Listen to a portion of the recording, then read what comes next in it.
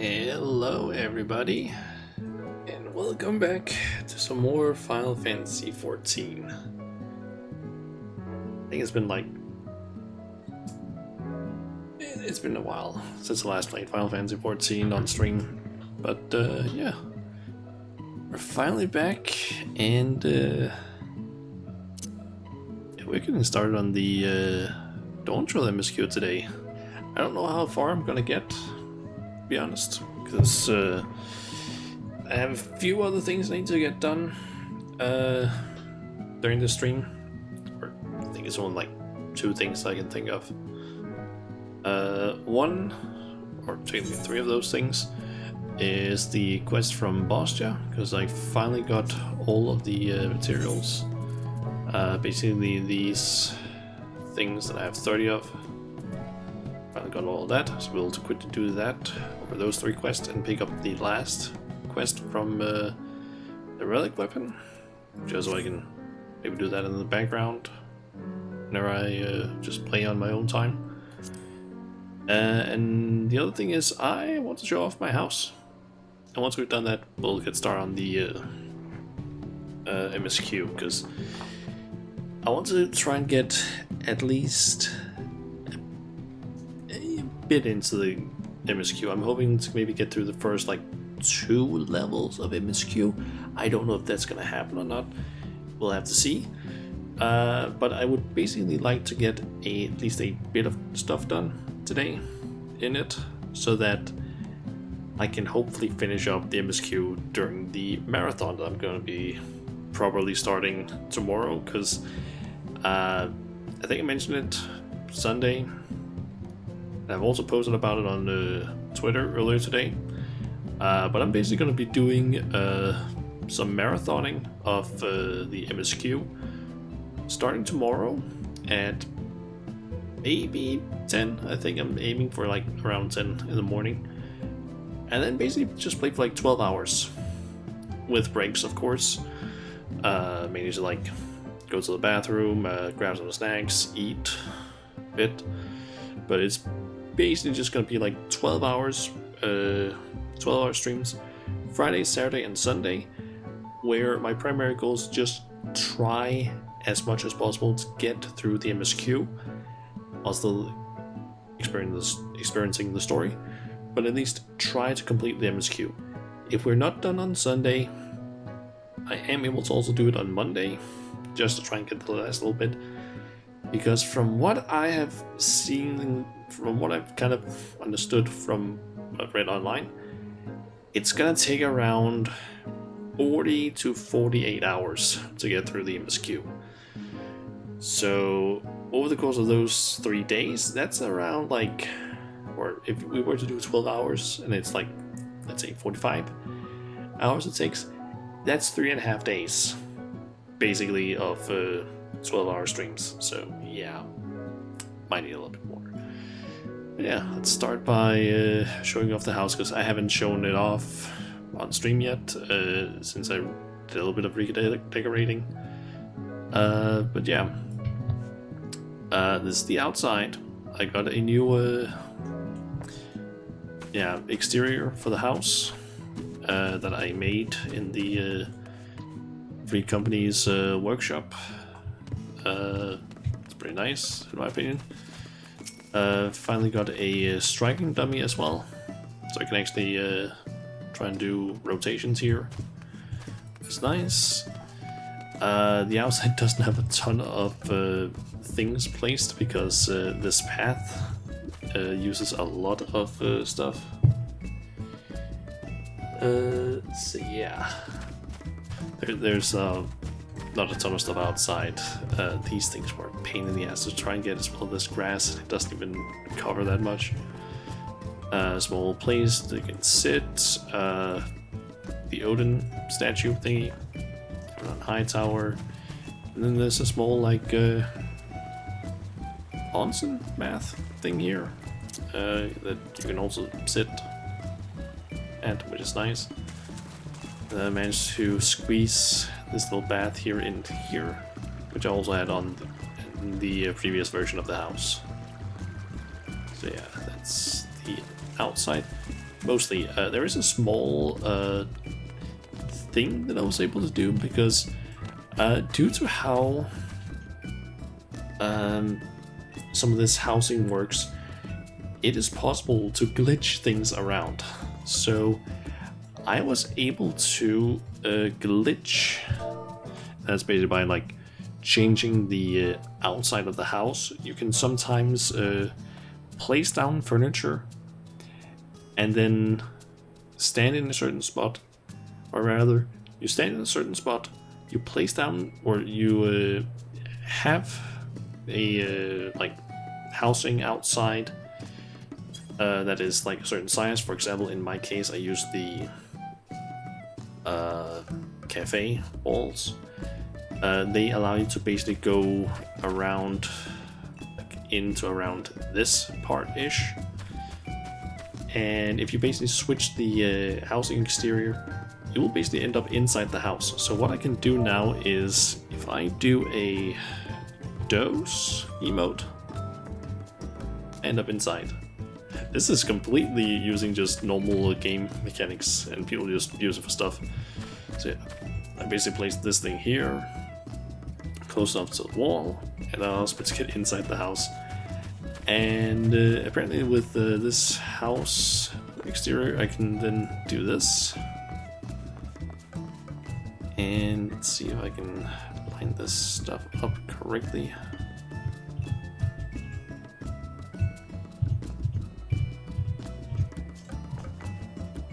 Maybe it's didn't do it correctly. It's a little bit wonky that part, but it is possible to do a little bit of, if I get the angle correct for that part, should be able to do something. Let's remove that.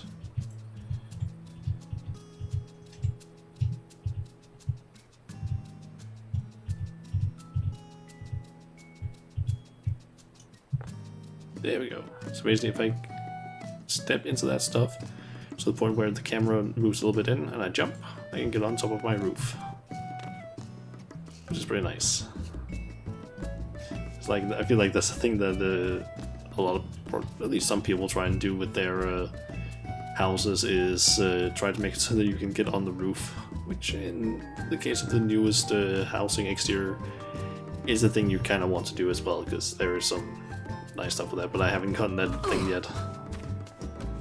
And yeah, then we got the inside. Some parts of it have changed. It's mainly been the main floor and a little bit of downstairs. The rest, not as much. But it's still not fully done. There are still some things that I would like to change, but I haven't gotten around to it. And at this point, I feel like it's gonna be a while before I do anything. But yeah, this is the inside now. I made it so it's actually background music down a little bit. But yeah, there used to basically be like a whole counter here with like a kitchen behind here and a full-on like cafe sort of thing here. But I decided to change that. So now we have these two statues here. They used to be downstairs. We have a small seating area over here. I still kind of want to change a few things here. We have aquariums around the place with big fish, is that called, or just rare fish, I guess, in most of the tanks. We have a small area here where we have some more fish, like the or prints at least, because some of them can be put in the aquariums. It's usually all rare fish. Fucking great our serpent of Ronka, that bastard. Hey, there you go. Welcome to the stream. I'm just currently showing off my house, and then we're gonna quickly do this quest for the boss relic, and then we're gonna get started on the MSQ. Yeah, this fish I also had like before, and here's the fucking lancet fish. This fish is a bastard to get in the Tempest. The thing is just, it looks so fucking ugly. It is so ugly. Like, the model is Just what? We're going to get started on MSN. What the hell is the MSN? Do you mean Q? Yeah, then we have a small kitchen, dining area over here. I also moved most of my NPCs in the house down here, so they're all over the place. A small trapdoor here does absolutely nothing. But yeah, kitchen, basically more or less a copy of what I had over in the other, like in the previous version, but not quite. More fish paintings. I don't think this has changed. Yeah, or Microsoft message system. Had it like I knew that it was like MSN was that, but I actually never knew what it was. Like abbreviation for. Yeah, we got or at least I've tried to an extent to move some of the I don't know what's called them, trophies, I guess, up here. I've kind of tried putting them in an order, so it's like Realmborn, Stormblood. I don't have any for Heaven's Ward, I believe. Stormblood, Shadowbringers, Endwalker, main MSQ at least. I have this thing over here. I still wish I could remove the windows. Yeah, small botany thingy here. I think I had that before. Endwalker, patch MSQ, trophies. South wall of the what is it called again? State leaders. Remove windows, yes please. Oh, no, don't delete System 32. I think this is basically the same. I think maybe I moved Pistola in here, like her picture, and I think moved Kral and Graha in here as well, and removed the aquarium that I had here. I think I had Pistola up there before. The twins up there, I think they were there before as well. Then we got the downstairs, which to an extent is the same, but at the same time not. Got this painting from ocean fishing. Yeah, this thing is still mostly the same. Maybe a little bit with the paintings. Put this thing over here. Have a small triple triad table here. And I also moved a few things. You might be able to notice that some of these walls, if anyone remembers what it looked like before, it was just completely flat or smooth, all of it lined up, and now there's a small bump there. I think the stage changed a bit. I basically added some stuff and a pathway here, because there wasn't that before. It was just like a blank stage with nothing. Now you can walk through here. There's a little bit of seating, fish, moon thingy. Then my office is now in here, where I think I have added a few things like the Ruby Dragon print, a few other things. This little what is it called again? Axolotl plushie, because that was added with Dawntrail that you can get from the submarines, and I got two of them, so I grabbed one of them and added it to my house, and the other one went in the FC vault or chest. Yeah, this is mostly the same. I think I just slowly moved all of it over a bit. And then there's the bedroom, which I kind of still need to do a little bit of stuff with. But yeah, I feel like I like this a little bit better. The main reason I kind of did this thing is in case in case the FC I'm in wants to have any sort of events, we can technically use this, because I think we can technically have more people, and I can basically easily turn this into like a big area with a lot of seating, so that we can have more people potentially. But yeah, that's more or less the house. There's still things that I want to do, like I feel like this area is a little bit barren, so I kind of want to do some stuff there. I kind of want to have a chair here because there's basically a chair version of this instead of what's it called, sofas. Kind of want to place one here. I still don't fully know if I want to have the fish set up in this way. I do kind of like this, but I might want to do some more stuff. There's basically certain places where I feel like I could add more. Plus I still have like what, 52 more items that I can add, so there's some options. Anyway, let's head over to the Doman Enclave so we can do the or complete the 3 quests that I have. I gotta say, I have like half of those, or the items you have to get for those quests are really easy. And that's basically just the items that you need to get from the skirmishes in Sad Nord. Those are easy as hell, because it's barely anything you have to do. You just run around in each of the zones, just doing skirmishes, and you get 1 per skirmish, guaranteed. So you just have to do 30 of those. Pretty easy. I think I got it done in like maybe 2-3 hours at most for each of the quests for that. Getting the stuff for what's it called again? Getting the other ones, which is basically the spring, Beyond the Rift, and Lurid, Memory of the Dying. Those you would get 2 of them for each of the critical engagements you did in Sad Nord. The problem is just those have a 2-hour cooldown, and not a lot of people spawn them because most people just grind Zone 3 in Sad Nord for metal and XP. So it was kind of rare to get them. I think I had a total of, again,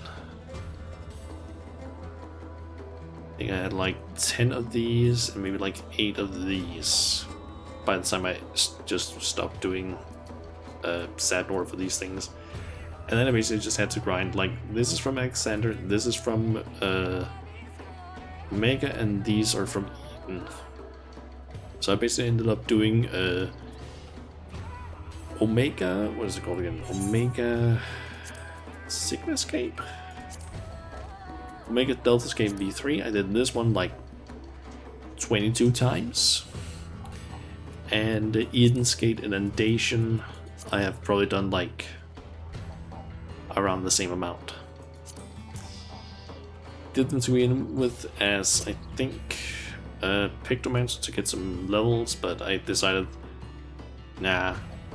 And then I went Paladin because that was faster queues, and honestly wasn't that bad playing Paladin. Kinda liked it. Don't know if I'm gonna play it. I was waiting to pick some snacks. Have you chosen what class to play for Dawntrail? Kind of. I have kind of gotten to a point where I like Machinist. Because, yeah, I kind of just played it a bit, like over the last few months, just doing random things. And I kind of got a hang of the rotation and kind of like it, at least once you get 3 of these attacks instead of just 2. Yeah, that was pretty nice. So yeah, I'm thinking of going with Machinist. I am thinking though of maybe, depending on queue times and so on, I could be tempted to switch over to Warrior as well. But that would mainly just be for like dungeons or trials. But then again, I think I could probably have a easy enough time getting queues, maybe. Because I do know that Chun, you can see there, has said that I should basically invite him to the dungeons because he wants to basically do them with me or something. He's also really hyped to basically see my reaction. He's interested at least in seeing see my reactions to certain things in the MSQ apparently. Ryan, you can be a lift as well. Thank you for the offer. Keep that in mind. Yeah, if I can get someone to basically jump on tank or healer and speed up the queues, that would be nice, because I feel like the queues can be a bit rough, because from what I understood, getting basically into any queues as DPS was like, oh yeah, that's a 30-minute wait or plus, because it's like Pictomancer and Viper have been released, so the first like few weeks it was impossible to get anything. 30-minute living queues, yep, that's what I heard as well. It was apparently really rough, which is why I basically just didn't do any queuing of stuff. I basically just went, I think, most of the levels that I got on Viper to get it to like level 90 was basically just done through Satnor, because I was just thinking, might as well just farm that's the wrong button. Farm these things while doing that.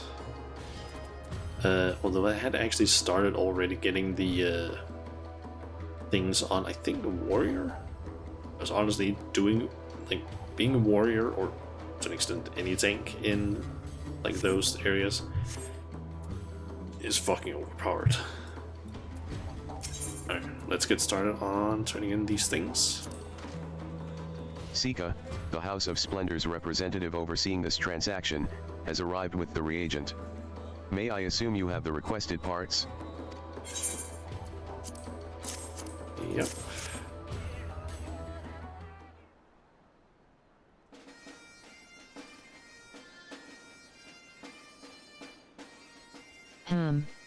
Yes, everything appears to be in order. As agreed, here is the reagent. One thing I'm really happy that they did with this is that this is a one-time quest. Because if you need to do these 3 quests every single time, this would by far be the worst of the relics to try and get. Like, I would say honestly worse than the Realmborn ones. And those are currently infamous for being just terrible due to the books.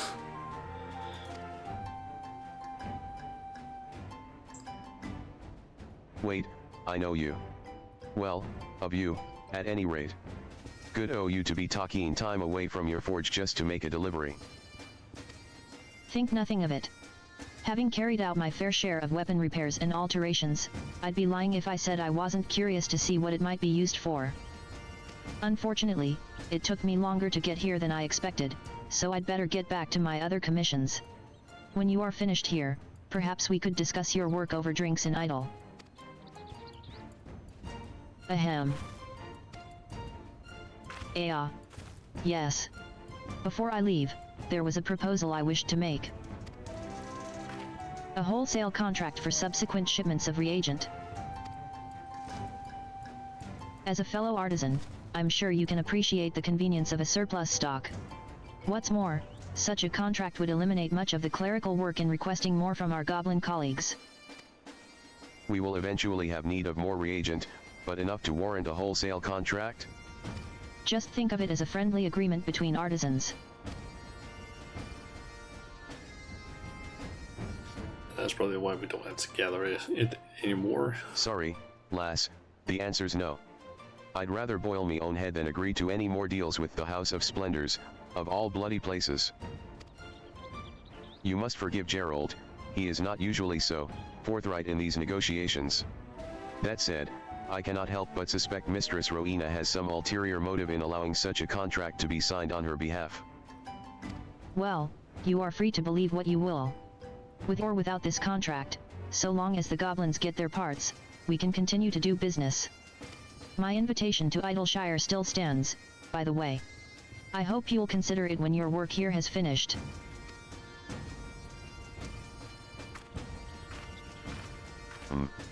If she would still welcome Gerald in Idleshire after his little outburst, Perhaps her offer truly was in good faith.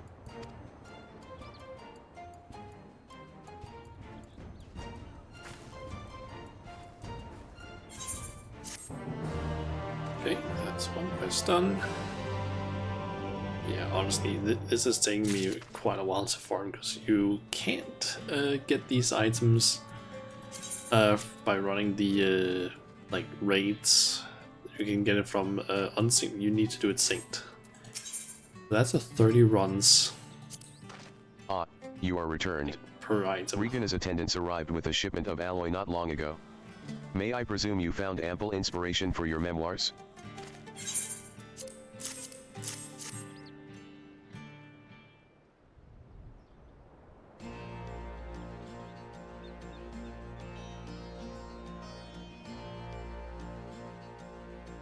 $29.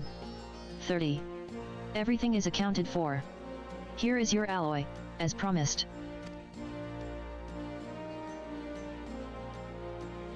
A pleasure to do business with you. Though, may I ask why the House of Splendor sent 2 representatives for this transaction? Considering the difficulties likely involved in penning these memoirs, we thought it best to leave nothing to chance with this particular shipment. In any case, 60 volumes of anything is rather a lot, so we decided to share the load. Though there was one other reason we both elected to come. Those chiseled muscles. That rugged jawline. You must be Gerald, the world-renowned blacksmith. I've heard many a tale of the wonders born from your forge.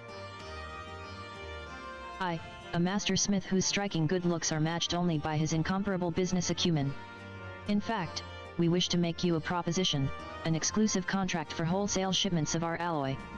If anyone can realize the potential of this king amongst metals, it would be the illustrious Gerald Blackthorne.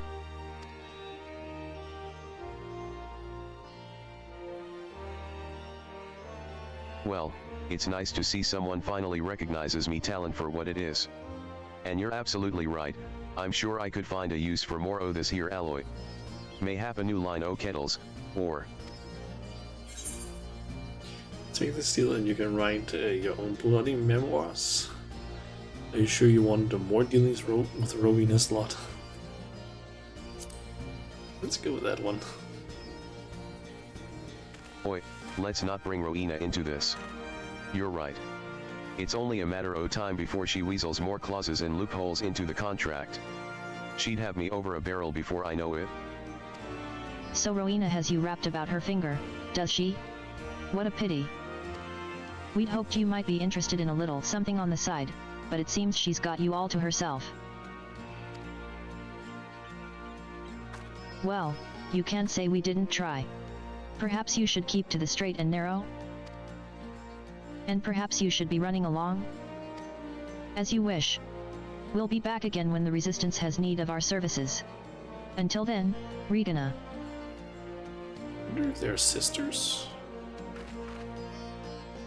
It's a possibility.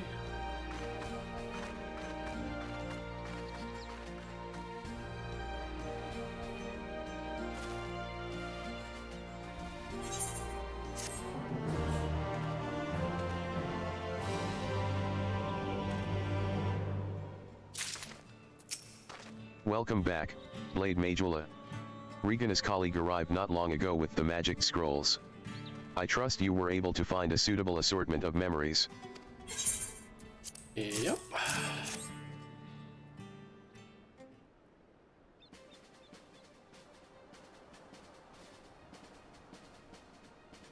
Yes, these will do nicely. Here are your scrolls.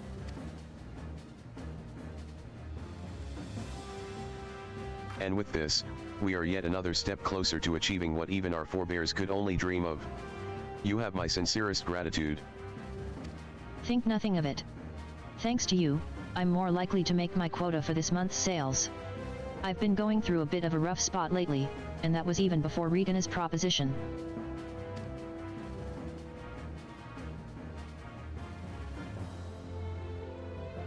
Proposition. Ah. Sorry, forget I said anything. Now, if I'm not mistaken, the burly gentleman over there is Eorzea's finest blacksmith, Gerald Blackthorne, correct?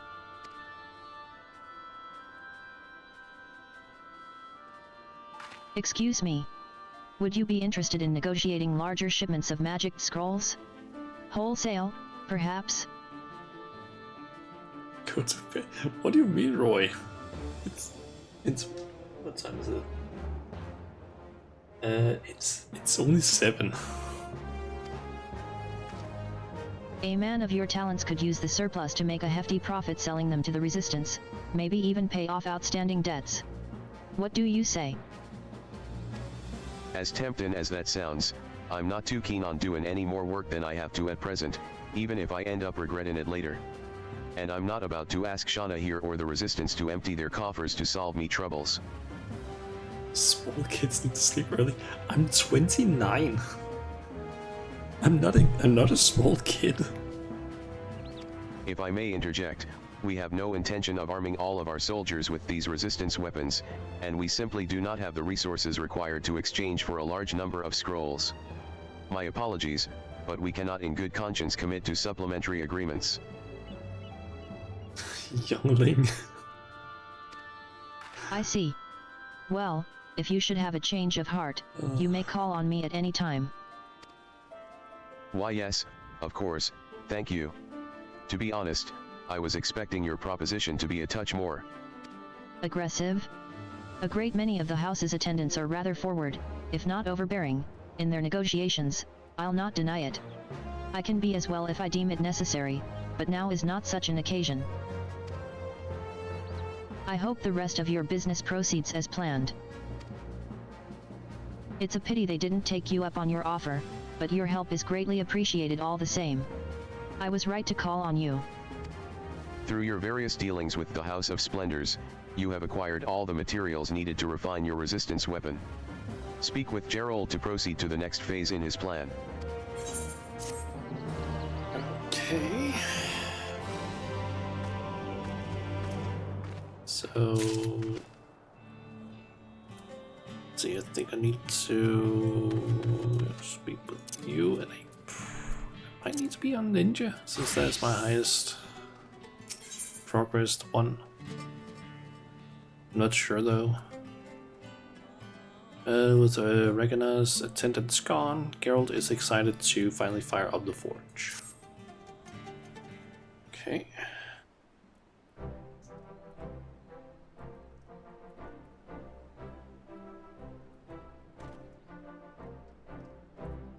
Good on ya for gathering all them supplies, lass. We've nearly everything we need to get started. Hers are not the only efforts to be commended, Master Gerald. Your diligence in researching how best to make use of all these materials was genuinely surprising. Making sense of all them ancient texts about Bosja and the Holy Blade hurt me head something fierce, if I'm to be honest. If it makes me a better smith, though, I can't rightly complain. But more importantly, there's only one ingredient left that we need, crystals of raw emotion. And when the weapon's finished, that just leaves talking it over to Regina's node to add the finishing touches. Ain't that right, Regina?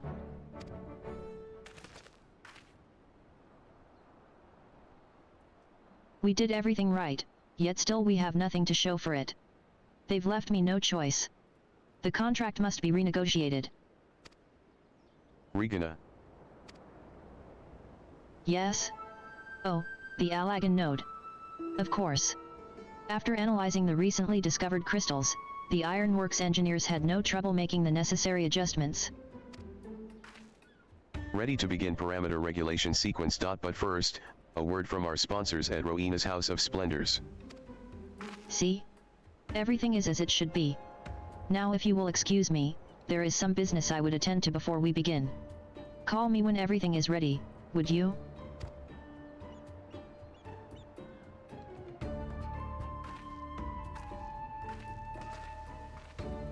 Is it me or does she seem a bit distracted or late? Now that you mention it, she was acting rather strangely when her associates were present. While the two of you see to work on the resistance weapon, I will look into this business preoccupying Regina. Right, then. I'll see to getting everything ready here. Time for you to get out there and grab us some of them, but, no need to be fancy about it, they are what they are, raw emotions. If ya need anything else, be sure to talk with Zoltron. You're not even trying anymore, are you? Very well. Let us be about our tasks then, shall we? Okay, so this is the final step. Raw emotions. I believe. Or no, wait, not quite yet. We are on the precipice of an achievement that matches, if not surpasses, the feats performed by our forebears. All that remains is a suitable number of these raw emotions to finish refining the resistance weapon. And by the time you return, I hope to have learned more of Regina's plans. Safe travels, Blade Majula. A new resistance weapons quest.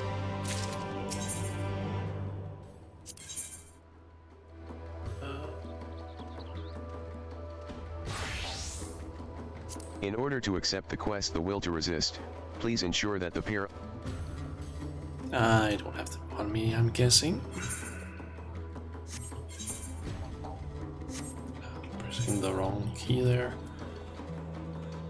Yeah, I don't have them on me, damn it. Let us also quickly look up which of those two quests it is.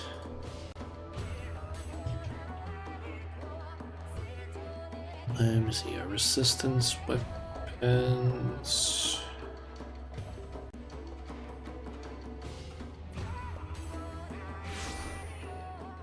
Yeah, the quest is called Irresistible, apparently.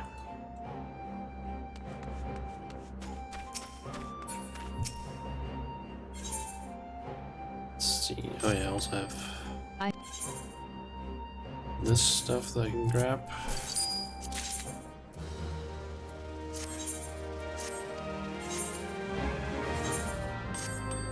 Currently leveling up my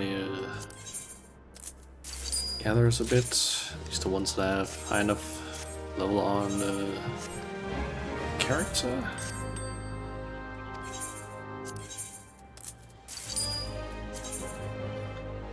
Let's see, where is it? It's those.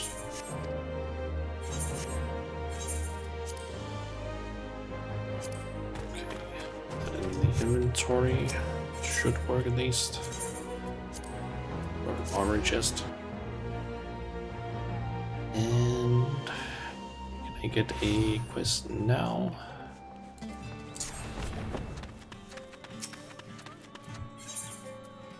There we go, irresistible.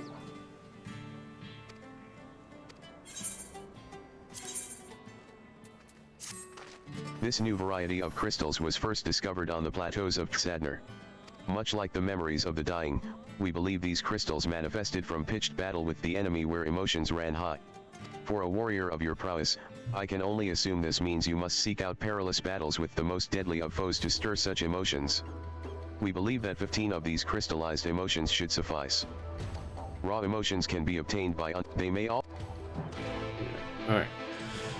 So, there are 4 places I can get these from.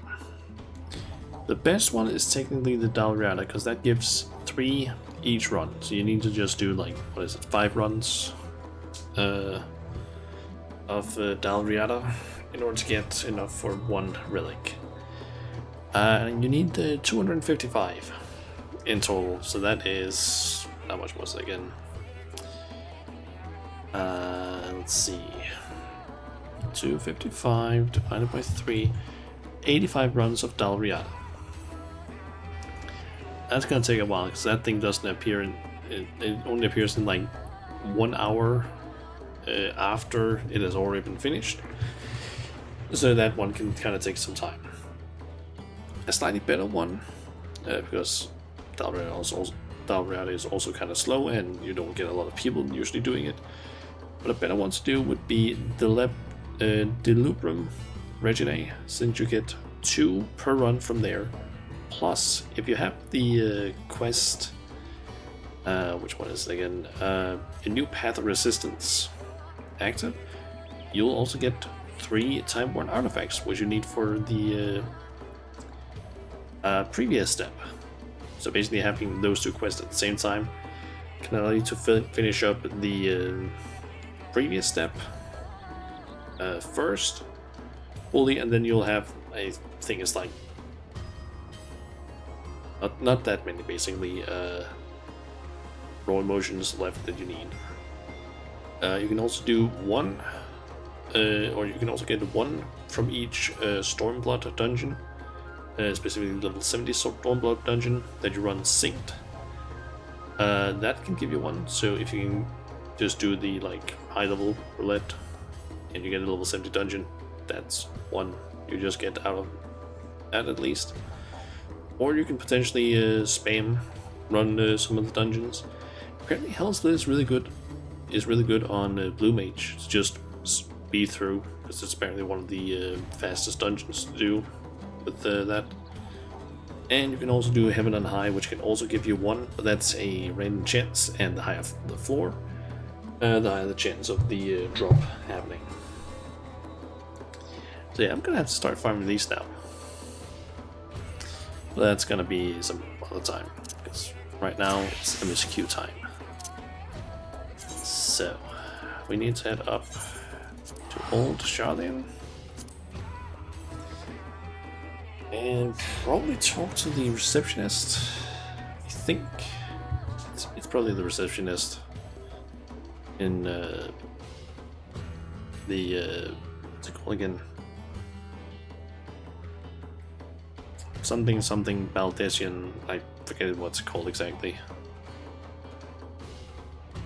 Basically the group that basically the it's probably the, what's it called again? The receptionist for the group that Gra and Kral are part of. Does it feel like it's probably that person? Yep. New world to explore. Welcome back, Shauna. I've just had word from Aaronville. It seems he's managed to secure passage to Dural aboard a guild ship vessel. Why don't you wait in the main hall while I go and inform your travel companions? It should only take a moment.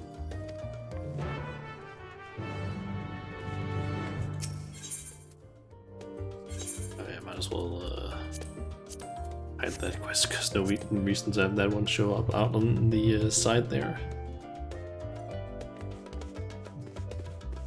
Yeah, the reason why I'm also wearing this gear is simply because I thought it's a bit of a like summer vacation-esque outfit, adventuring in a kind of tropical area, or at least hotter environment. Okay, get the feeling maybe. Where's the quest?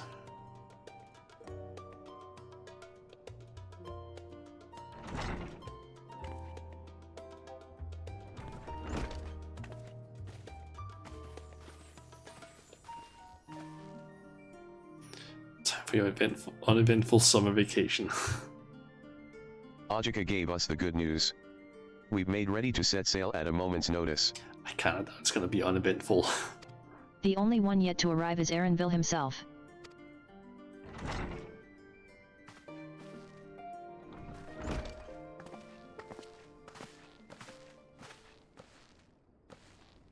Ah, you're all here.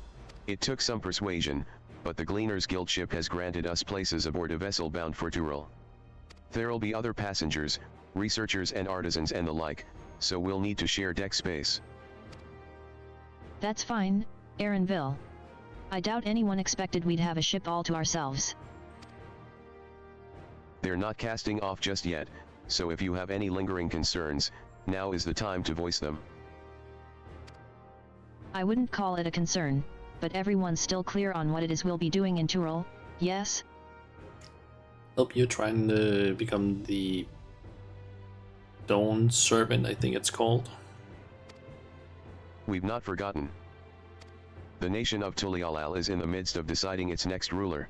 As your chosen allies, we shall assist you during the rite of succession, and support your bid to become Dawn Servant. In addition to that, Alphanod and I have another objective. As part of its reconstruction, Garlemald seeks ways to reconcile and re-engage with its neighbors. By visiting Tyrol, we hope to learn more about how its myriad cultures interact with one another. How they find common ground, develop stronger ties, the sort of insights that might help our friends in Ilsebard. And I believe Kral wants to find out what was going on with her grandfather, since he had basically connections there. But we'll pursue this goal in our own time. You can be assured that we'll give the contest all due attention. That's all I ask. Otherwise, you're welcome to do as you like. You wanted to find out about your grandfather, right, Krile? Yes. As far as we could determine from the old missive I found, he had been tasked with investigating the Golden City by your father, the Dawn Servant. Yet oddly enough, we have no record of that investigation in our archives, and nothing to explain the earring which accompanied the letter. Thus, for reasons both official and personal, I should very much like to get to the bottom of this mystery. Okay, so I'm gonna assume that based on what we saw in the trailer that basically had that they showed during the last live letter, I'm gonna assume based on the content or the context that I got from that thing, that earring probably has some sort of connection to the Lalafels that we saw in that trailer.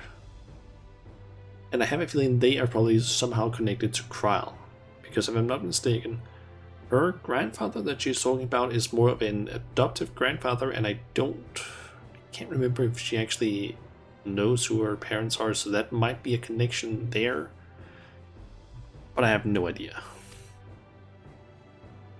I'm sure there'll be a chance to speak with Papa. You can get your answers right from the source. I look forward to meeting him. In any case, you're not the only one with an interest in the City of Gold. The Golden City is a children's bedtime story. I am part of this expedition only because the Third Promise has commanded that I serve as guide. Still playing the part of the stoic servant, I see. What of you? Don't you dare tell me you've changed your mind. We sail and sit, let the wind take us as she pleases. We won't make you Dawn Servant by standing here and talking about it. I go wheresoever adventure is to be found.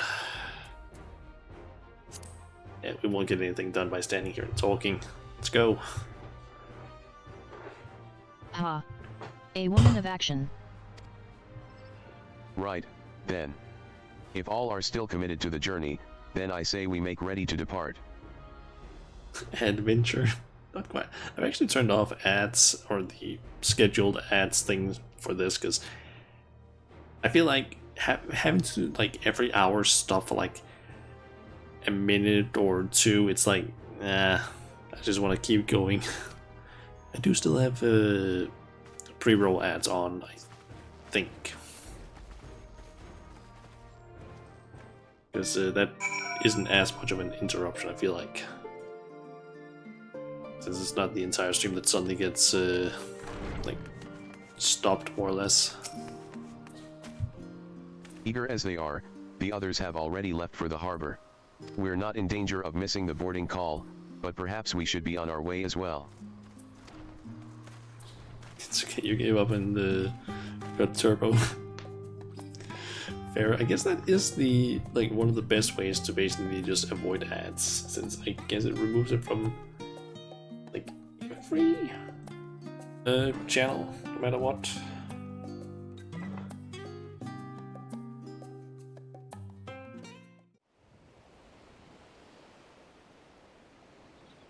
Okay, this seems like it might be a voiced cutscene.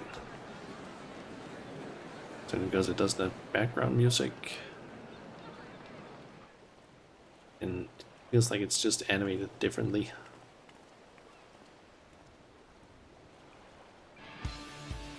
Savoring the moment? I can feel your excitement, your eagerness to explore the unknown.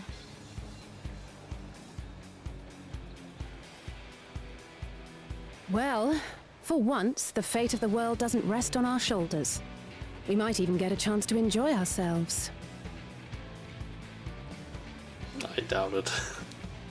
Do not be so quick to relax. There's probably going to be a little bit of time for relaxing at the start, and then it's going Tural may shit's seem gonna but a hit the short fan. sail away on a map. The vast seas between brim with peril. The treacherous waters of Shade's Triangle alone have claimed countless vessels. Even following the safe route plotted by Admiral Bufiswin herself, this will be no pleasure cruise. Perhaps, but my voyage here was uneventful enough. Disappointingly so. Either way, the two of you have first-hand experience, which will be of great comfort in the days ahead, I'm sure.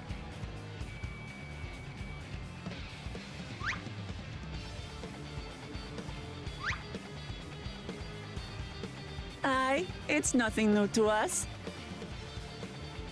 All aboard! We're casting off! It's time.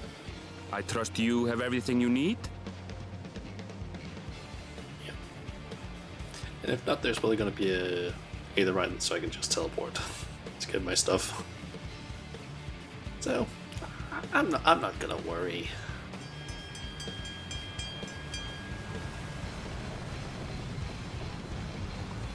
There's probably retainer bells over there, so I can easily get that stuff as well, because... And so does our ship cast off from the docks. We sail west, as Kattenram did some 80 years past, bound for the New World, known to her children as the continent of Tural. Guess Aaronville is going to be the narrator for the zones, probably.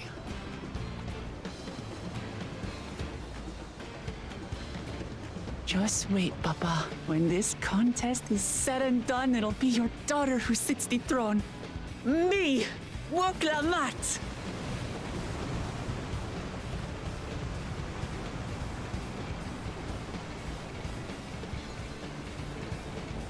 Also music, yep. I can hear that it's the Dawntrail music. Just the instrumental version, though. I do kind of wish that I'd actually turned up the music a little bit there, but it sometimes seems to go from like being too low to being too loud, and it's a little bit eh.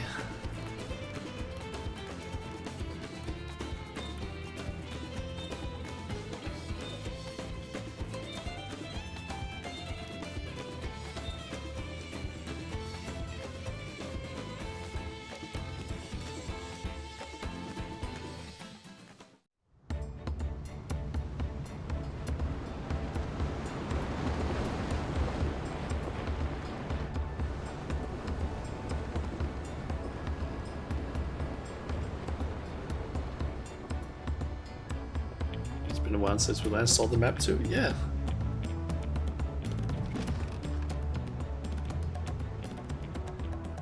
Smooth sailing so far?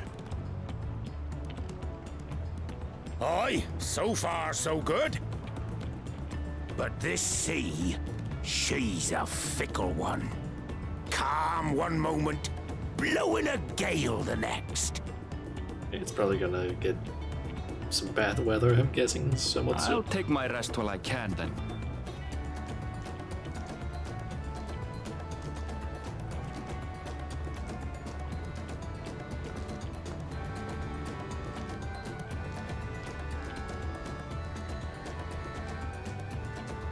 We left port what seems an age ago now, and we've seen naught but open water ahead. I knew Tural was far, but it's another thing to really know.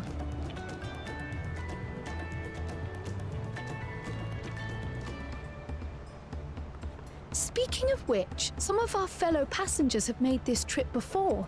Several times, in fact. I was able to learn a few things about Tuliolal and the right of succession. Okay. Since we still have a long way to go, why not have a chat with them yourself? I'm sure you have questions of your own. Get to go around on this ship.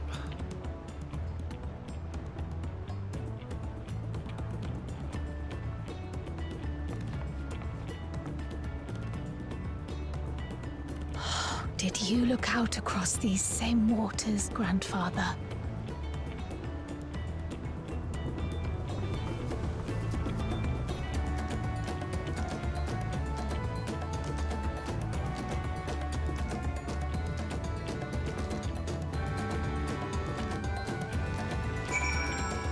Okay, so I will say one thing about the MSQ, and that is that actually is a little bit too loud.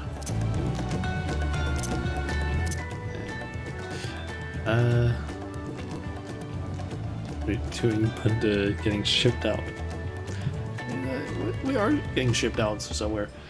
But yeah, regarding this story, I haven't actually been really spoiled on anything.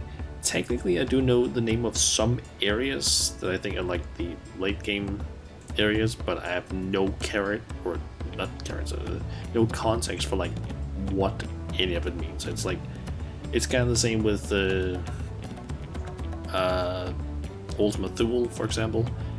I had seen the name of the area before, but I had no context of like what it was. So I have a feeling it's probably gonna be a bit of a surprise when we get there. But yeah, I haven't really been spoiled on anything regarding the MSQ, other than apparently we don't play as big of a part in terms of what happens, I guess.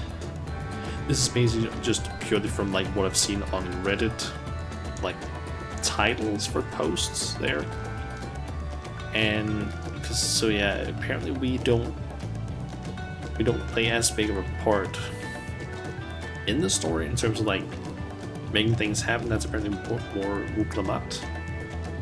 And apparently some people don't really like Wuklamat. I don't know why, because I haven't read any of those posts, but apparently some people don't like her. I guess maybe it's her, like the way her character is or something. I have no clue, but I guess we'll figure that out on our own. Deep breaths. Deep breaths. Basically back to just being the person who just punched stuff really hard. Yeah, like that's kind of also what I understood, that we are here to help Wuklamat. She is like the main person here. We are here to help her. And she basically just goes like, okay, yeah, we need to beat that thing. Hey, Warrior of Light, can you go and kick the shit out of this thing? And we're like, you got it, boss. We're basically just back to like semi-adventure days. I can feel my edge start to dull on these long sea voyages. How about some light sparring later? Oh, this will be my first visit to Dural. Fontaines the name. I was working at Thames Aesthetics in Ul'dah, UC, but my employment with them, came to an end. That's why I visited Charlayan, in the hopes of starting over. While I was attempting, and failing, to find a new job, I seized the chance to board this vessel when I overheard room for another passenger had suddenly opened up. I'm told the Dawn servant welcomes all regardless of origin, and so Tulialal seemed like the perfect place to begin anew. Hopefully things will be better this time. You don't hate Wuklamat, but you're a very neutral face person about her. So you're kind of, you don't hate her, but you're kind of like, she's not a character you would call your favorite. She's just like, meh. She's better than these, you guess. Okay. So she's basically like, she's not bad, but she's not like super interesting either. She,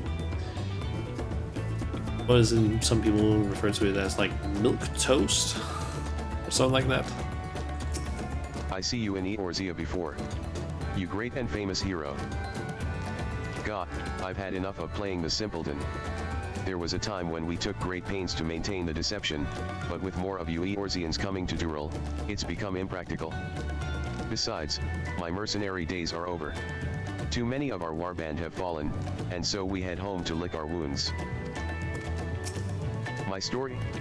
Well, since you asked, I wanted to retrace the historic journey of the great Keaten Ram. You know, the first Eorzean to set foot on Dural, almost 80 years ago. The Mamuljah's leader is said to have welcomed Keaten Ram with open arms, and sent him home with a bounty of silverware as a token of their friendship. But the real treasure was the crops he brought back, popotos, tomatoes, and corn, which spread across Eorzea like wildfire. His grand adventure led to a culinary revolution. The tales say Ketenram returned to Tyrol several times after that, but his ship vanished during his last recorded voyage, and he was never heard from again. That even a seasoned explorer like him could meet such an end is testimony to the ocean's peril. I wonder if we're gonna find that. I wonder if we're gonna find that ship at some point, or maybe in some side content. Yes, Milk Toast Girl is one way to put her video. You'd say not as much as Kairi from Kingdom Hearts. Okay.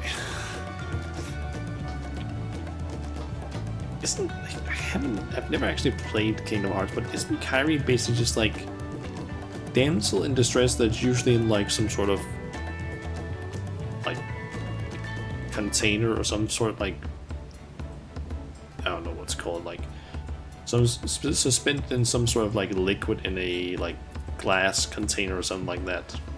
Kind of where she like barely does anything for most of the games. I feel like I've heard something like that, or maybe that's like a character that looks like Kairi, but isn't Kairi, but technically is Kairi. In the first game, that is true, you guess. Okay.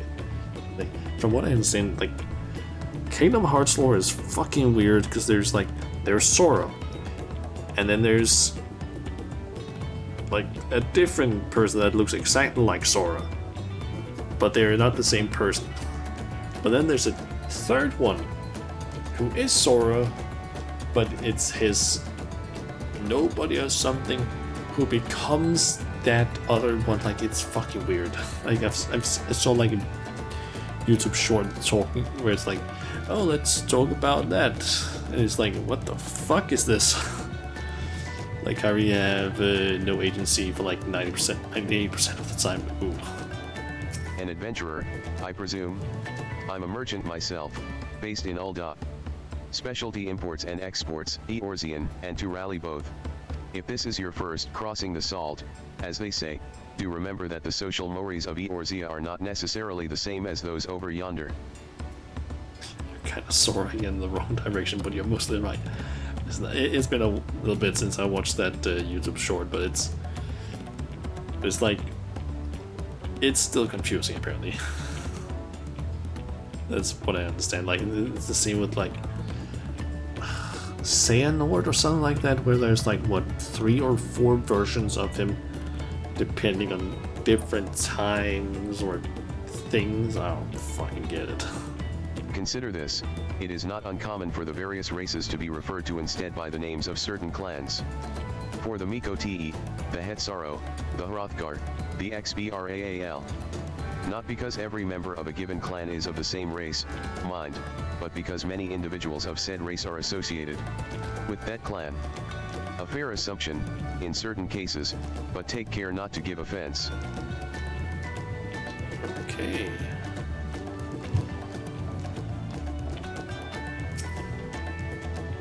Did you want to make a wager? We're taking bets on who'll be sat next in the Dawn Servant's shiny chair. There are 4 claimants in the right of succession, your young Wuklamat being one of them, of course. But from what a Mamul J.A. bloke was telling us, the other 3 are all strong contenders. Not too many keen to risk their coin on the third promise. Okay. The trial. Hold on, what is that? Ah, that's if you want to go back to old Shaolin, I guess. Did you learn anything of interest? Yeah, a little bit of trivia, I guess. Oh. I hadn't heard that about the clan names. We should have Wuklamat and Erenville teach us the ones we should know. Actually, it's getting a little chilly up here on deck. Let's all gather in the cabin. Story time? Story time? Cutscene? Maybe? Chili deck. Hopefully no one has spilled chili on the deck.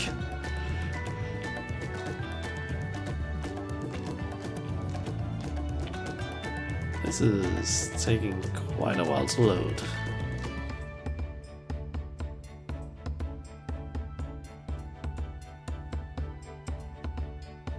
Apparently I need to enter a different instance. I'm guessing that's because we're getting into the next area or something.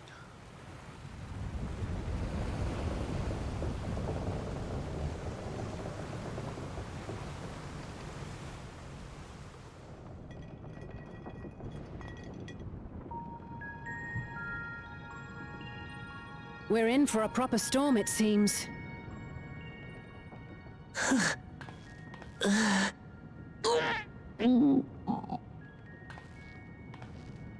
How's your stomach? Any better? She gets seasick. I don't know what you mean. I don't get seasick. I'm just feeling a little nauseous is all. Isn't that what seasickness is? Erenville, you were born in Tural, yes? Do many Vieira live there? The Shatona, as my people are called, have settlements mainly in the north, in Shaktural.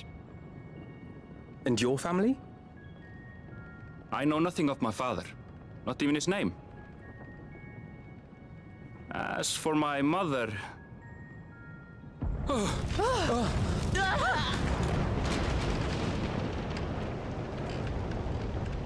in the teeth of it now, lads! Reef that sail for the mast snaps! Oh dear. That doesn't sound good. Only elves on watch! This wind's too strong to take in yourself! Man falling off the mast! We need help! Get him below decks first! Quickly! Before he's washed overboard! Come, we should lend what aid we can.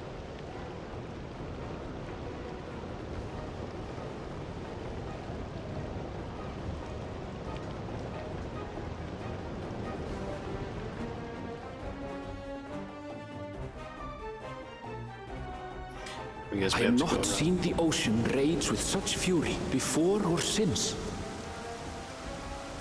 Have to go around clicking on stuff, or is it all going to be cutscene?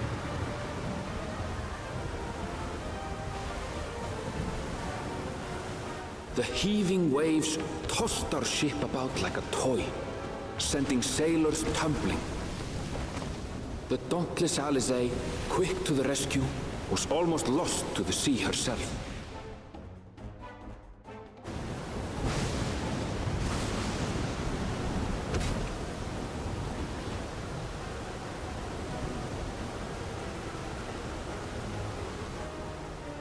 Meanwhile, our champion rushed to deploy the vessel's magical defenses, and thereby shield us from the lightning.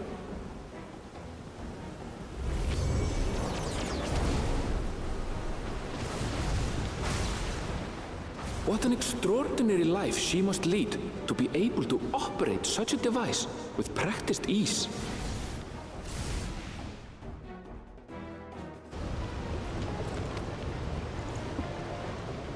Woklamat, too, threw herself into the rescue efforts, though one might have mistaken her for another soul in distress.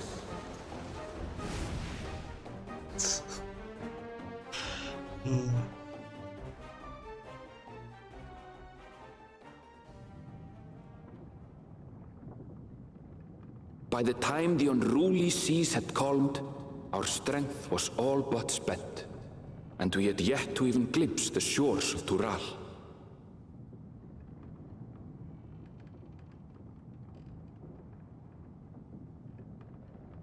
In retrospect, of course, that battle against the storm would prove a fitting prelude to the coming contest for the throne.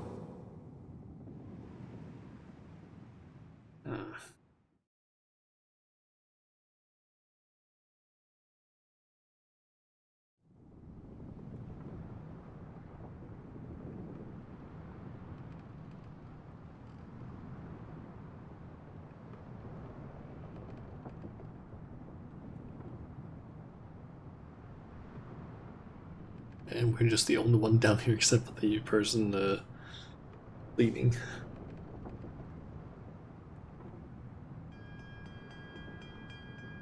Guess we have arrived.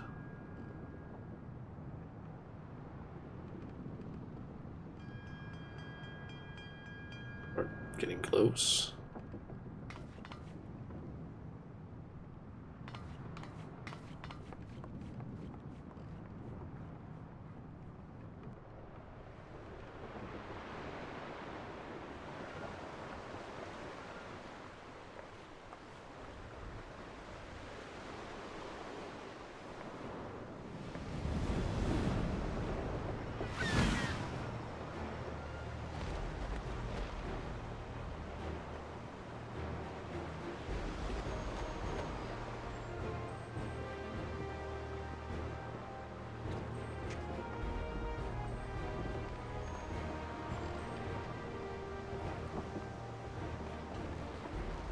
Morning. Joining us for some fresh air? Seems my belly has settled along with the weather, but I'll feel much better once we're on solid ground.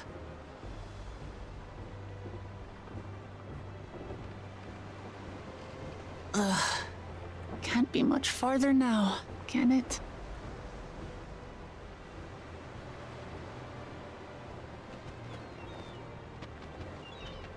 Seabirds. Land must be near. You need only hold out a while longer.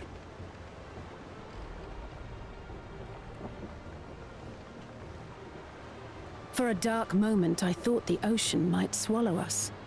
Glad to have my pessimism proven wrong. In other good news, I examined the sailor who took a fall, and he's faring well. I'm sure he'll make a full recovery. Good news indeed.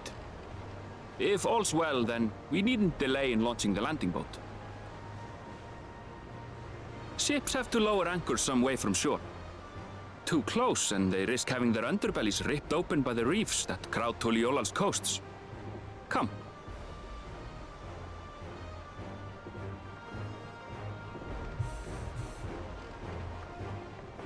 The full recovery report.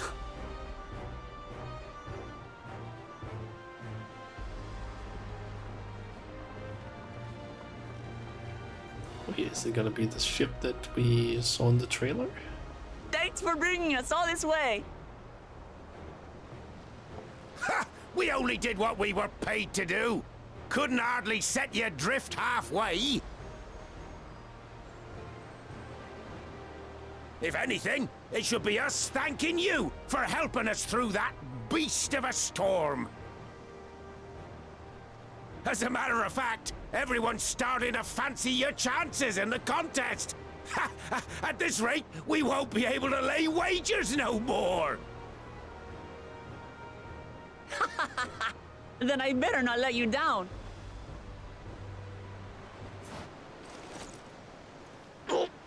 Easy, stomach.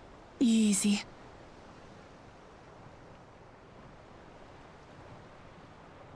We're the last to board. If there's nothing left to say, then let's shove off, shall we?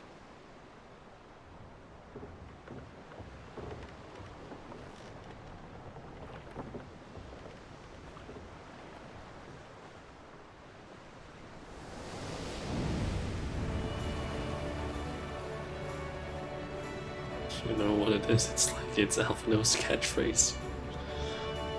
Yeah.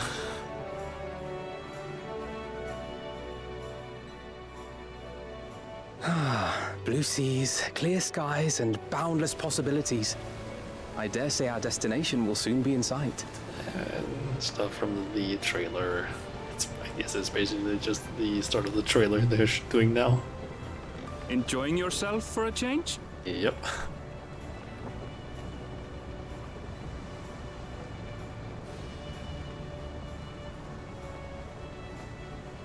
There, look, my friends.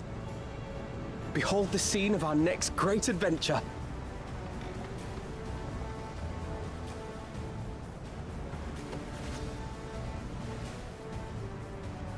At last, we are come to the land you call the New World.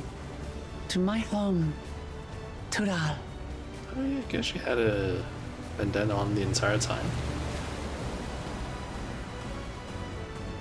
You like her hair though? Yeah, me too. It looks a lot better than her, like, I guess it's not really a hairband, but like the cloth she had on her head. This looks better. Very well, yep. I do hope that that ends up maybe being a hairstyle that's possible to get. That would be a kind of nice hairstyle.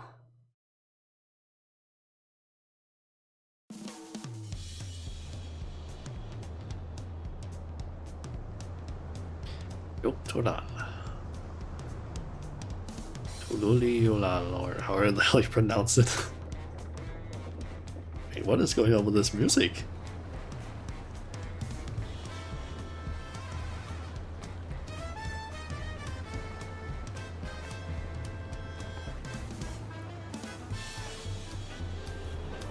Damn.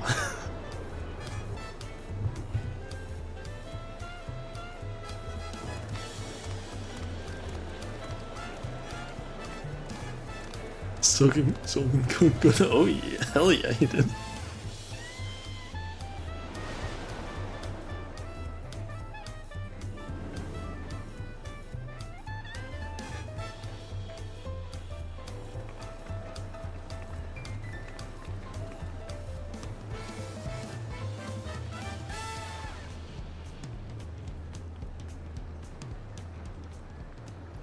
Gods, I've seen cities with an impressive mix of cultures, but this is something else.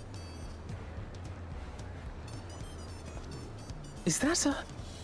No. I've never seen Vanu feathers in that color before.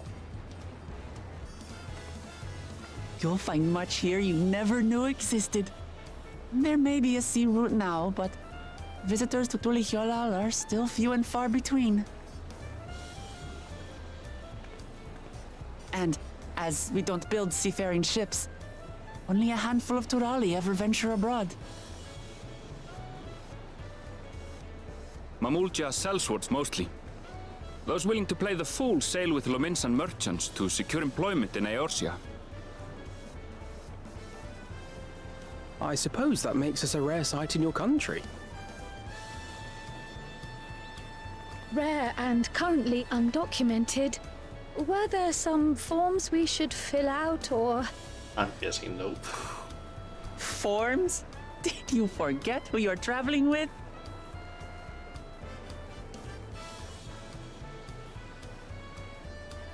Oh, looks like there's some officials showing up.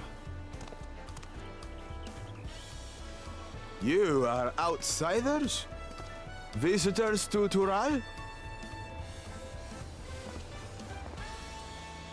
We are. Our nation is soon to hold a right of succession to choose its next Dawn servant. We will not abide interference from foreign agents seeking to foment trouble. What brings you to Tulihyolal? I can answer that. These fine people are allies in my succession bid. Third promise. If you vouch for them, then all is well. Of course. Please, accept our apologies. They changed No that tone really need fast. to bow and scrape. That our soldiers are so diligent in their duties fills me with pride.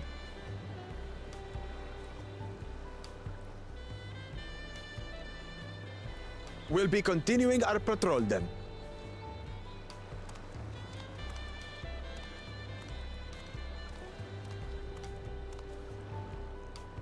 Well, well.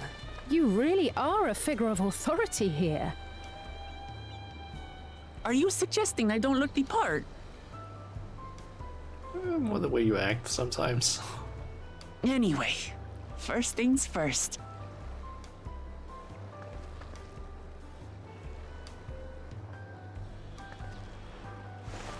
I bid you welcome to Tulihyolal.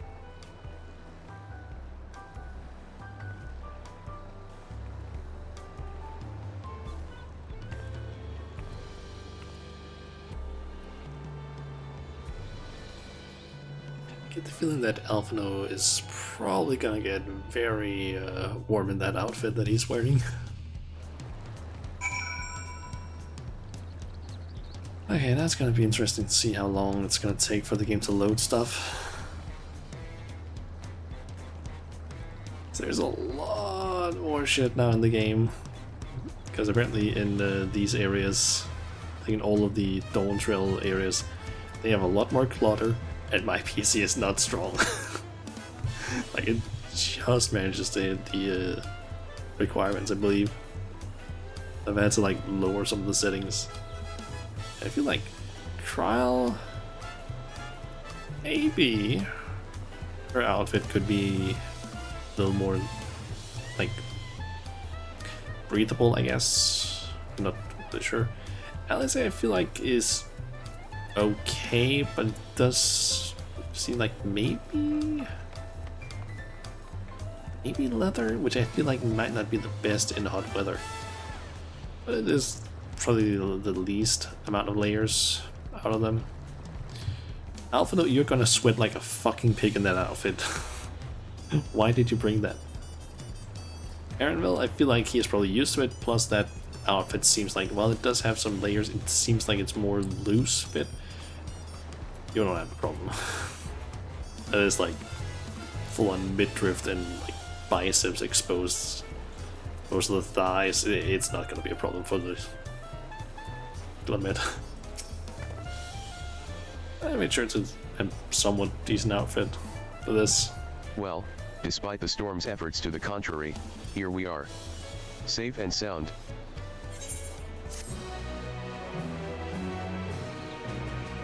You have arrived in Tulialal. You can return to the city. Yeah, let's know that. Okay. I'm gonna try and like maybe do this little First things first.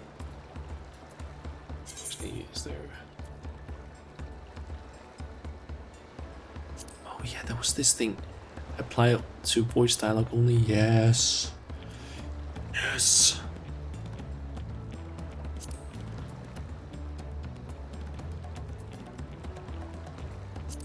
I think this should basically make it so that it only advances if it's voice cutscenes, so I can see that easily. Ugh. Still a bit queasy. No more boats for a while. But yeah, I think I'm gonna try and like stop as little as possible and just try to get through the MSQ, because there's like 45-ish hours worth of content here and apparently around 21 hours of cutscenes if you just let them like autoplay through all of them. So it's gonna take a while.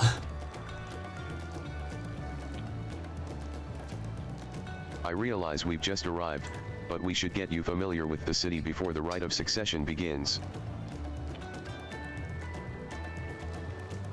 No arguments here. I should very much like to explore. Don't forget about the raid stuff over explored. Don't worry, I know that they have released Tuesday, and I know that the community has already kind of decided that the shortening of the raids is apparently going to be the letter R for round, because it's apparently like a whole like tournament wrestling kind of thing from what I remember they showed in the live letter. So apparently it's going to be like R1N, R2N up to 4, then R1S for the Savage versions, which are coming out on the 30th, I believe. Then I'll guide you. Are you sure you're in any condition to do so?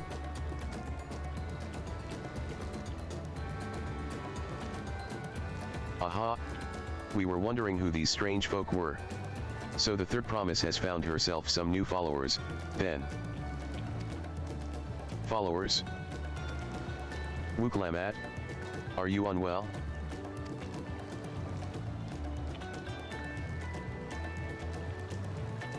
And no, not at all. Couldn't be better. The third promise does not get seasick, no sir. As for my hand-picked entourage here, I've recruited them to help me win the right of succession. I was about to show them around the city, in fact. That sounds lovely. But a group of foreigners is going to attract attention, especially if they're in the company of the third promise. Everyone will be curious. We certainly were. Your siblings have a tendency to, command a respectful distance.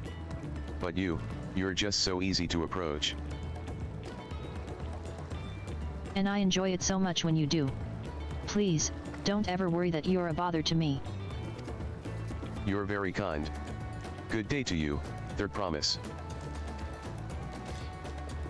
Third promise. They did have a point. Why not first or second? Is it maybe because he's like the third adopted child? Wuklamat is technically royalty here. Like it or not, a person of her station surrounded by this many outsiders is bound to draw a crowd.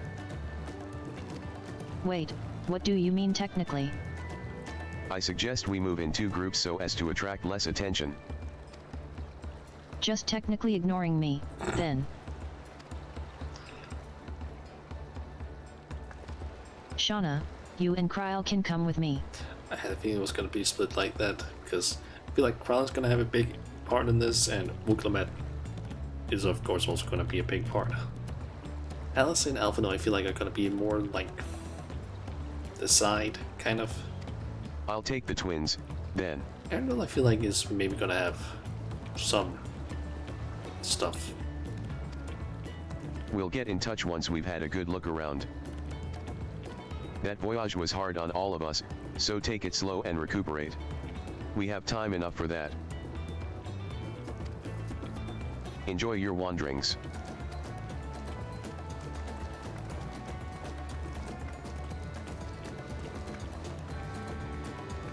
Perhaps we should wait a bit. At least until Wuklamat's nausea subsides. No need for that. Look, I'm ready to go. Ugh.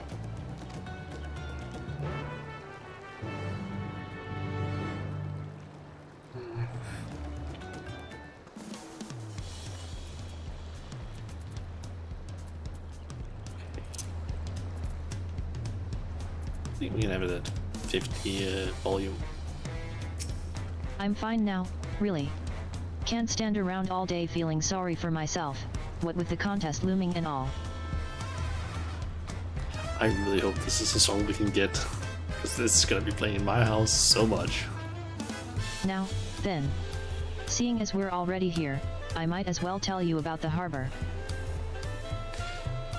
Knowing the game, it's probably, if this is the main theme of Tuli Yolal, it's probably from getting to rank, I think it's 4 now, in all of the zones in terms of fates, and then buying it in Tuli Yolal with the bicolor gemstones. I have a feeling that's probably going to be the case.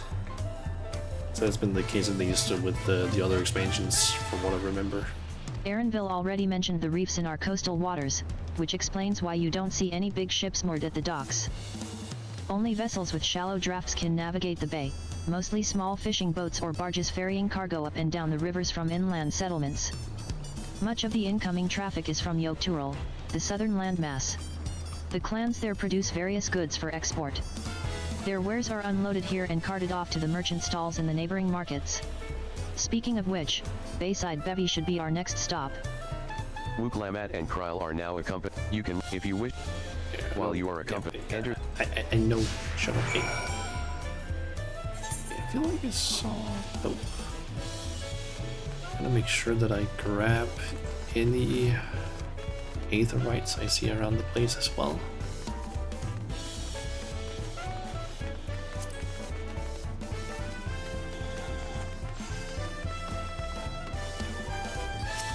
This is Bayside Bevy, Tulialal's largest marketplace.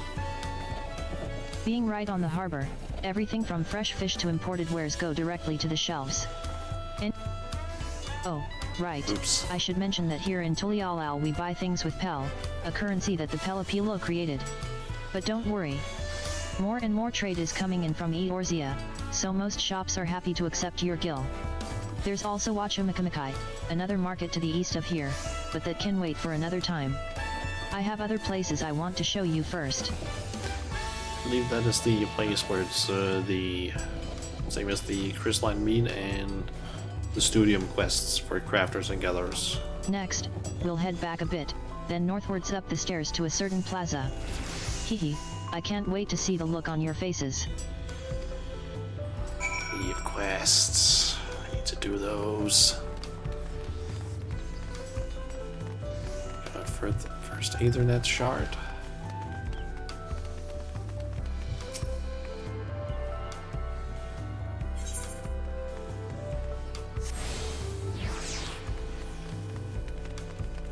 Let's see, there's the market board as well. Right next to a summoning bell.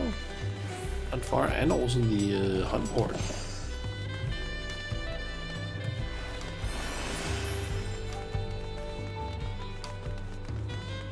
There's the Aetherite. That's actually a pretty nice looking crystal.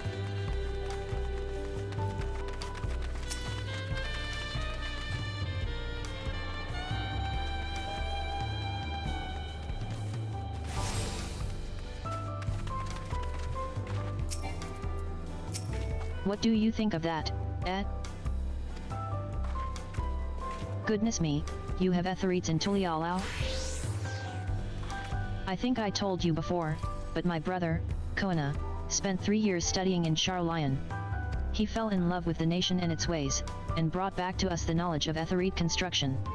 Papa warmed to the idea at once, had one built immediately. Did you do the attuning thing? If you're ready to continue, we'll head down again and then up the slope to the side. Right at the top is the gate which leads to Zakturul. Let's make a stop at Bright Plume Post on the way, though. That's the headquarters for the Landsguard. Alright, so down this way. I guess I can head over to this spot while I'm at it if I can figure out how the fuck this works. I guess towards head down there I would have to go back up. Maybe I should just wait then.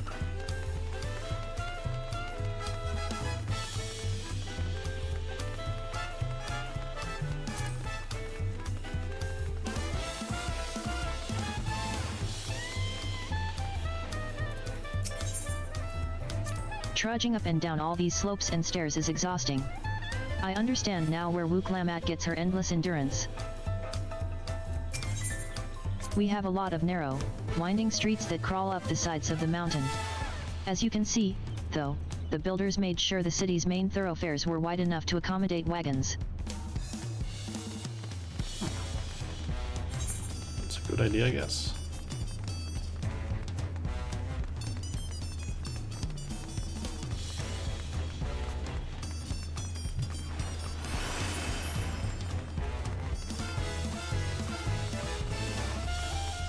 There's gonna be a lot of running around, I guess.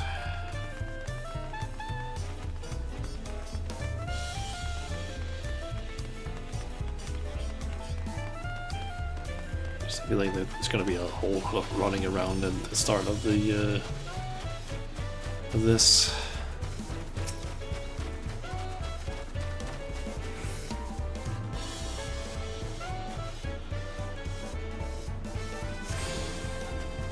So this is the area for the guards, I guess.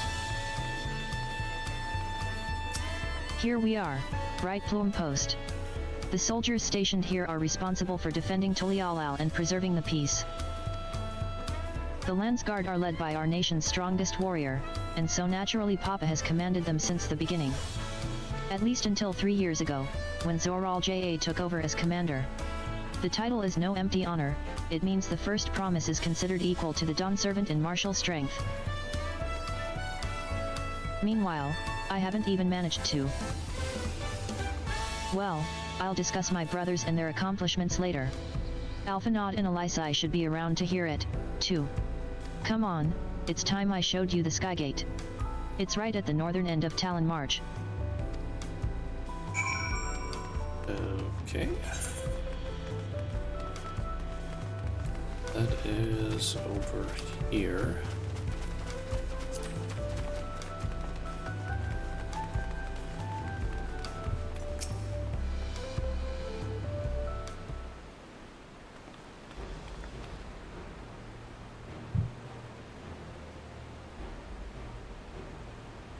Massive, isn't it?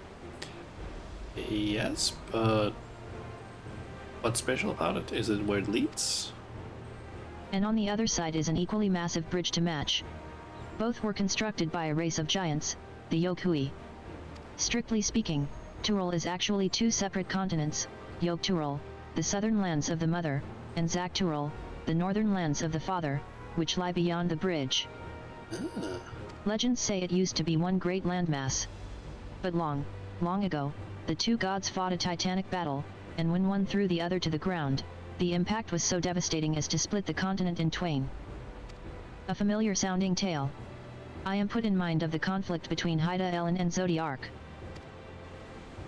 But getting back to Zak-Tural. Those lands are also part of the Tulial nation, correct? That's right. Isn't my father incredible? He united the peoples of two continents into a single nation. The many clans of Tural had been at war for generations. It was only when Papa traveled the lands and put a stop to their myriad conflicts that we finally had peace. And that's the main reason I want to win the throne, so I can preserve the peace he built. But I see you're more interested in what's behind the gate than hearing about my aspirations. Crossing the bridge to Zak-Tural requires a special travel pass. Unfortunately, they won't issue any new permits until the rite of succession is over. I promise to get you one when I'm Dawn Servant, but until then, you'll just have to wait. I wonder if that's gonna be something that we get access to, like, around... well, 93? I get the feeling, because I feel like it's, like, 91, 92 is probably gonna be the two first zones. 93, we get to go somewhere else. I think. We'll use that, then I'll make sure you win, mark my words. Wish we would go there right now.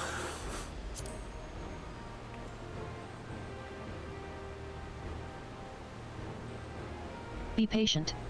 I swear that once the throne is mine, that travel permit is yours. I wanna go now.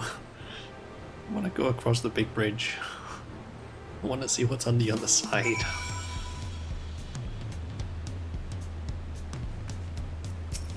We must have covered half the city by now. Tulial is unlike any other place I've visited. I'm thoroughly enjoying myself.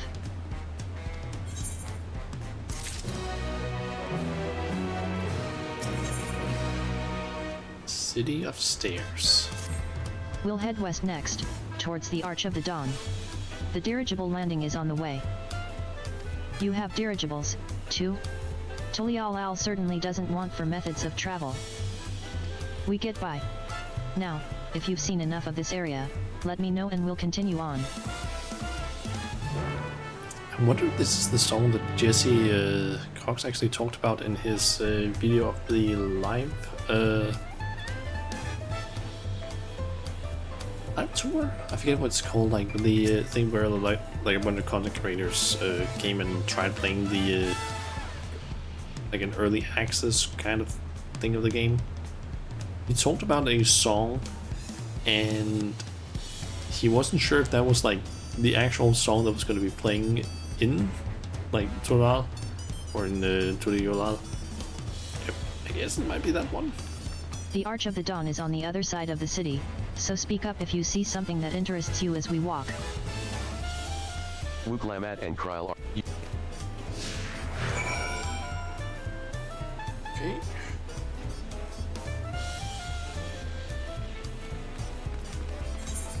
Let's see. Is it down there? And while we're also running, I'm just gonna quickly check some stuff because apparently I got a message on LinkedIn for some reason. That's the usual shit of like, hey, you can get premium. It looks like. Yeah, it's basically just the usual mission like, hey, if you want to, you can get a premium trial. And I'm like, I don't give a shit about premium from LinkedIn. I don't care. I don't need that. Round one, apparently. I'm still struggling to conceive how one could construct an entire city on the side of a mountain. This was originally the site of a Yokui temple. The giants built it when they were first making the bridge to Zaktural, to appease the god who slumbers in the great ocean trench. After the Yokui withdrew, the temple stood empty for centuries. So when Papa was establishing his new nation, he saw a structure he could refurbish into a palace, sitting practically in the center of Tural. He gathered artisans to do the work, and the houses they built for themselves became the foundation of the city you see today. Speaking of houses, we'll be passing through the Resplendent Quarter, the biggest residential district in Tulialal. We climb these sets of stairs here, all the way up. I feel like this could be a place that people would like to have possibly housing districts in. I feel like some people would definitely like the aesthetic of this place. It's up. Yep. Papa's palace is called Valok Shunsa, which roughly translates to invincible resilience. You probably want to take a closer look, but we'll be coming back here later. Let's move on for now. Ah, fuck that. I see an Ethernet thingy. I need it. I need it. Come to me, my precious.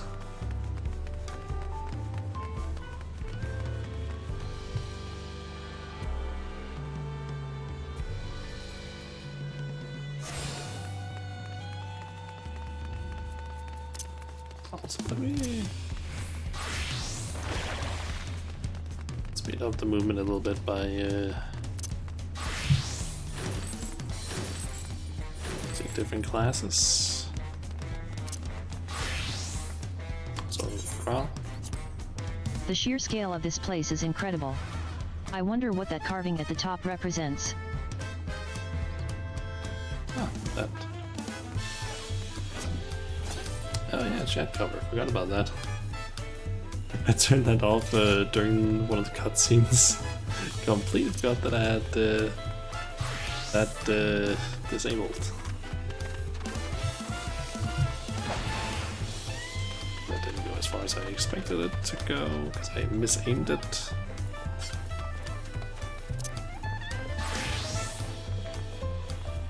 Other one.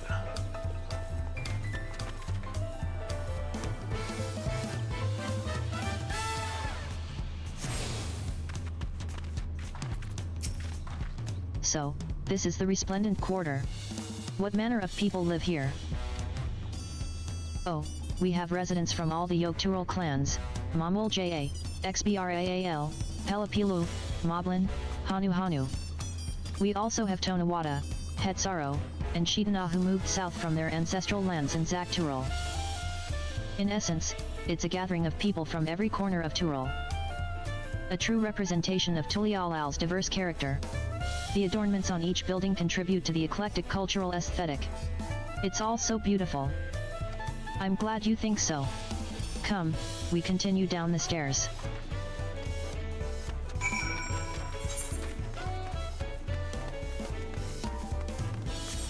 I think we should actually just switch over to the blurred like chat instead of cover, because this thing does help a little bit with reducing the amount of like how much it blocks.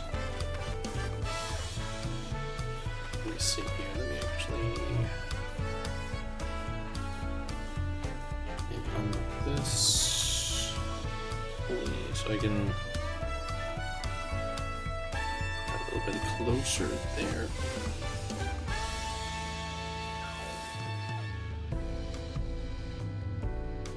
And maybe, and what was it I used for this to blur it? Was that a filter?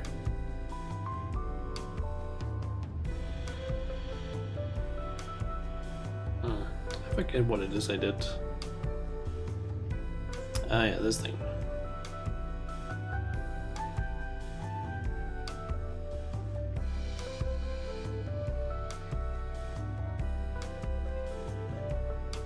Maybe that's maybe a bit too much. Maybe I should move it so I can actually see how much the blur looks, because I want it to basically just not be readable, but not to the point where it completely distorts the. Yeah, that should be fine. That big drum there is called the Dawn Herald. They play it for formal occasions, like when honoring the Landsguard's return from a dangerous duty. What? Oh, that thing. I tried hitting it with my axe once and ripped the skin. Earned me a proper scolding, let me tell you. I think that was the time Papa held me upside down by the ankle. Damn. I've never seen such an enormous drum. What would one even use to beat such an instrument? Very big mallet, I guess.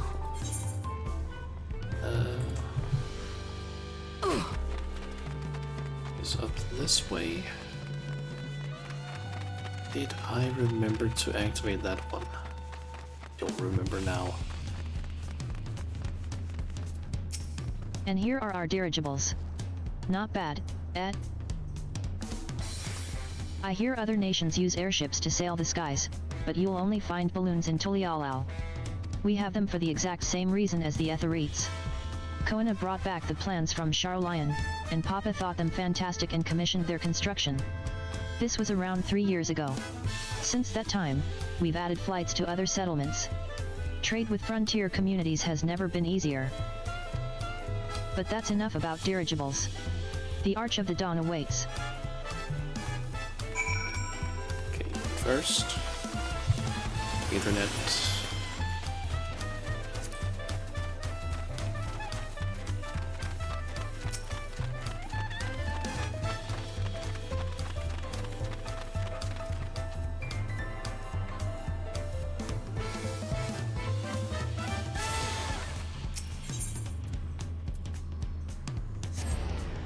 Okay, I did get that one. Good.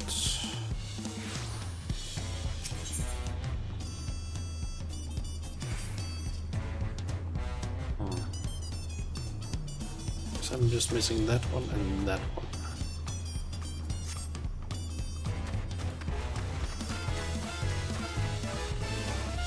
I'm just gonna switch over to the night theme soon. I think it should be. It's the huge drum they're gonna be talking about there. Alpacas. Alpaca keeper. Eee. Eat it. Well, Just because I like collecting those things. Just so they don't appear around the place. So, Arch of the Dawn.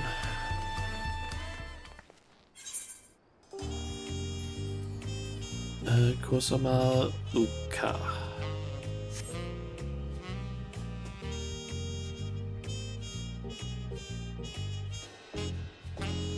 Okay, I can hear part of the Dawntrail theme in this.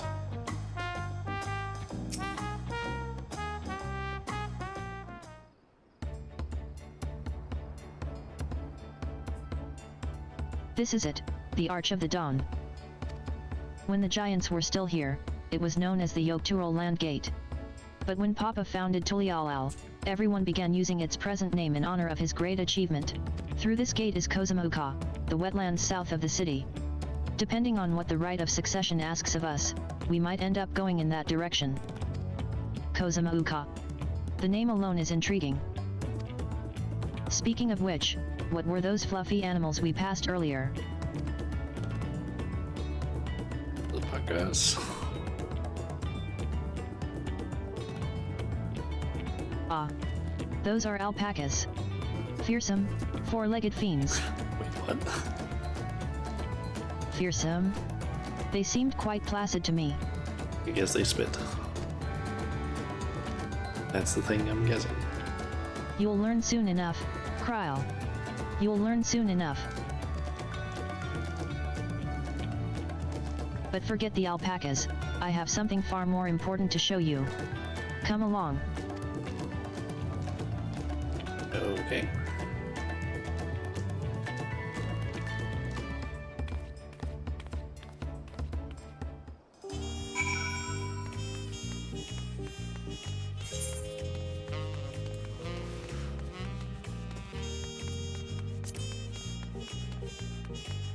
Is it her house, maybe, or something?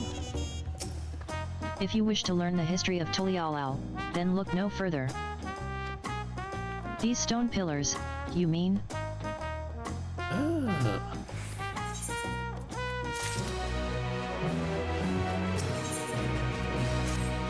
What is special about these pillars, if I may ask? At a glance, they might look like ordinary stone decorations. But if you take a really good look, you'll see there's something much more interesting. The following event cannot be skipped. You may wish to cancel any pending.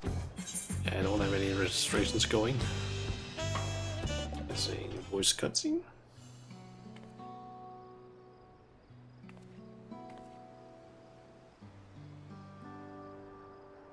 Or maybe not, it doesn't feel like it's gonna be a voice cutscene.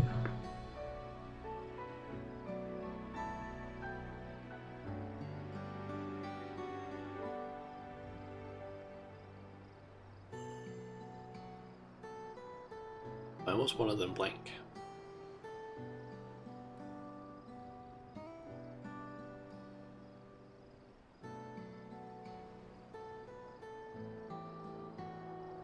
Pictures? Wait, no, these are glyphs. They seem to tell a series of stories, many of them featuring a two-headed Mamul Ja. Oh. Then this must be. That's right. It follows the exploits of my father, Gulal Ja, and his journey to unite our lands. We call it the Tulialal saga. The deeds he performed and the bonds he forged, all immortalized in stone. There's no better way to learn how Tulialal came to be. Study them as long as you like.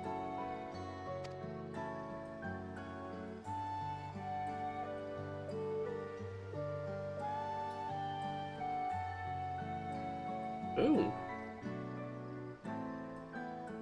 Ah. Lay of the Brotherhood, Lay of Reeds, Lay of Pot, Lay of Repast. This pillar tells the lay of the Brotherhood. It depicts the scene where Papa granted an audience to the foreign explorer, Ket, something. I can never remember the name. You mean Keten Ram? Ah, that's the one. Keten Ram's arrival in Tural is what prompted Papa to embark on his own journey. It's said the two grew to be close friends, brothers in spirit, if not in blood. But no one knows what became of the explorer in later years. Keten Ram's disappearance is a mystery in Eorzea as well. The records say he traveled between our lands and yours for a while, but then it's assumed he was lost at sea.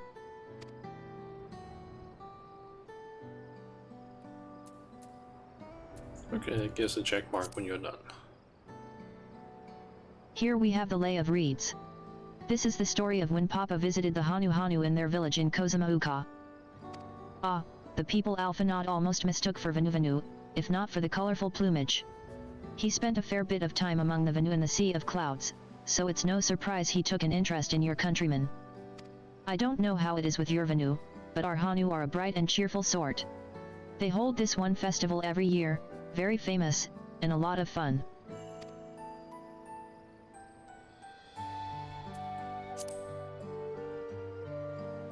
This one recounts the Lay of Repast. As you can probably tell, the figure depicted here is of the XBRAAL, like me. For decades, the XBRAAL and the Mamul Ja were at war for control of the forest of Yaktiel. The actions Papa took to end that conflict have since been hailed as the first steps in the founding of Tulialal. There is a clan of Hrothgar in Bosgen known as Helians. In their society, the women rule as queens, and the men serve as devoted subjects. Yet here in Tural, XBRAAL men and women appear to be of equal status. How dramatically culture can vary with location. I hope they stop saying this word because it's gonna be so fucked with its extra speech.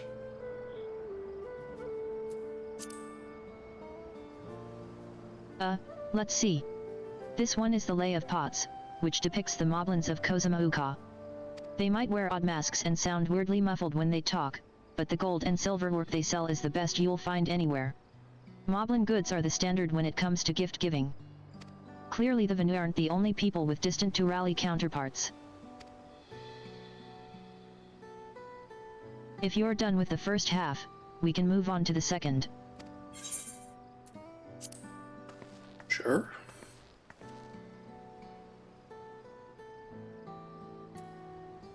Happens if I extend all to Clement. And these four comprise the rest of the saga. Okay. The Lay of Gold. This pillar shows one of the Pelapilu, whose homeland is in Urkopasha.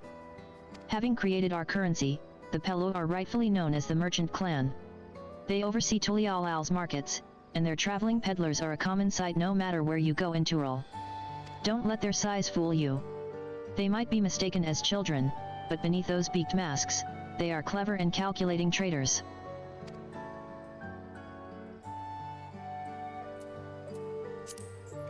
Lay of Ice. Oh, this one is my favorite, the Lay of Ice. It depicts the battle with the legendary Turul Vidral, Valagarmanda. I should explain. A Turul Vidral is a creature that has lived far beyond its usual lifespan and awakened to preternatural power. Oh, that's like the thing that they had in Stormblood. I forget what they're called now, but the Tatara described the Far Eastern auspices in a similar fashion. Could this be the same phenomenon? It was auspices. Valagarmanda itself was dubbed the Skyruin, a name earned for the destruction and terror it visited upon Turul every time it stirred from its slumber. But 80 years or so ago, its ruinous reign was brought to an end. After a great struggle, Papa and his comrades managed to overcome the raging Vidral, and sealed it away in the Urkopasha Mountains. Despite its reputation, however, Valagarmanda is also a symbol of power. That's why you'll see its likeness on Tulialal's national emblem, and adorning the banners at the palace. Okay. Lay of Proof. Ah, the Lay of Proof. That big fellow is of the Yokui, the largest of Turul's peoples. These giants once used their great size and strength to establish a dominion encompassing all of Yok Turul. Having brought the southern reaches to heel, they then turned northwards, setting their sights on Zak Turul. You'll recall that massive bridge they built beyond the Skygate. Sometime after launching their northern campaign, however, they just gave up. They abandoned the lands they'd conquered and withdrew into the mountains of Urkopasha. I've never even seen any of their kind so much as set foot in the city. This was a people with the power and resourcefulness to raise a temple on a mountaintop and build a bridge across the sea with stone. What would move them to renounce their ambitions and their place in Turali history?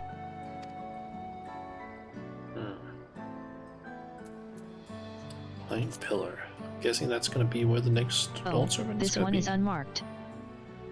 Papa says he left a blank pillar for the next chapter of Tulialal's history. Whatever that might be.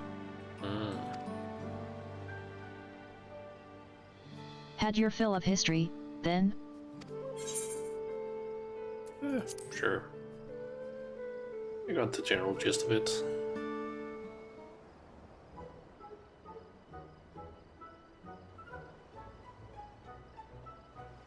Glad to hear it. You know, I feel awfully hungry all of a sudden. No surprises there seeing I couldn't keep anything down for a while. But now I think I'm ready to eat again. So let's go and have ourselves a bite of a local delicacy. Come, I'll take you to the best restaurant in the city. I like the sound of that. I feel like Rella is also gonna like it because it's not Shalian food. What's it called again? Archon loaf, I believe. Which apparently tastes kind of just shit. But it's apparently very, very nutritious.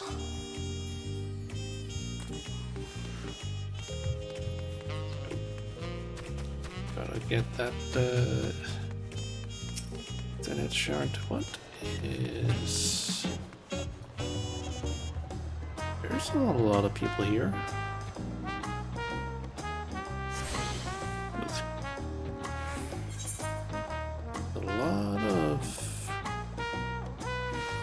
or a lot of cutscenes.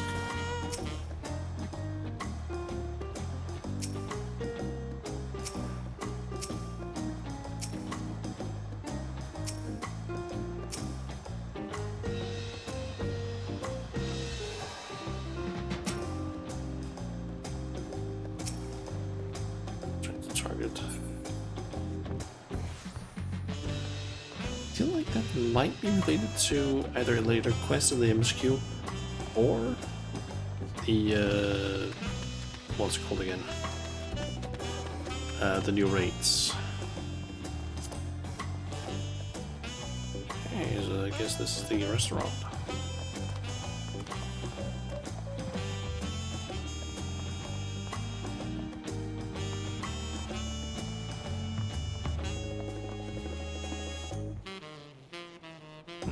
Nice place. I'm guessing cutscene? Have you ever had tacos? They're a Tulial classic. You bake a crunchy shell made from corn flour, and fill it with meat and salad. Tacos. Big fat tacos. A lot of shops and stalls sell them, but I like how they're made here at Spaljöftai best. And I need one right in front of me, right now. Let's head downstairs and place an order with old BRUKV. Some big fat tacos. Can't jump down like this, I guess.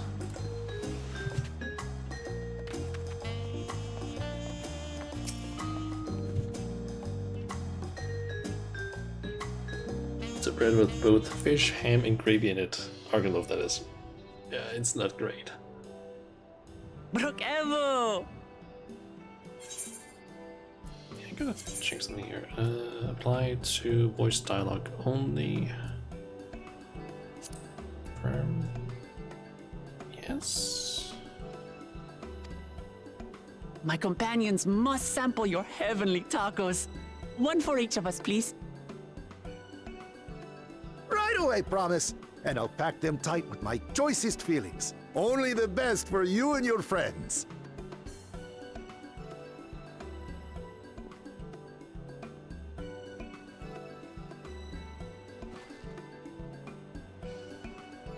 Did you hear the Silver Scares are back?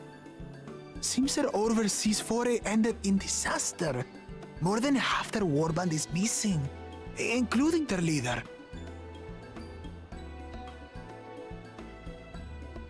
Aye. And now keen to rebuild their broken reputations, the survivors seek the Golden City. A fool's errand. How many hopefuls have disappeared in search of that fable? They should count their lucky stars they came home alive at all.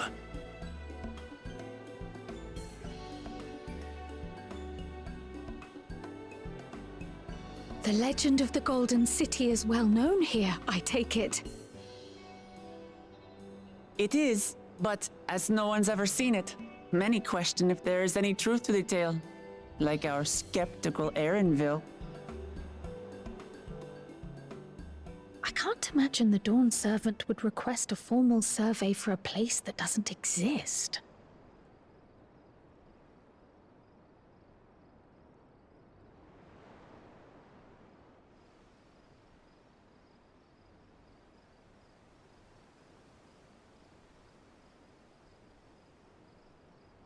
Now to find a spot with a pleasant view to enjoy our crunchy spoils.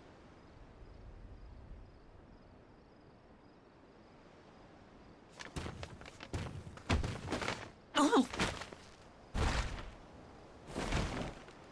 No, not the tacos.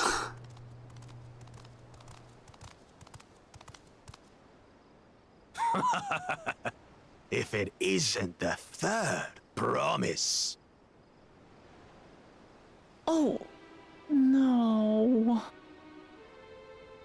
First promise, I'm guessing, or maybe second promise.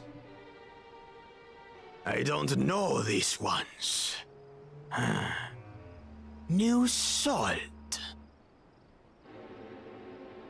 Dredge from foreign waters is my guess, brother. Of course, that's it.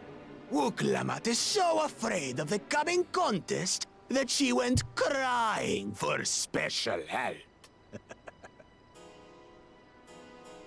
Was there something you wanted, Bakul Jaja? The third promise remembers us! Such an honor! Glory on your name, brother. And on yours, brother. I know my rivals for the throne. Nothing more. Another child of the Dawn Servant? No, this brute. We have no ties to their farce of a family. Unlike the sneeveling housecut, we are blessed siblings, the elevated chosen. We alone are fit to succeed Golul Jaja as Dawn Servant. All peoples are equal in Tulihiola. Your heritage gives you no greater claim to the throne. Shall we test that idea here and now? See if your strength is equal to ours.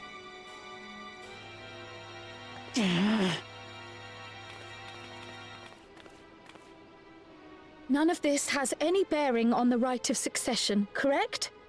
Best not waste your energies on pointless scuffles.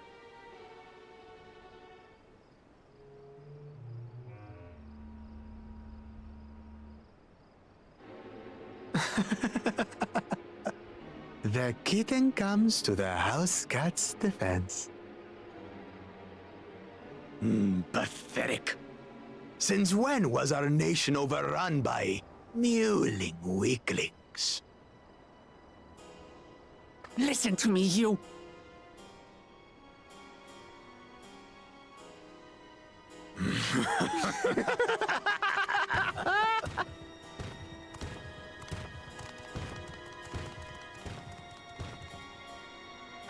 A two-headed mamulja. I knew of them, but that's the first I've seen in the flesh. Some get it into their twin heads that they're destined to follow in my father's footsteps. So they travel to distant lands to hone their battlecraft. Those are likely the ones you've heard about. Are there other two-headed claimants? No, just Bakul Jaja. Even in Tural, his kind are far from common. The Mamulja people largely belong to one of three clans. The Hubigo, the Bunewa, and the Dopro. Okay. Every once in a great while, a two-headed offspring is born from a union between the brown-scaled Hubigo and the blue-scaled Bunewa. The child grows to possess immense strength, both physical and magical.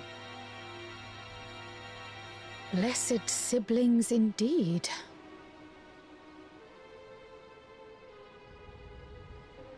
Forget them. Let's go and buy more tacos. I can think of nothing better to rid me of this bad taste in my mouth.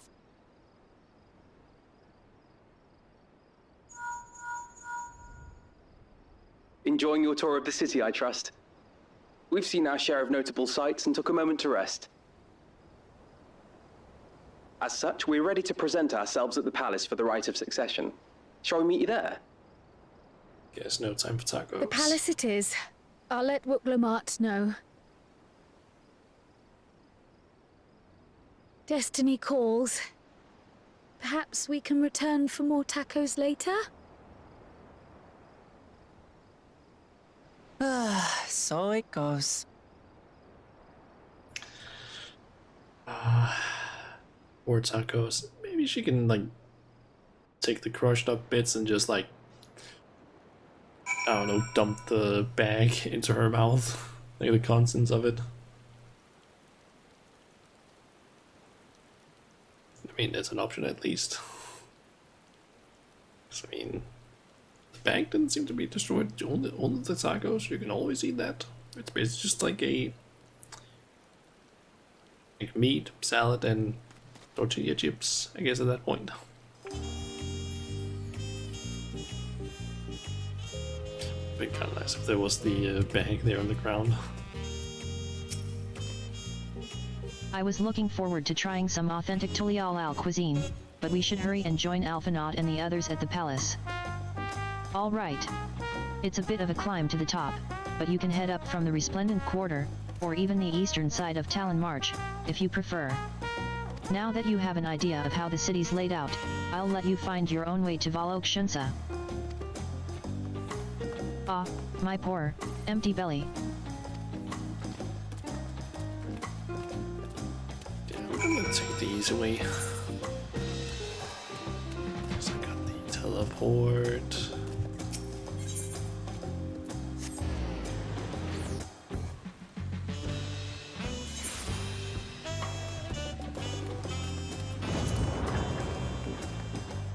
Ooh. Big room.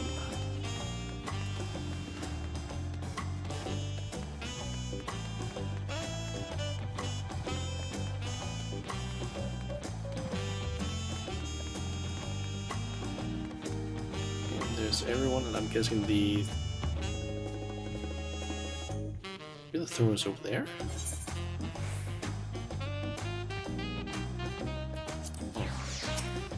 You made it. Good. Then we're all here. That door's through there, but that doesn't seem to be an actual door. I'm still hungry enough to eat a whole roasted colibri, but the contest won't wait for us forever.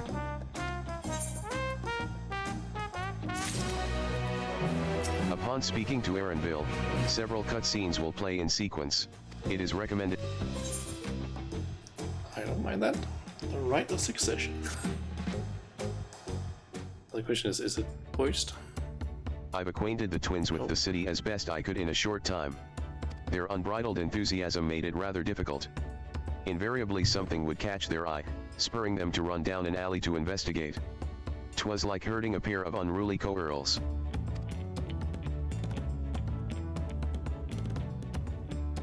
Sounds like them. Especially Alice. Had, I understand all too well. Charlion had the same effect on me. Right, then. Now it's time we saw the inside of the palace. Papa will want to know I'm home, and to meet the allies I've chosen. Given how impulsive he is, though, there's no telling what we might be in for.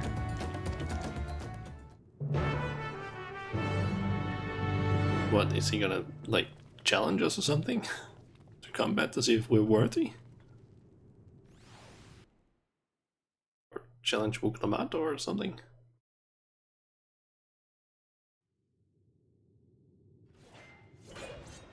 That sounds like a voice cutscene.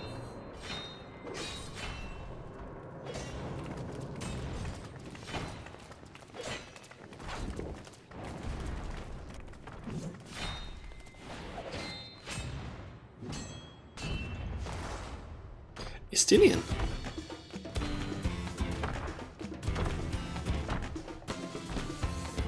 I was wondering who that was. Estinian?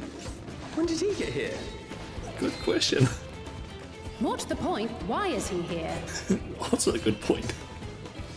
Oh, you know this man? Whenever my father spots a promising opponent, he invites them to Sunperch to duel. Pressing duties or no, he can't resist a good fight. So the one Estinian is crossing blades with.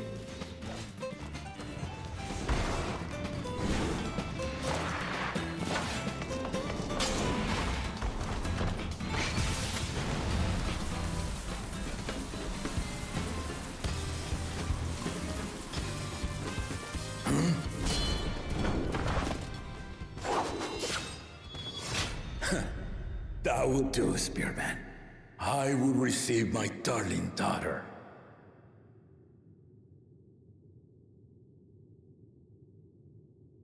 Is he gonna be like, wait, what? Know that you are the strongest I fought in many a moon, if not longer. It is the privilege of a life long lived to face such a formidable soul.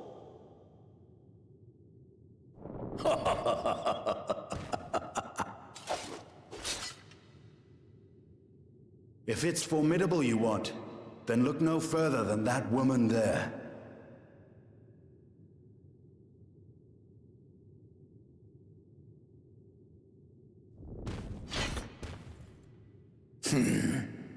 I see you, warrior.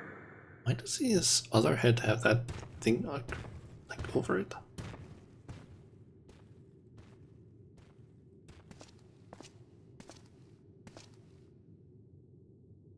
We had no idea you meant to visit Taral. I've seen what lies east. This time I chose west. And thus did our itinerant dragoon make his travel plans.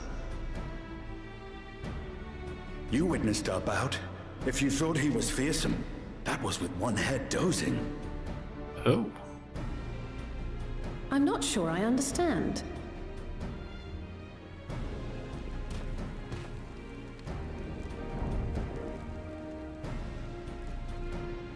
The old man has been feeling his years. The uncovered side is the head of resolve, and age has only deepened his love for combat. But the head of reason, wiser of the two, sleeps more and more these days. As I understand it, the veil helps with the restoration of his magical energies. Enough about me, Lamati. I want to hear of your adventures. Lamachi. A term of endearment. It's what my family calls me.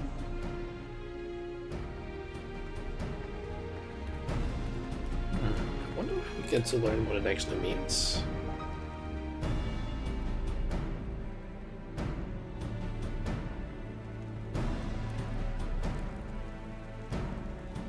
Oh. When last did we see you in the palace? Greetings, Solonesh. It's Erenville now, Don Servant.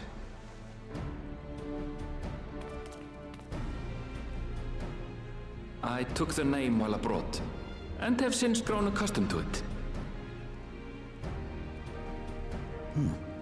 Erenville, then. And these others? I assume are Lamati's recruited allies.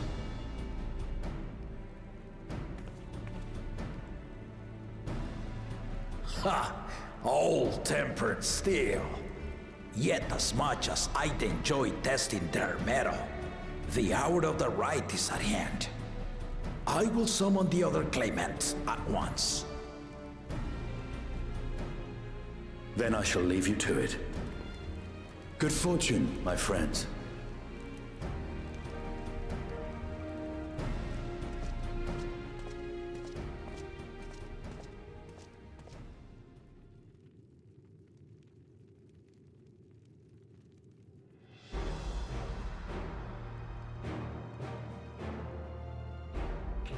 Okay. And we got the bastard there.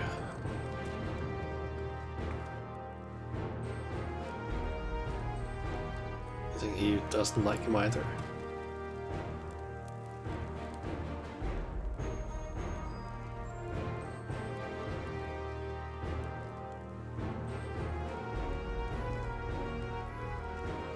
The claimants are assembled. The first promise, Zorolja.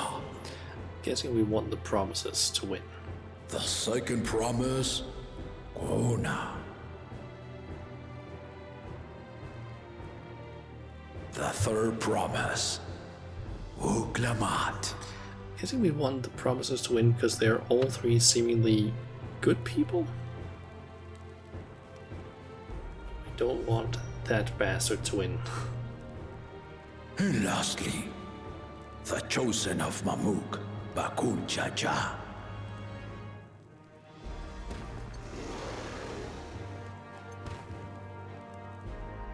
You four will compete in the rite of succession, the outcome of which will decide who takes my place as Dawn Servant.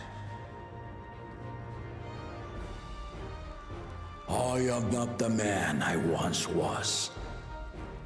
My wiser half sleeps the days away, and it is time I yield my position. But mine is a torch that has never been passed. Tuliyollal is young, and so I look to the always for inspiration. The rite of succession, the means by which the autarch of Mamuk was chosen. Only the two-headed were deemed fit for this contest, but the Tuliyollal I built is a nation of many peoples. Our leader needn't have two heads, nor be a Mamulja at all.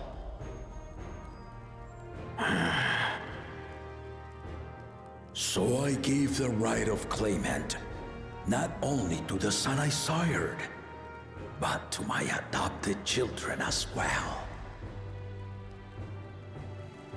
Yet the opportunity to rule was still not equal. That is why a recent tournament offered a place in the contest as the winning prize.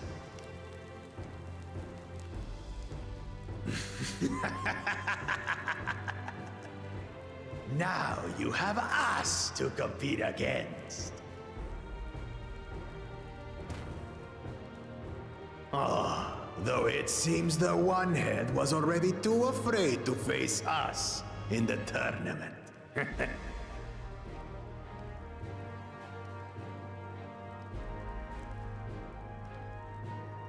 Our brother was in Shok Tural leading the Landsguard on a campaign to eradicate a Tural Vidral.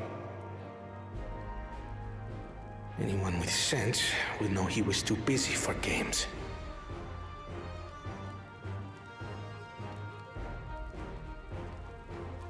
Now for the part you've been waiting to hear. The nature of the contest itself. To triumph in the rite of succession, and thereby claim our nation's throne, you must travel the lands of Yogg-Tural and find the City of Gold. Oh.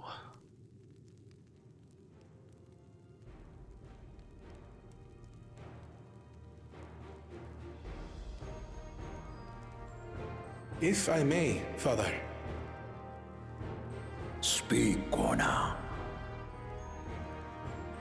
The Golden City is an ancient Turali legend, but after so many failed attempts to find it, the story has become more fairy tale than fact. It's the quest for El Dorado. If you would charge us with such a quest, are we then to assume you have proof of the city's existence? I offer as proof my unbroken word, for I have seen it with my own four eyes.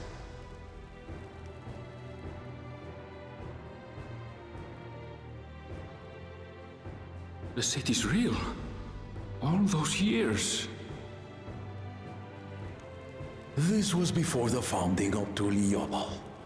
I traveled the lands of Tural with my companions, and we ended our journey at the gates to the Golden City. I mean to have you do the same, but in order to achieve victory proper, you need to break the seal I put in place. We need to get things from around the place. Bring them.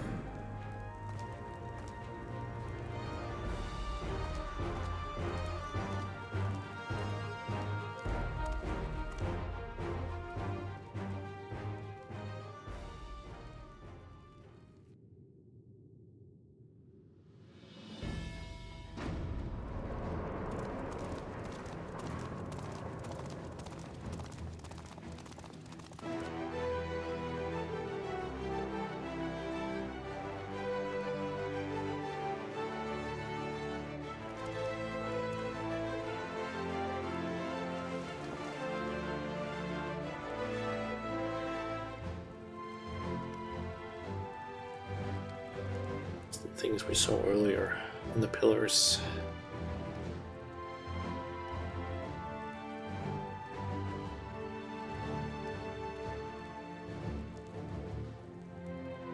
The Tuliyola saga.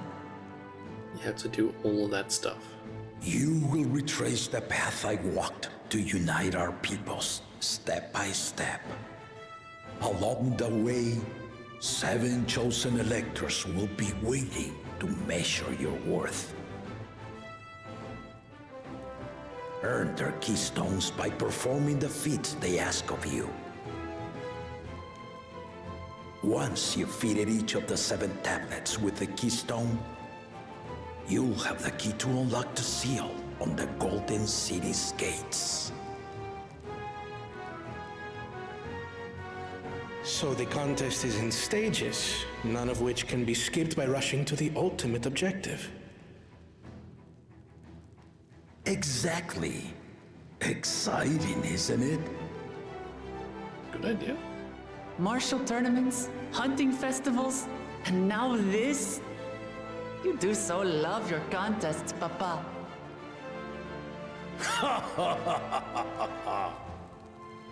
Were I a few years younger, I would have joined in myself, giving you a proper challenge. You may think the ride is tedious or nonsensical, or both, but I am yielding our nation's throne. Let me have this final indulgence. A waste of time. Just name Bakunja as successor and be done with it.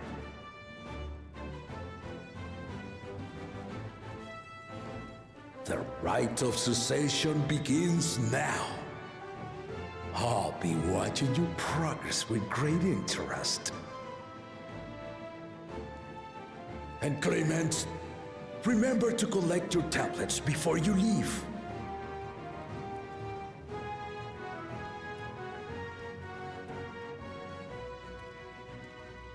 I get the feeling that maybe our tablets that we have maybe progressed are maybe gonna get stolen at some point, perhaps.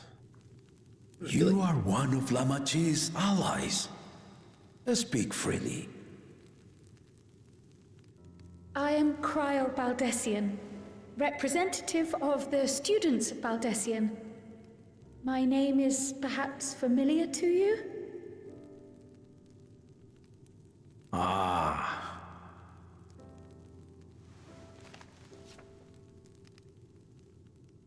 It would seem you sent this letter to my orders some years ago. The ink has since faded and much of the writing is illegible. Even so, we managed to determine the essence of it. A request to investigate the Golden City, addressed to my grandfather, Galuf. Included with the correspondence was this earring. A fairy tale and a piece of jewelry were enough to convince my grandfather to sail halfway across the world. So there is surely some greater mystery at work here. On behalf of the students, I've come to seek clarification on the matter.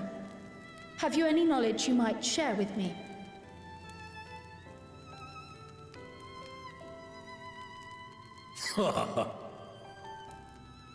No, not at this time. Yes, it would be. I have tasked the claimants with finding the Golden City. To fulfill your request would afford one of them an unfair advantage in the right of succession.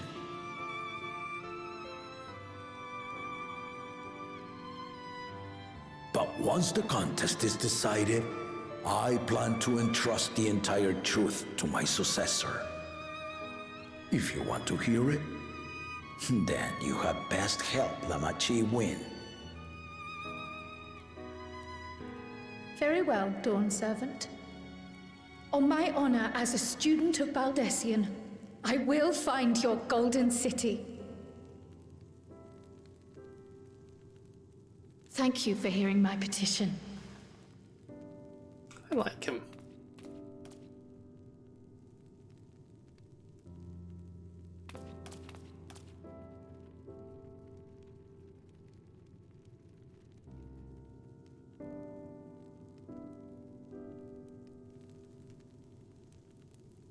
about that? She's grown into a remarkable young woman. You should be proud, Golov. Knows her. Or at least knows of her. Interesting.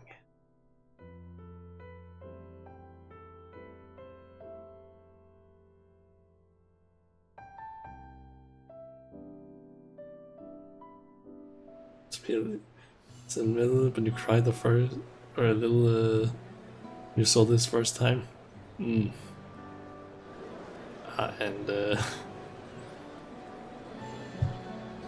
something crashed, I think. Or too late to change your mind now, I suppose. But are you sure you wish to be part of this? Why does it keep freezing? Our third promise is not wont to take no for an answer. Though you may have agreed to help, I worry that you were swept up in a relentless enthusiasm. Hold on.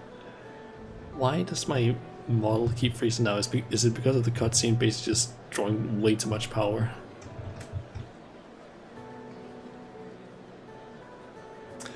Yeah, I can see that Final Fantasy is drawing 100% GPU right now. It also has a fuck ton of characters.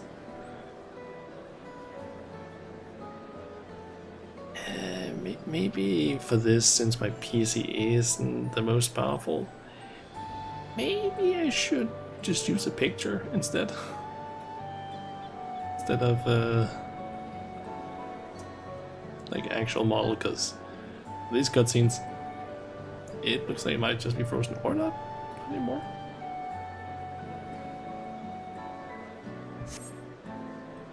Or it is. Or perhaps you've been lured by the glory of the Golden City. Either way, this contest for the throne will place you and yours at the heart of political turmoil. If you are second-guessing your decision, tell me now. This may be my last chance to help you withdraw. Okay, it's also making fucking OBS lock up. I think that might actually be the thing that's happening. That's why it's not like showing anything moving. I might have to reduce the settings a bit more for the game.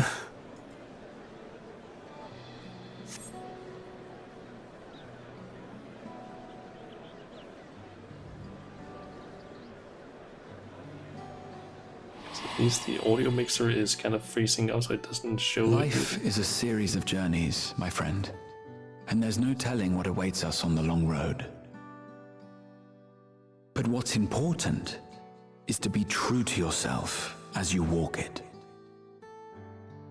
Only then can we hope to be content when we arrive at the end of one and step forward into another.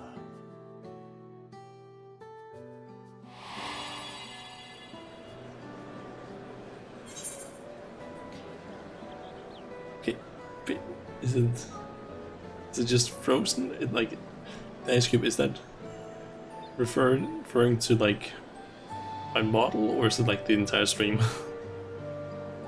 Because like whenever the game is in focus right now and the cutscene is playing, more or less all of OBS except for the actual like game or the actual video seems to basically just lock up. Like the audio mixer, it basically just freezes the levels with like the bars and where it was. I freeze like the character, like my model, but I can see in OBS that the video is still playing, like the game. So it's like, what the fuck? Never to PC budget win. I mean, I have actually now gotten my contract for a what is it called? Yeah, my contract for full-time work. So soon I might be able to actually buy a PC once I've saved up a little bit. I hope it's gonna be not too soon. I think I start like full-time on the 1st of August. So hopefully so I can earn some money. Stream is kind of working, it seems, but model sometimes goes frozen. Yeah, it happens basically whenever I have the game in focus, I guess. I might need to like reduce the graphics more, even though I already reduced them a bit. Also, thank you for the tier 1 gifted sub, Junjun. Welcome to the stream. Where we apparently have a DS show with the game, or with the stream with my model, because everything just freezes because of this fucking cutscene. I want to see where this journey leads. I made my decision. I mean to see it through. I want to see where the journey leads. I hope my audio goes through actually correctly. So you are committed to your path? Or all the audio.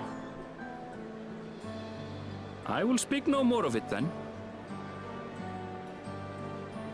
As for my own involvement, I can no longer conduct myself as a mere guide, I think. Not after the Dawn Servant's revelation.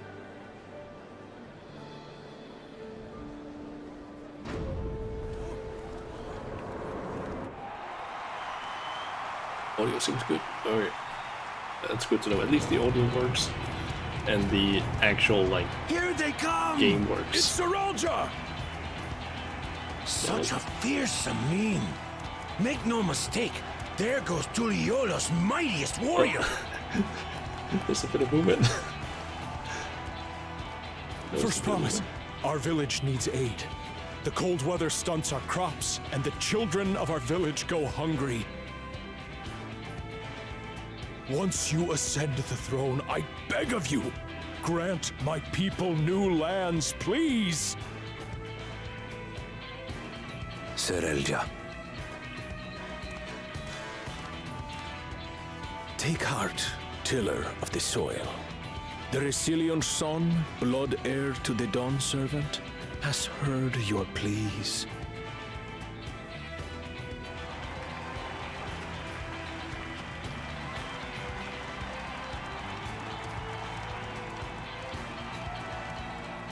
Saralja, the first promise and commander of the Landscape. Saralja, the palaceer. As he was so careful to remind the crowd, Saralja is indeed the natural child of Gulul Jaja. And Resilient Son, is that another title, like the first promise? After a fashion. Common knowledge has it that two-headed Mamulja cannot sire children. Yet Saralja was born all the same, with the head of Resolve's features and the head of Reason's scales. An extraordinary example of life's unyielding resilience. And a warrior's reticence. He says little, but the way he moves... I know a hardened soldier when I see one. He's a natural swordsman, a gift he inherited from his father. Some even say that the son has already surpassed the sire. Should he come to power, the first promise means to employ that martial prowess in the conquest of foreign lands. For this, he and his supporters have been labeled expansionists. It's maybe not the best choice for a winner. This puts him in direct opposition to Wuklamat, who advocates for the preservation of peace. You may recall that she spoke of a claimant who cannot be allowed to rule. That is Saralja, the warmonger.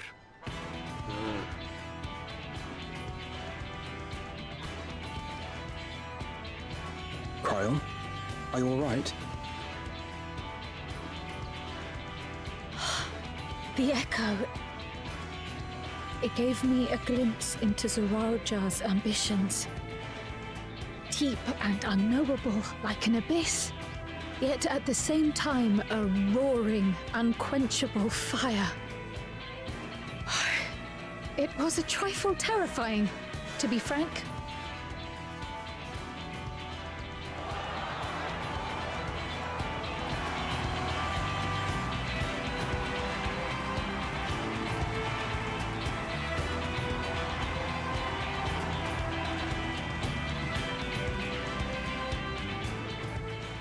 Second promise, you must bring us more marvelous conveniences. More dirigibles and trains and the like.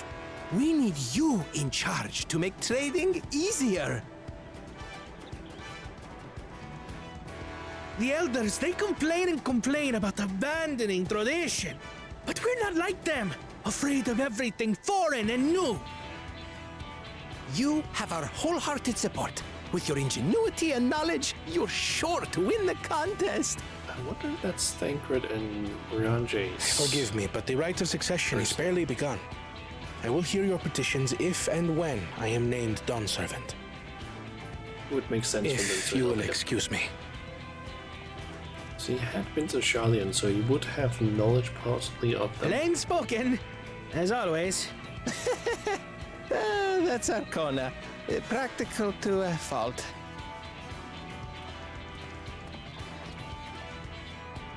Here we have Kona, the second promise, who spent time as a pupil at Sharlayan's own studium.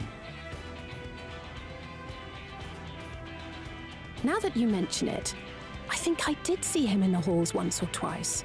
There was nothing to suggest he was Turali, much less from a royal family. That was by design. He forwent his usual garb and took an Eorzean name to avoid attention. So it was Kona who introduced the dirigibles. And the railway too, given what we just heard. In furtherance of his goal, to enrich Tuliolal with every bright notion he learned of in Sharlayan. He is the hope of those who prize innovation. As aloof as he may seem, Kona and Wuklamat actually get along rather well. They bicker and banter as only close siblings do. Seems like a not bad choice to win.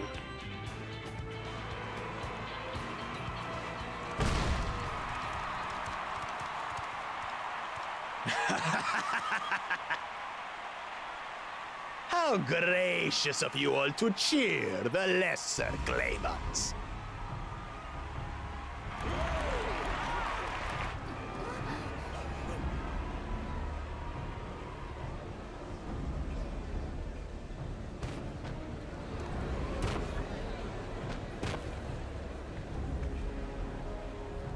Oh, come now. What are you afraid of? I'm no different from your Dawn servant. That my kind should reign is Mamulja tradition, and has been so since before there was a Tuliyolan.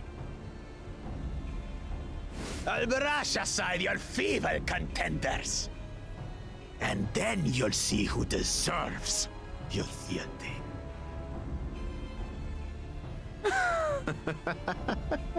Well said, brother.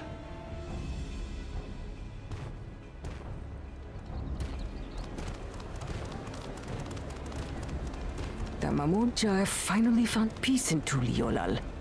A pity those fanatics are intent on keeping that tradition alive. The chosen of Mamuk, Bakul Jaja, winner of the recent martial tournament, and the only claimant not of the Dawn's promise. His strength is undeniable, but you see how he is. A few devoted Mamulja are his only supporters. Seeing people leave, I wonder if people aren't interested in... What would he do with the throne should he win it? People are not interested in Wuklamat. His policies and so forth. I doubt he's thought much beyond winning the contest itself. But one thing seems certain. If he does become Dawn Servant, he will see the Mamulja exalted as the ruling class, and all others forced into subservience. Sounds like another that cannot be allowed to rule.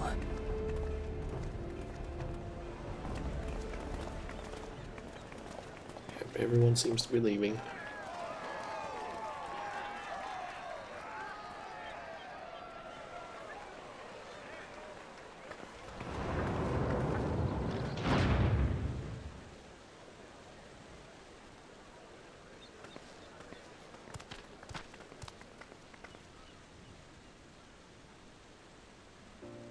We wish for one thing and one thing only, Third Promise.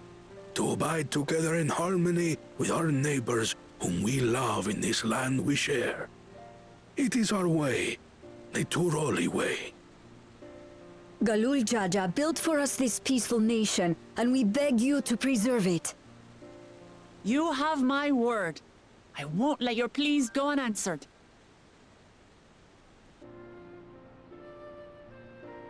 Until Tuliolal was founded some 80 years ago, this continent was ravaged by war. The eldest among us remember that dark era, and they are Wuklamat's most ardent supporters. Apologies, it's hard to get away. This is Namika, my childhood nursemaid. She's been like a mother to me my whole life. I told her it wasn't necessary, but she insisted on seeing us off.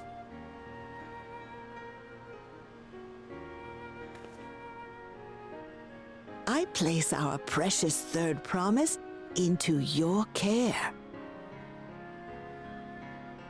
Did you know Wuklamat was taking part in the rite of succession? I'm not lagging anymore. Of the Dawn's promise. I thought it was only Zoralja and Kona. If she has any accomplishments to her name, I've yet to hear them. Compared to the two Mamulja, she pales in martial prowess. And then there's Kona, who's far and away the most educated of the bunch. I hate to say it, but it's hardly a competition. It's fine. More than anyone, I understand how much better my brothers are than me. Better? Wuklamat, I have never thought of you as the lesser sibling.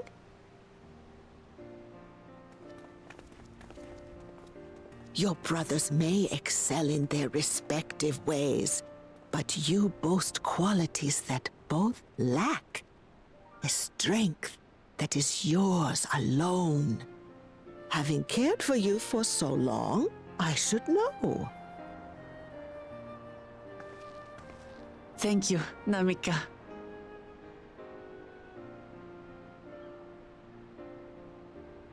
Well, we ought to be on our way. Yes, hurry along. I await word of your victory with bated breath.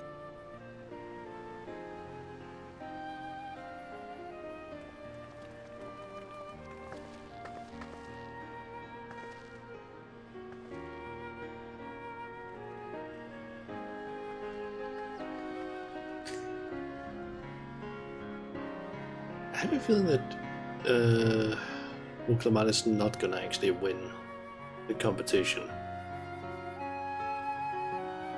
But someone else is gonna win because maybe they are better suited for it or something. I have a feeling that might be the case.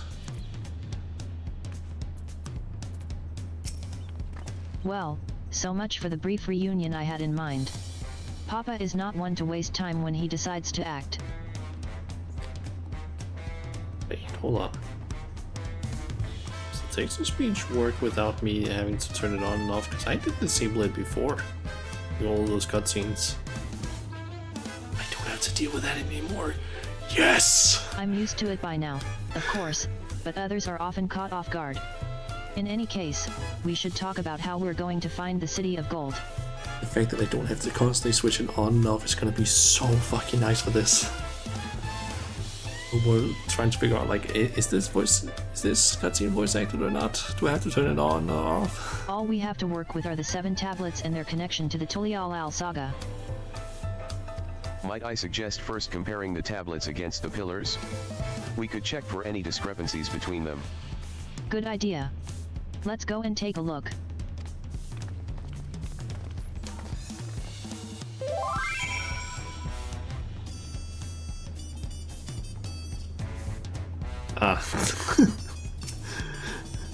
Chun basically wrote to me, these damn people really don't know how to clean up after themselves. Damn you, don't serve it. Give us trash cans. Hey there, Jun.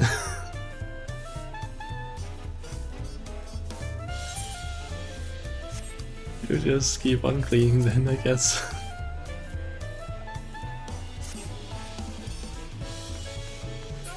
On to the station I need to go to. Maybe I should just have taken the teleport. Might have gone faster.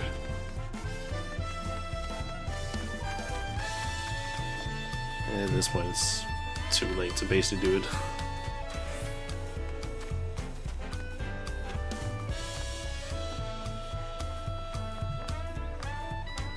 Oh yeah, now that I think about it, I did actually hear that there's apparently a jumping puzzle somewhere here in the Ural, apparently. I'm guessing there's likely also a what's it called again? The sightseeing log. I'm guessing I probably don't need to get go around looking for those things until I get the sightseeing log. That makes everyone. Wuklamat, the tablets, if you would. Of course.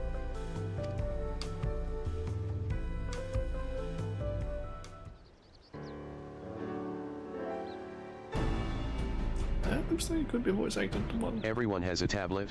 Oh. Then let's compare them to their respective pillars. Keep an eye out for even the smallest differences. Wouldn't be surprised that the second promise were to show up here, perhaps.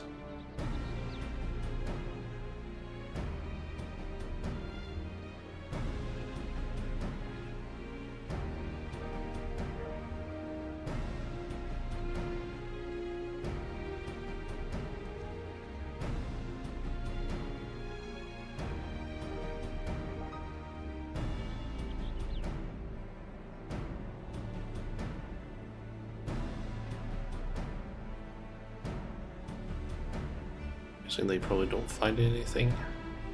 Unless I'm missing something, the glyphs appear to be identical. The only difference being that the tablets have hollows where the keystones are to be fitted.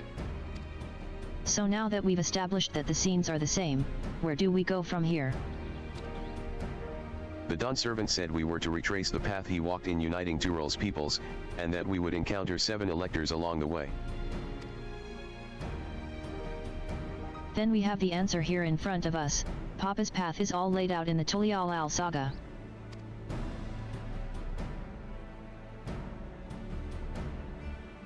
The events the glyphs portray, do we know the exact locations where they took place?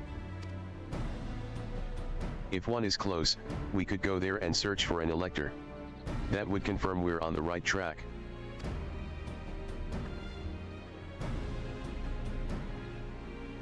Let me think. The Lay of Reeds was in the nearby Hanu Hanu settlement. Papa took me there once. It was during festival season, and the whole village was alive with good cheer. There's also the Lay of Gold. That one involved the Pelapilua village, which is about the same distance from here. You get to pick one of the two areas and then outwards to the other one. And if the game goes the way that it has been since, I think to an extent, Evansward, but or yeah, actually Evansward. Gonna go to 2 different areas, but can only explore half of it, I'm guessing. Before going anywhere, we should ask around about the road ahead. I heard a lot of talk as we toured the city about that storm we passed through at sea. Apparently it ravaged Yoktural several days ago. Since our roads are not as well paved as Eorzea's, they're more susceptible to damage from natural disasters. If we want to avoid wasting time taking a dead-end trail, I suggest we spend a few moments making inquiries. If it's information we need, just leave it to me. I'll bring the information to us. Okay. It would be prudent to ensure we're prepared for the journey. I'll guide you to the accommodations I've arranged.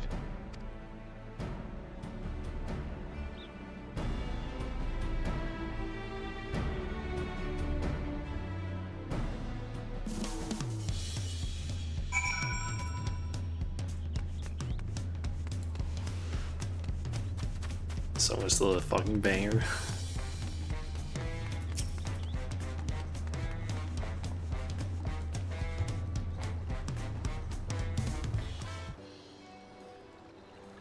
That's right, the reservation is under Wuklamat's name. If you don't mind, I'll leave my companions to you. Certainly, sir.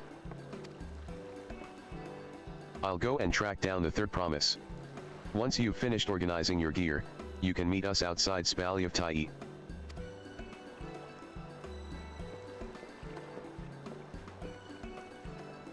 Greetings, visitors to Tulialal, and welcome to the Ferrard Cabins. Whenever you are ready, I will show you to your rooms. I kind of want to see the inside of this inn.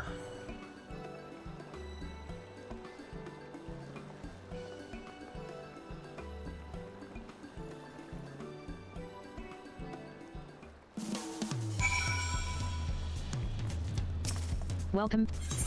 Certainly. It's inside. I know, but I want to see. Ooh, this looks cool.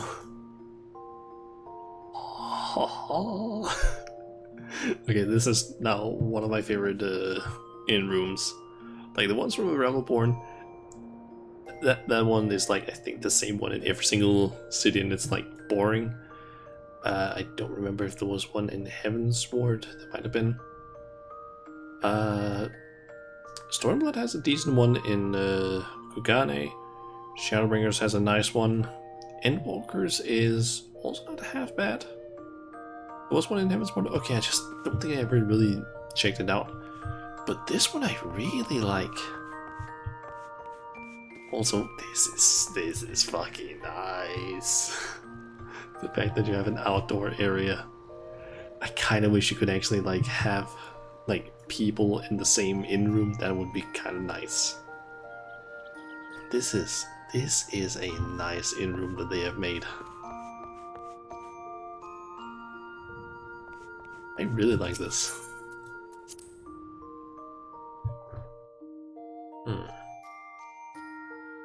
This is already kind of tempting me to basically be like, maybe my home teleport should just be Tural. Purely because of that. I guess Wuklamat went to get more tacos. And info from the guy that makes the tacos, I'm guessing. Because he's the restaurant slash, I guess, bar owner.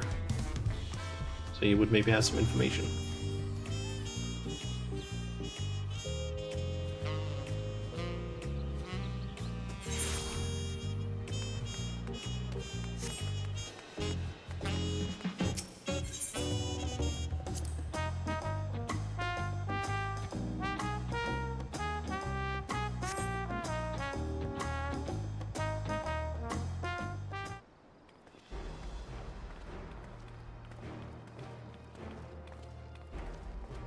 Trust you to be the keenest to head out, Shauna.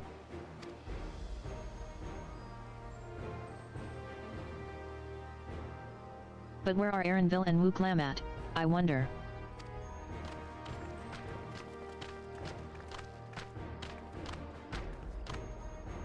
Oh good, you're all here. Who might your companions be? Seeing as we needed information, I thought who better to get it from than the locals? These two hail from the villages we're thinking to visit.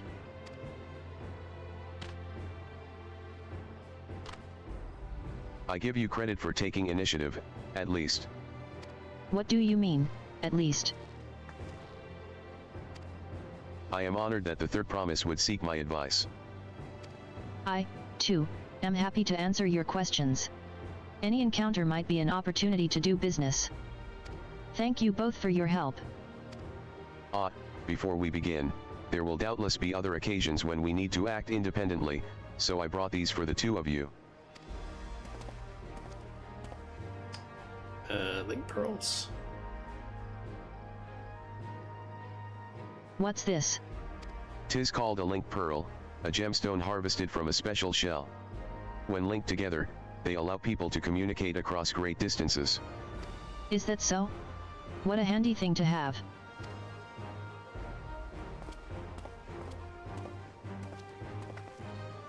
It'll be very useful on our travels. Speaking of which, I should get back to introducing my two new friends here.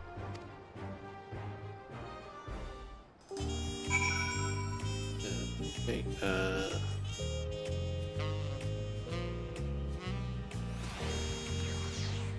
Oglamat, can you spawn in, please?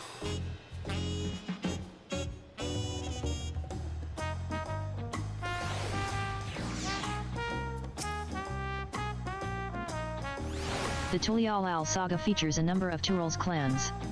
Two of those, the Hanu and the Pelapilu, have settlements relatively close to the city, so I brought a representative of each. As I mentioned before, the Hanu are a cheerful people who love their festivals. They make their appearance in the Lay of Reeds, and their home village, OK Hanu, is located in Kozamauka. The other, smaller fellow is one of the Pelu, a clan of business-minded folk from Urkopisha. They appear in the Lay of Gold, and craft all kinds of marvelous goods in Wachunpalo, their village. Now, as for deciding which village to visit first, why don't you put that adventurer's instinct of yours to work for us, Shauna? Pick our destination. Upon completing this quest, the main scenario will, accepting the quest from the help, the second quest path will become available from the further. It's gonna be the usual stuff. Pick one of them, do the other one next. So now the question is, which one would we do first? The Hanu or the Pelu?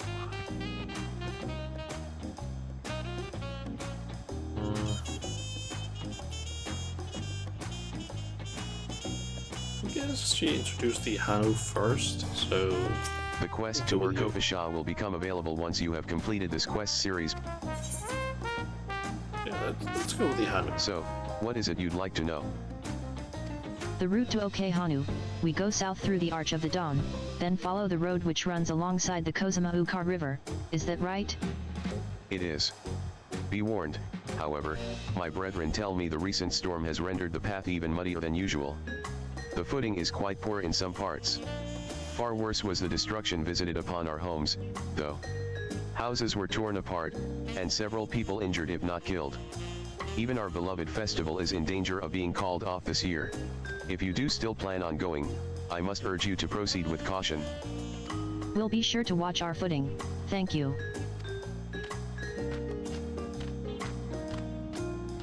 Now I'm worried for the Hanu, it sounds like they were hit hard by that storm. Anyway, if we're bound for Kozamauka, we should head over to the Arch.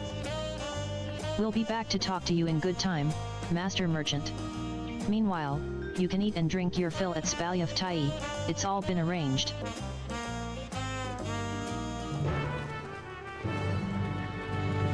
Okay.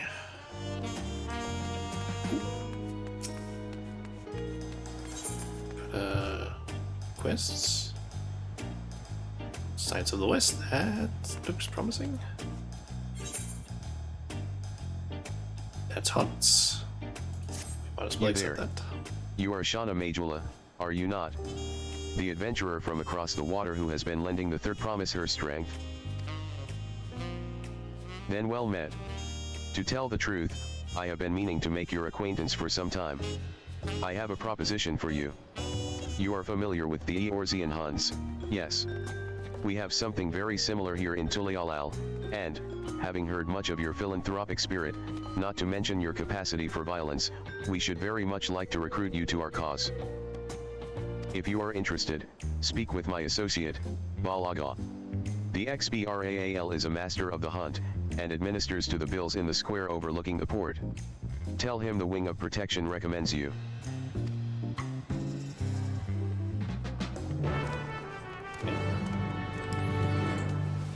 And I guess just go and do that and then head up to Sights of the West.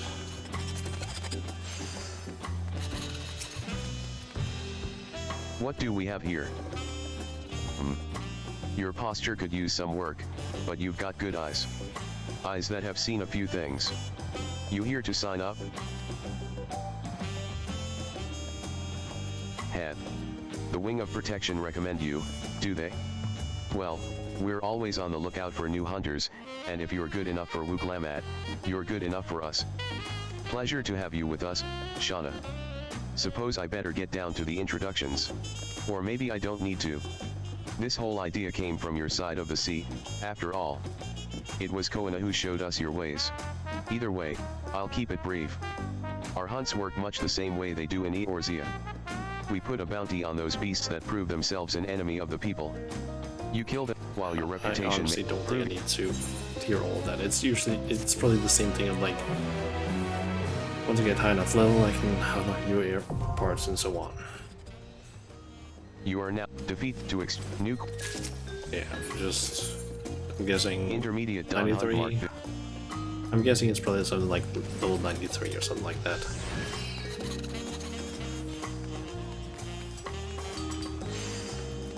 New quests, no, 94 actually.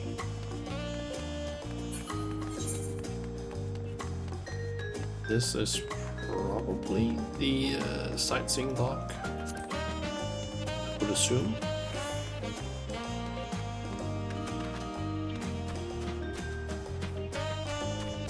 Is it over?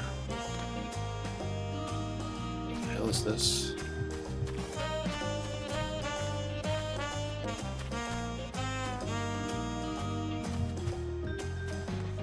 Oh, it's all the way up there.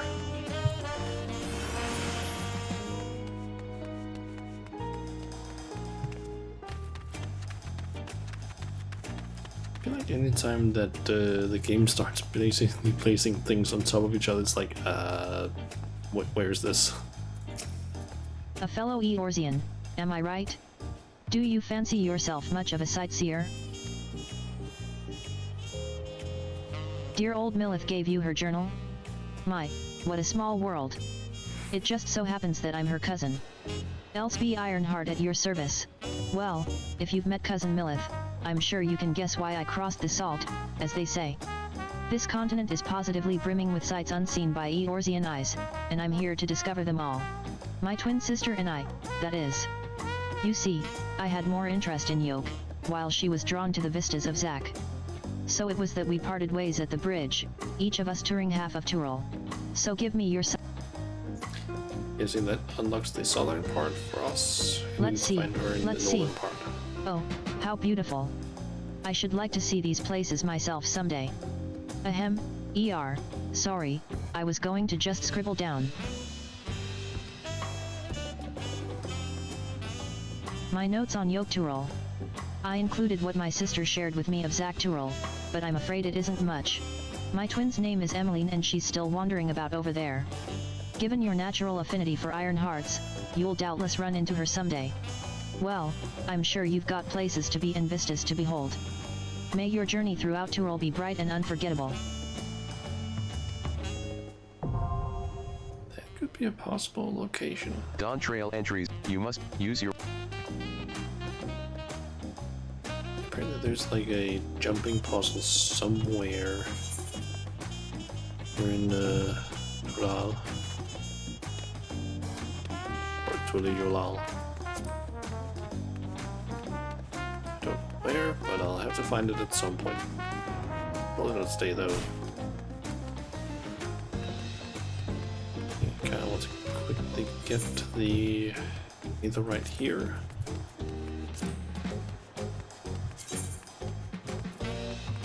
Here. Okay, we only have 28 available to us right now.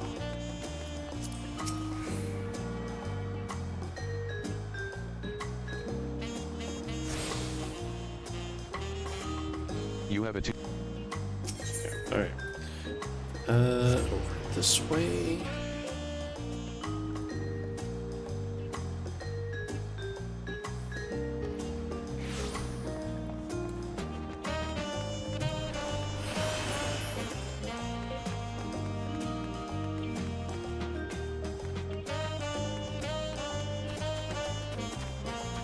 I feel like this music could kind of be something you would hear on maybe like a bar or something.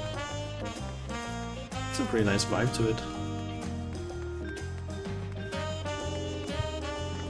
Are we all ready to leave? Then onward to Kozumauka. Open the way.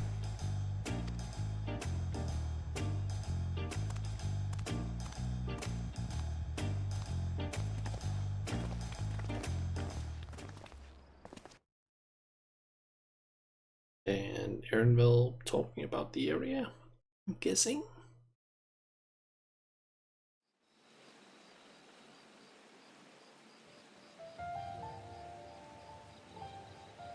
Kozumauka, the land of rainbow terraces.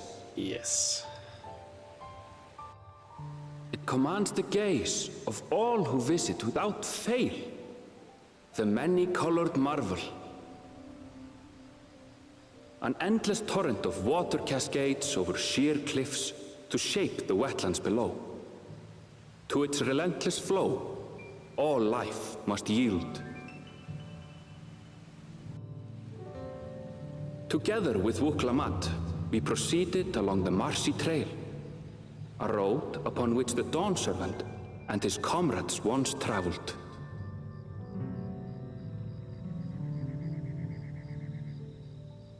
Kozumauka.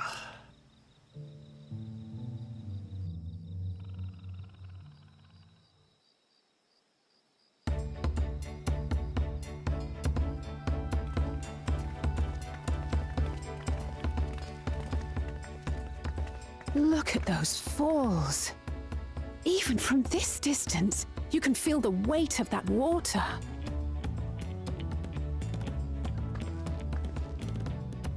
The Isle of Ham was impressive, but as you can see, Tuliyola does not want for natural wonders.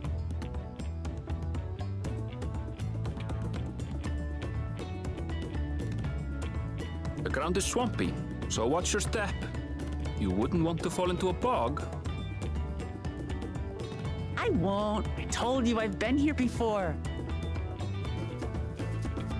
Come on. Okanu isn't much farther.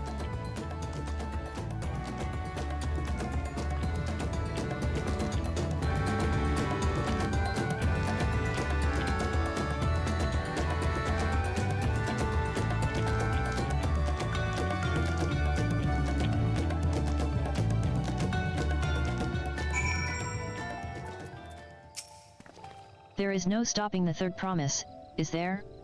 A good thing she has Aaronville to keep her from getting lost. For all his grumbling, he's certainly there for her. Everyone should be so lucky to have such a loyal childhood friend. Right, let's get moving. If we continue along this road, we should find ourselves in the village before long. Okay. Take a look at this map. 3 Aetherites. Many fires, Earthen Shrine, and Okanu.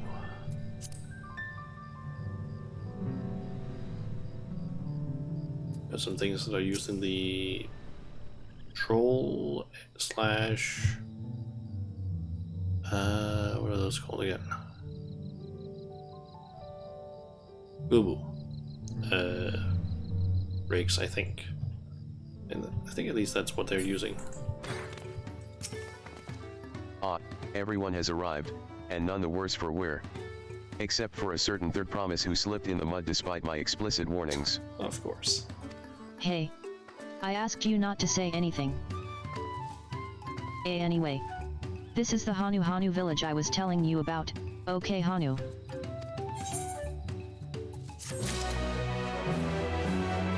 Okay, new destination available. Festive people.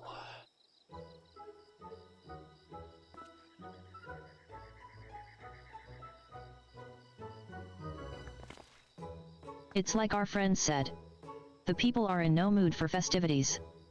I can only assume they are still recovering from the damage wrought by the storm. Indeed. Well, let's do what we came to do and find this elector.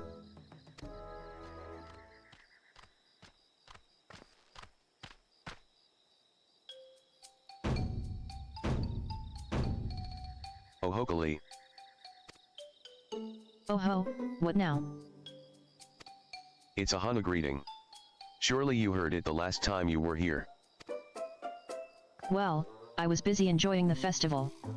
Greetings to the third promise and her entourage. I, Zanu Holly, welcome you to Okehanu. As elder of my people, I shall also be fulfilling the duties of elector during the rite of succession. So our idea about the electors was correct. We just do as Papa said, and retrace his path from the saga. I'm ready. Give me the feat and test my worth. All in good time, all in good time. In fact, I came to let you know that we are not quite ready to begin. For the moment, please enjoy the hospitality of our village.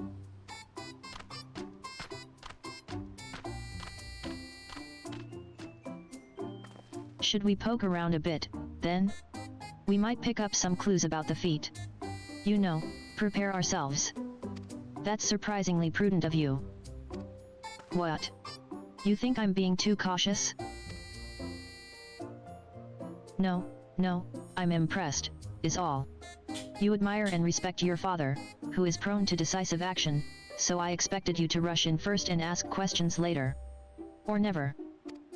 I do look up to Papa, but you should know that he has a pragmatic side too.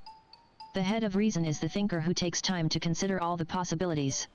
With the long naps he takes these days, though, the head of resolve is less restrained by his wisdom. I can't fault you for thinking that's all there is to him, but there's more to the Dawn servant you've seen thus far. I should like to speak with the head of reason one day. Well, I'm sure you'll catch him awake soon enough. To return to the subject at hand, you wish to take a look around Okehanu, then. Do some groundwork before the feat begins. Something like that. I mean, I could probably pass this test with my eyes closed, but it'll keep us busy while we're waiting. Wuklamat has the right of it. As Elder Zanu Holly is a resident of this village, learning more about it can only improve our chances in the feat. Might I suggest a division of forces? For instance, Aaronville, Alisai, and Kryl could concentrate on the southern half of the settlement. Meanwhile, Wuklamat, Shauna, and myself will handle this northern half. Sounds good to me. Okay. I get the feeling we're gonna get paired up with Wuklamat probably every single time.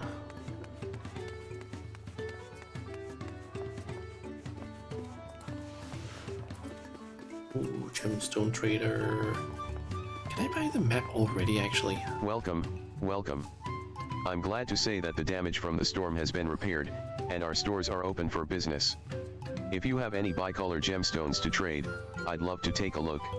You now have success. Damn. I still need to rank. Still need to rank up once at least. Damn it.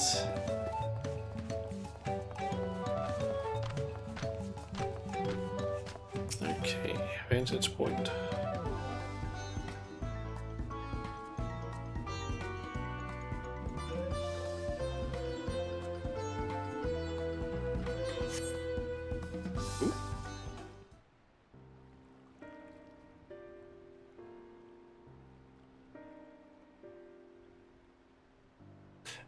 Broken house. The gaping hole in the wall and missing portion of the roof are clearly the work of the storm's powerful winds. Repairs appear to be ongoing.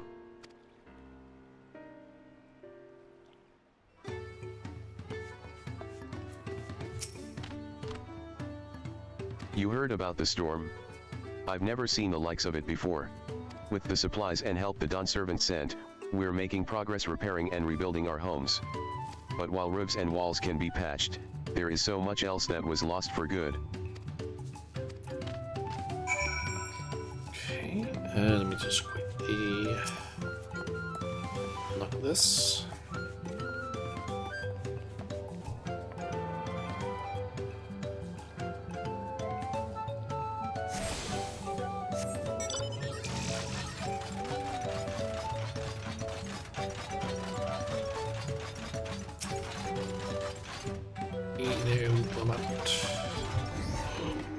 A lot of houses are still damaged, and the Hanu I've spoken to are not their usual cheery selves. That storm broke more than wood and reeds. There must be something I can do to help them. I'm going to look around a bit more. I'd be surprised if the task we're actually gonna be given is just show that you are a friend of the Hanu, possibly, or that you're a helpful soul. The dry and shrunken bundle suggests the reeds were harvested some time ago.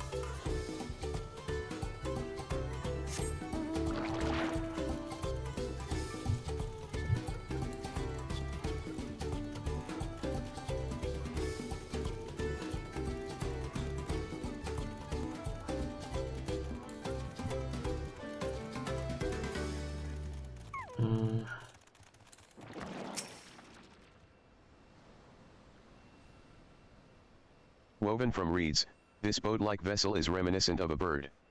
The beak and feathered tail in particular stand out.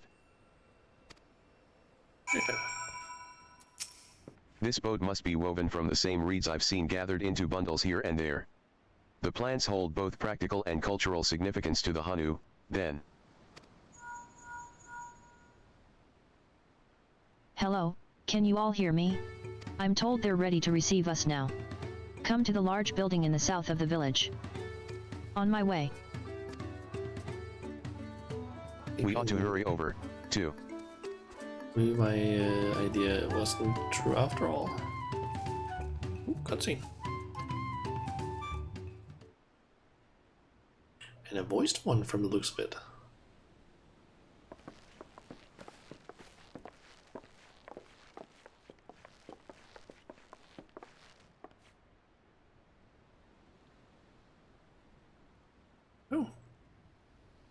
Another candidate. No sign of Zorolja, or that oversized lout. How much easier it would be if Soralja were to fail here. But that isn't likely to happen.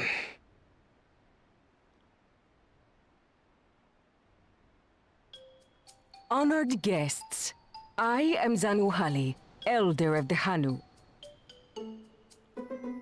I am also an elector, charged with judging which among you is worthy of ascending the throne. Without further ado, let us talk of the feat. Not so fast. Surely you couldn't begin without us.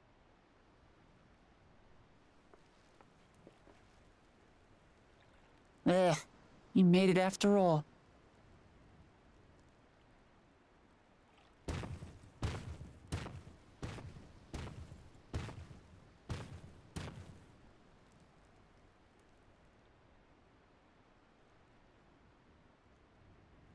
No need to fuss.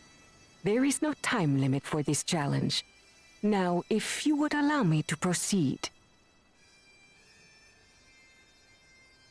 It is here, in Okanu, where my people forged a bond with the Dawn Servant during our own chapter of the Tuli Yolal saga. In homage to those events, I have prepared for you the Feat of Reeds. Reeds seem to be of great importance to the Hanu.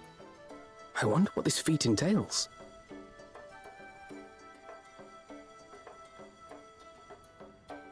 We use reeds in every part of our lives, be it as food or weaving material.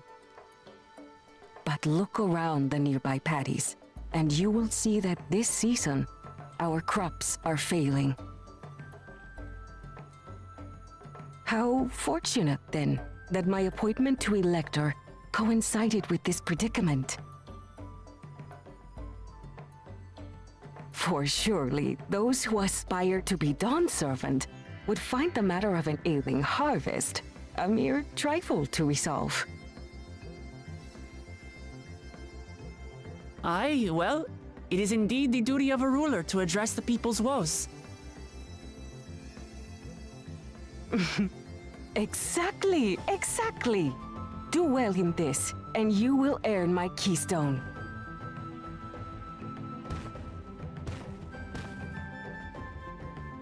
Why bother mucking about in the mud when we can take the stone by force? Oh, mercy me! You are a hot-headed fellow, Bakul Jaja. Some electors may enjoy going toe-to-toe with scrappers like you, but I refuse to entertain your base instincts.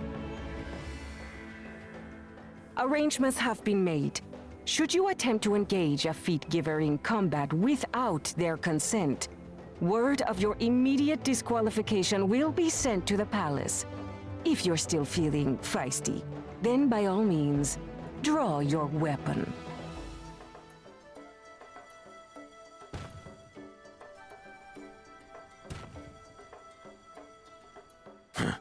This contest is presided over by cowards. There's no sport in fighting you. Then we can return to the business of earning my keystone. The feat of reeds is begun. Claimants, I wish you the best of luck.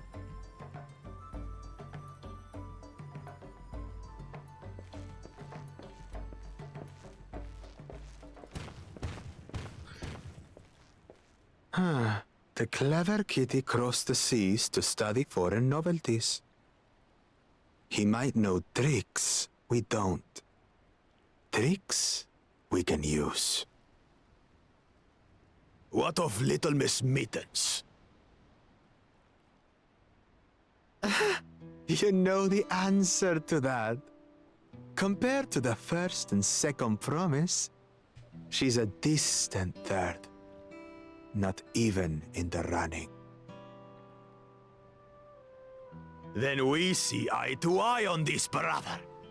Being Bakul Jaja so long with me has rubbed off on you.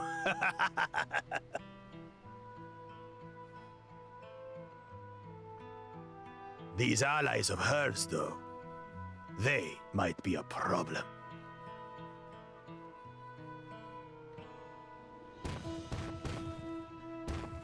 Doesn't he know that he can just like... Oh, I guess maybe not, since they, I guess, have two Damn brains. it! I'm just as qualified to be here as they are. I'll show them. Seemed like maybe they could just like think it inside their head, but that Easy doesn't work. now. There's no time limit, remember? Let's keep calm and think things through. Right. You're right. I won't win against that lumbering Vidrol by losing my head.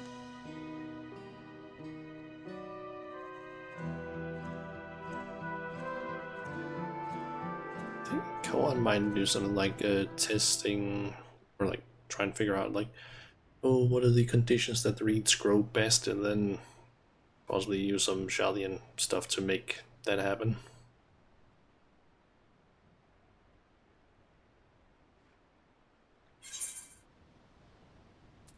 I think I level up 91.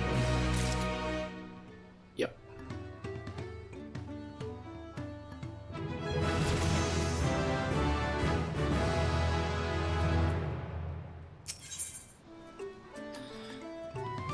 Okay, feet of reeds.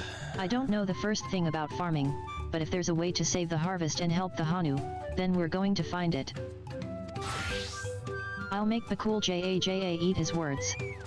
Understanding the nature of the problem will be the key to solving it. We need to examine the reeds themselves, and then deduce the cause of their poor condition.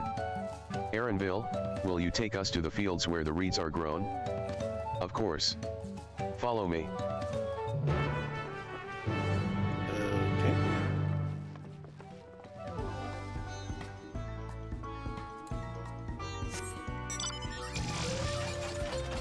I'm actually curious, these coffers, they give 645 here, so let's see, it's just keys. Yeah, this stuff is not gonna really help me yet, for right now it's gonna basically have to be like above 650 for it to be kind of worth it, except for the ring I can grab at least. You can all stand back. I'll get to the bottom of this problem in no time. You said you didn't know anything about farming. Let's all of us scour the fields and help our bold leader identify anything unusual. Guessing either too much water or mud. Maybe it's some sort of like insect that has shown up. As Zanuhali described, the reeds appear wilted and unhealthy.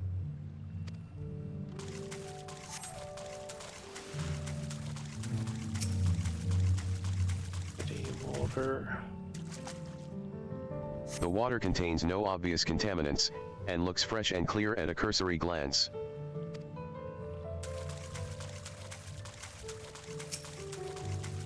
So nothing out of the ordinary yet. The soil in the paddies is as one would expect. Rich in color and suitably moist, not dry nor flaky.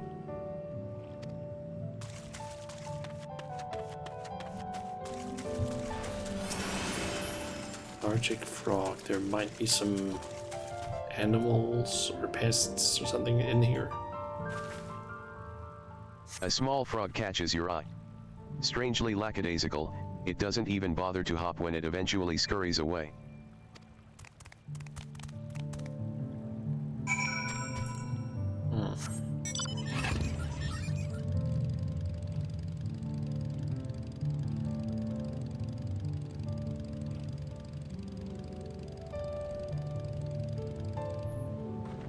The soda's pretty damn, like, pretty, I would say.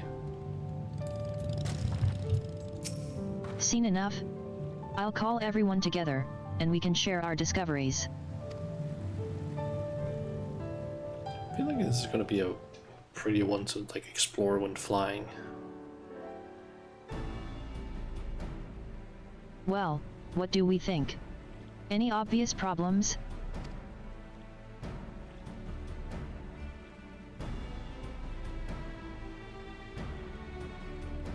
I agree, the waters look to be of good quality, as does the mud in which the reeds have been planted. The frogs and insects are unusually torpid. This suggests the problem is affecting not only the reeds, but also the creatures which live among them. Could something invisible to the naked eye be polluting the water? We would need an alchemist to know for certain.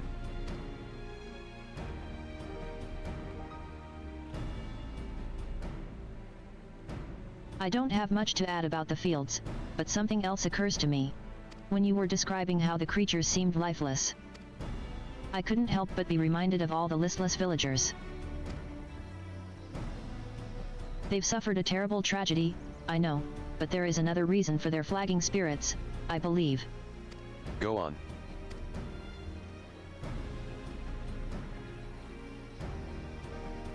The festival. This is traditionally an occasion for celebration and renewal, so without it, the Hanu are struggling even more to recover. The last time I visited, the village was in the middle of the festivities. You'll never see the Hanu more joyful and alive. It's an indispensable part of their culture, and its absence will only compound their woes.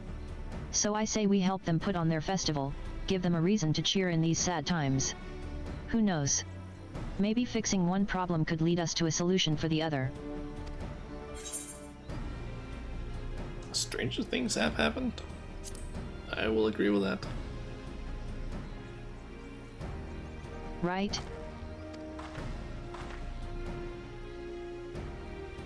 I fail to see the relation between festivals and fields. Let's not be too hasty in dismissing the idea. Things which seem unrelated can later prove to be connected in surprising ways. Those maybe because of the feelings, maybe dynamis could affect it, who knows? True. And being bereft of ideas as we are, any proposal is worth entertaining. So, I suppose. It wouldn't be dynamis, but who knows, maybe there's some sort of like magic to the festival. Besides, this is Wuklamat's journey. It's only right that we follow her lead. Thanks, everyone. By the way, does anyone know where the festival float is? It's like a boat woven from reeds that looks like a bird. Oh yeah, we saw that one. In that big building to the north? Let's go and see it.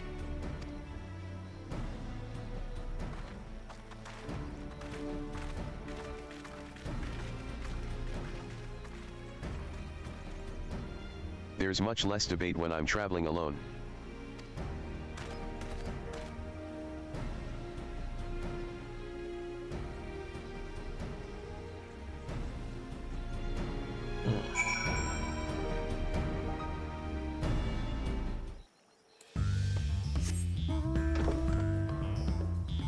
Ooh.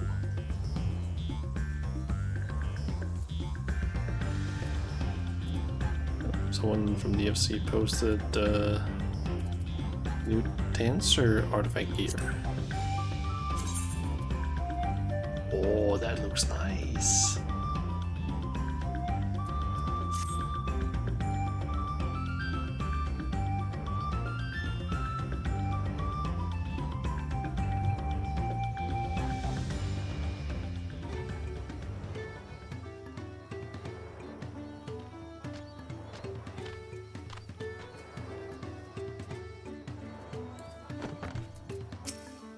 Yes, this is the float I remember. Does it not appear somewhat damaged to you? We should take a closer look. Inspect the festival float. Okay.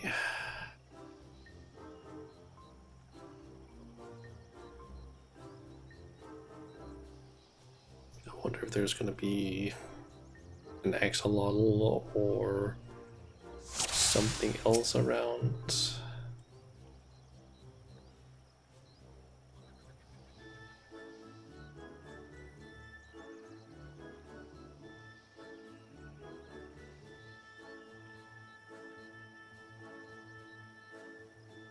Gonna be some hidden thing around the place.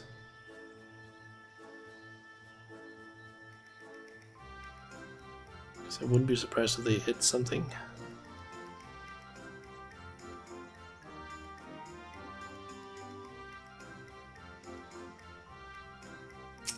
Doesn't look like it. These tail feathers have seen better days. I swear the colors were a lot brighter the last time I saw them.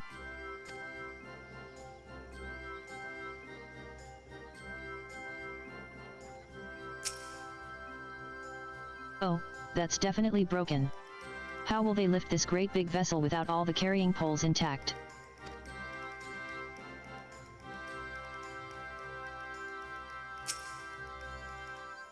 Oh dear, one of the bird's eyes seems to be missing a gemstone.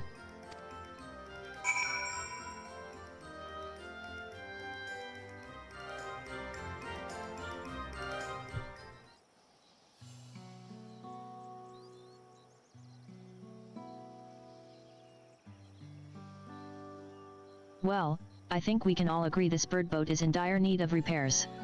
Now, how do we go about fixing it?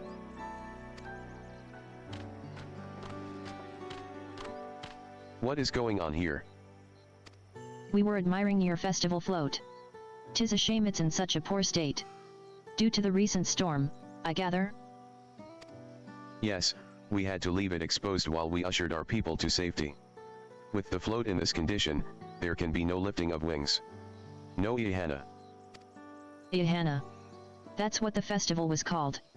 I want to help you hold it. Have you not seen our village?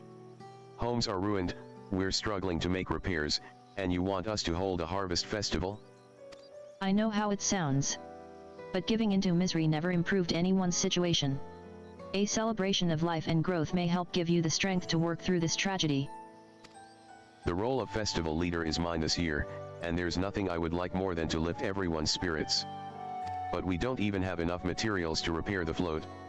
We need a bokiksa for the missing eye, uyuapo wood for the poles, and feathers from the winds chosen to adorn the tail. Two of these I know. A bokiksa is a type of precious stone used in arcane equipment, and uyuapo wood is essential for crafting ceremonial instruments. These chosen feathers, however. The winds chosen is the victor of a competition in which the contestants see who can blow a feather the furthest using wind magics. And that's something of a problem right now. We Hanuhanu are gifted at employing such airy sorceries, but expend a great deal of mana when doing so. We are soon exhausted by the effort, and having no reeds to eat will only make it harder. I think I understand. Your vibrant reeds grow quickly and vigorously, so much so that they stifle the development of nearby plants. They must be a potent source of the energies you naturally lack. They are indeed. Owing to the poor harvest this year, we've been left enervated. And if we cannot gather the correct materials as dictated by custom, we cannot repair the festival float. Oddly enough, we may have just stumbled upon our solution. The Wind's Chosen would, by necessity, have a natural gift for manipulating magical energies. Which means any feathers taken from the victor should be high in ethereal conductivity. The float's construction also requires a stone used in arcane equipment, as well as timber favored for ceremonial tools. The demand for such specific materials must have an underlying reason. The float might also function as an arcane device, which is the float is actually a secret weapon for smithing the Hanu's favor. We continue Alpha now. As an arcane device, maybe? Precisely what I was thinking. This boat of reeds is in fact an arcane focus of some kind. A focus? For what? Oh. Ihana is a harvest festival, isn't it? That must mean the float was made to encourage healthy crops. So, if we repair the boat and hold the festival, its arcane powers might fix what's wrong with the reeds. We won't know until we try, but 'tis a sound theory. Celebration, prayer, ritual ceremonies, these have all been known to elicit miraculous effects. Wait. The float, a tool for magic? This is the first I'm hearing of it. In the beginning, it may well not have been. After a good harvest year, there would be no reason to change it. But when the harvest was poor, new adornments were likely added, and those who performed the labor may have imbued their work with ardent hopes for a brighter future. Through years of trial and error, the Hanu would have refined their festival float into a focus for harvest prayers. Incredible. I know you're practically fainting from hunger, but reviving Ihana really does sound like the solution to all your woes. And I promise, we'll do everything in our power to help you. I'm still not convinced about this focus business, but I accept your aid nonetheless. I will introduce you to the shipwright who's been maintaining the float these last few years. He's replaced both the eyes and the poles before, so he should know where and how to procure what we need. Then allow Elisai and I to acquire the feathers. We will encourage the people of Okehanu to gather envy for the title of Wind's Chosen by sharing with them our own reserves of mana. I'll go with you. I carry some alchemical brews that may afford the same effect.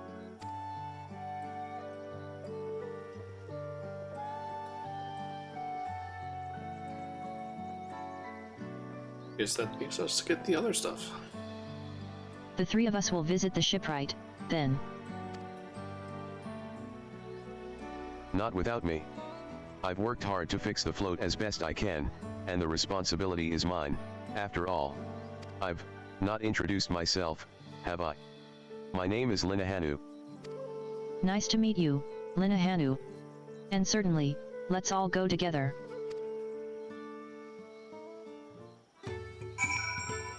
Okay. Thanks to Wuklamat, we've found ourselves a promising way forward. Experience and knowledge are valuable assets, but there is something to be said for following one's instincts.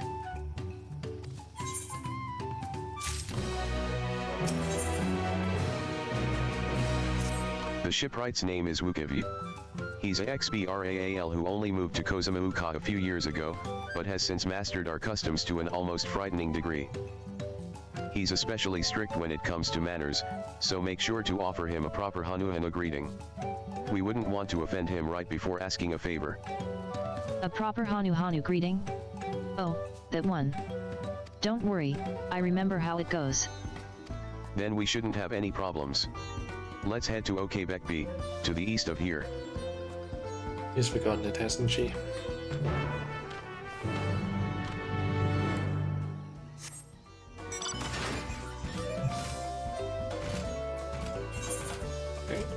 So, just over there. So I get the feeling that both these areas are like on the upper level of this, which we are probably not going to be able to get to until way later. I should maybe also be using my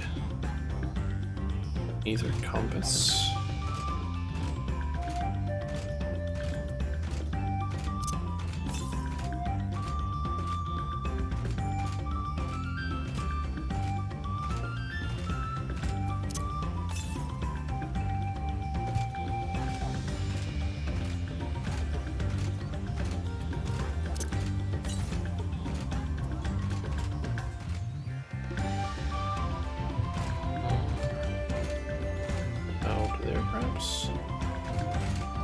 Yep, there it is.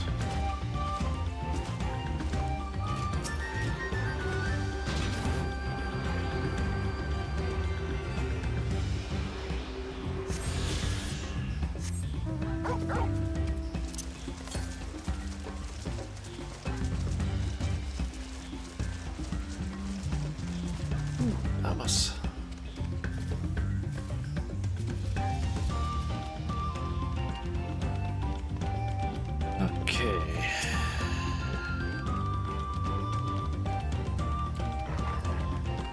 This is Okebek B, the village of all. Those who drift into Kozamahuka from Tulialal and elsewhere are welcome to live here alongside the Hanu. As for Wukavyi, he lives and works in the House of Waters High, at the top of that large tree nearby. Follow me, but I should warn you, the climb up the stairs can be challenging. There, I'm guessing.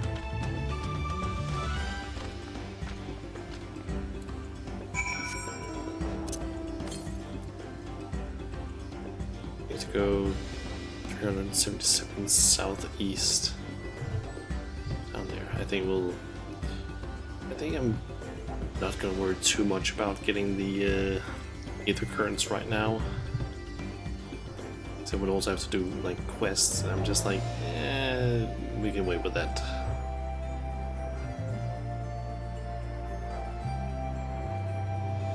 I feel like the MSQ is a bit more important to get through.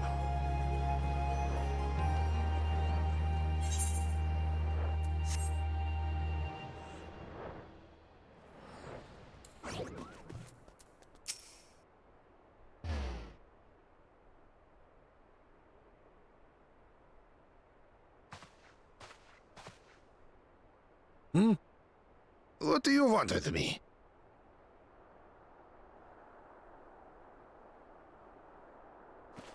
Right. The greeting.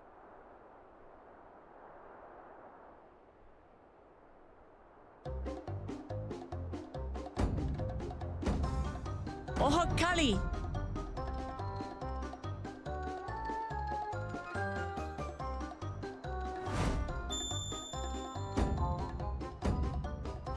Oh, Kali! She didn't actually remember it.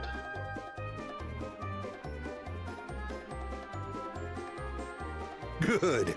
You brought your manners with you. I hope we get that as an emote. When you know Kanu, do as the Hanu do. For a country as diverse as ours, the preservation of harmony demands that we respect the cultures of all peoples who call it home.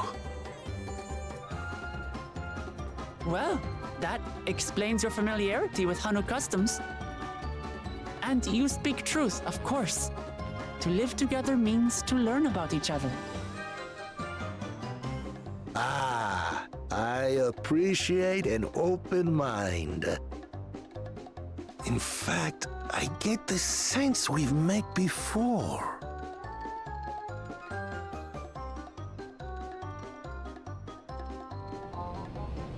You're Wu Clement. Oh, what an unexpected honor for old Wukevu. Here I am prattling on about manners, and I've gone and insulted the third promise herself. There is no excuse for this betrayal of etiquette. Please, take up up your axe and claim my impudent head! I will not. Keep your head. I hate formalities anyway, so forget about it, all right? All right then. Consider it forgotten. How prompt. We're actually here about the Ihihana float. It's in bad shape, and we need you to craft new carrying poles and a new eye. I'm told you worked with Uyuipo wood and a certain kind of stone? Abokisha? Prompt indeed, yeah. That I do. But while I would like nothing more than to offer my services, I just used the last I had of both those materials. My lumber in particular went to fixing homes damaged by the recent storm. I'll need 10 days or so to restock. We can't wait that long. If you tell me where to go, I'll gather them myself. What? Send Third Promise out on an errand like some common lackey? That's utterly unconscionable. A gross violation of social protocol. I told you not to worry about such things. Okay. All right then. I shan't worry a whit. Oh my god. I love this guy. What's with your Hanu friend there? I am festival leader this season, and have come along to oversee the float's repair. As strange as it may sound, Wuklamat and her friends believe the float is an arcane focus, meant to encourage the growth of our struggling reeds. Too many Hanu have forgotten, it seems. But that is indeed the true purpose of the lifting of wings. Your education is impressive, Third Promise.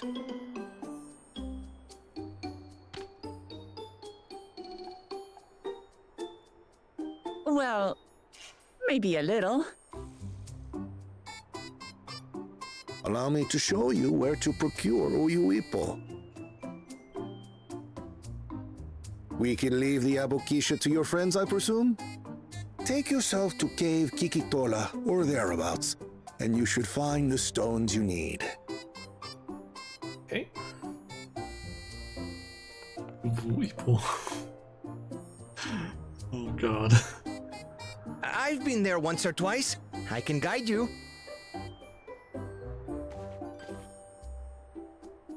That should save us some time. All right then, let's get moving.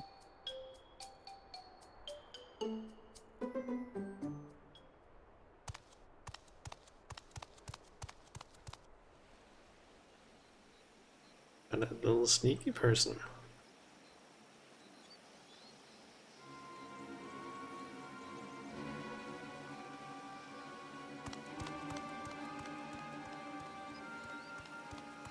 Chosen one of your rivals is making progress.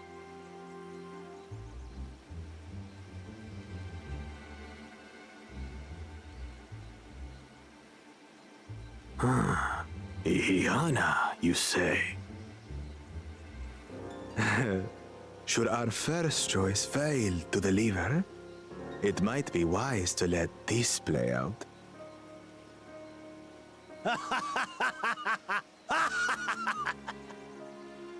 The third-rate Promise is making herself useful after all.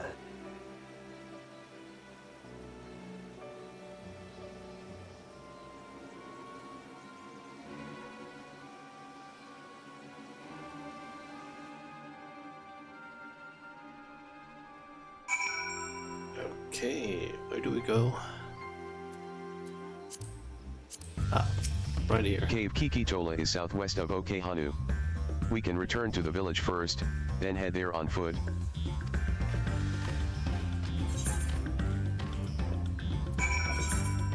Okay, I'm just gonna teleport because that's gonna go way faster. Oh, cool, no, yeah.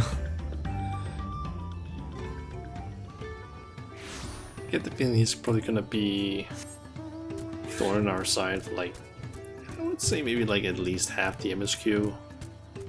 But who knows, maybe at some point he'll just end up out of the race or something. We can hope. Southwest of here, was it? Let us be on our way.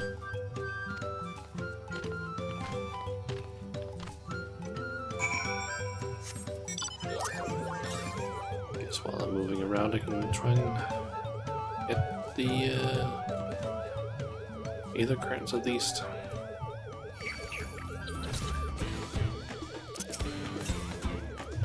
Ooh, combat music.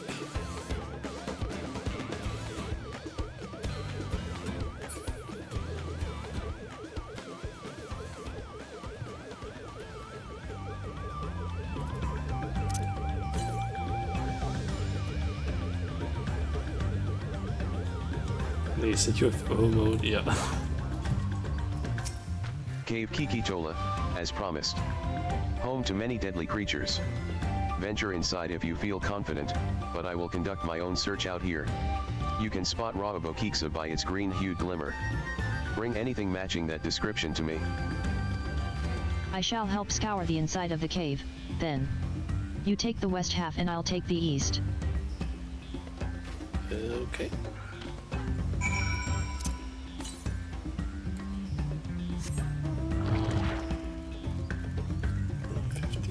Ah, I actually have to go this way. Yes, half.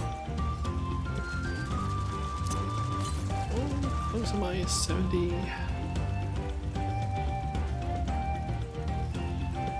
Should be around here. I feel like maybe my view distance isn't that far, so I'm having trouble seeing where the hell it is. Ah, to the south now.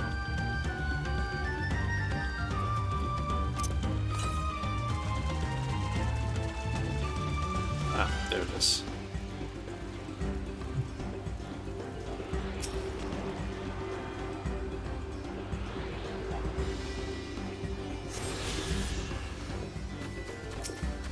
Catching glimmer. A shiny pebble catches your eye, but its coloring is gray rather than green.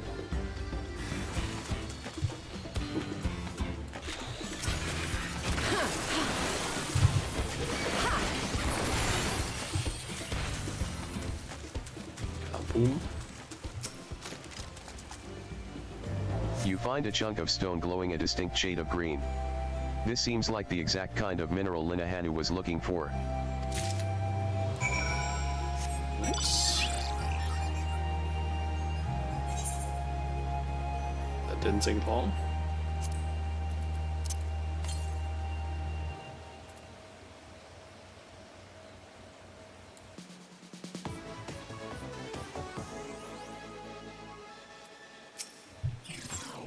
I picked over the ground near the entrance but found nothing.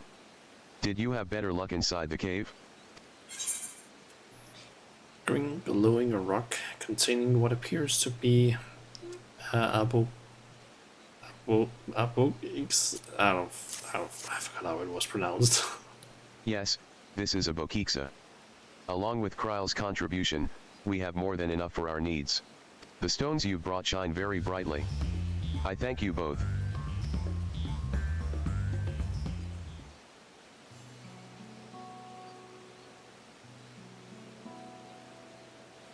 He would have been happy to know we were putting things right.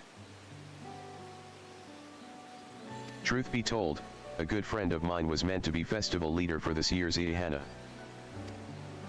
But when that big storm hit, he did not survive. It fell to me to carry on in his stead. That was why you agreed to Wuklamat's request, despite your initial reluctance. Yes. It hurt to hear, but she was right. Though I must mourn, I cannot let my grief consume me. Her words made me realize that the path to my recovery, our recovery, is already laid out before me. And I will walk it. For myself, and for my friend.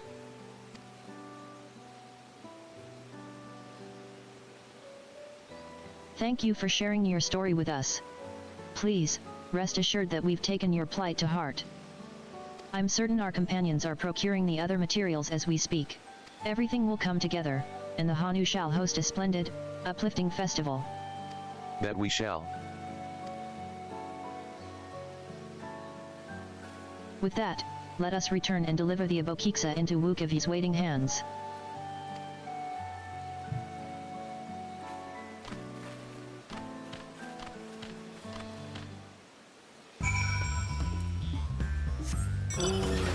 Okay. That's gonna be a hell of a run.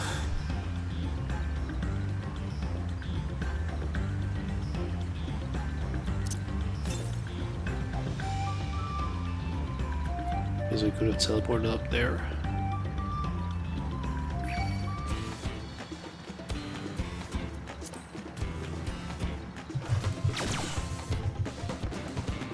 Take that.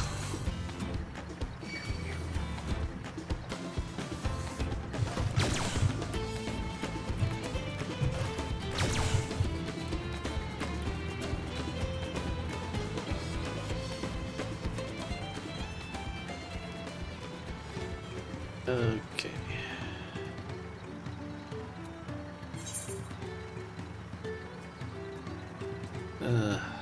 Gotta be honest, after this stream I might just go around, farm or do a few of the fates that I can find so I can get to rank 2, because I feel like I should be able to do that. Also, where the fuck is the shared fates thing again?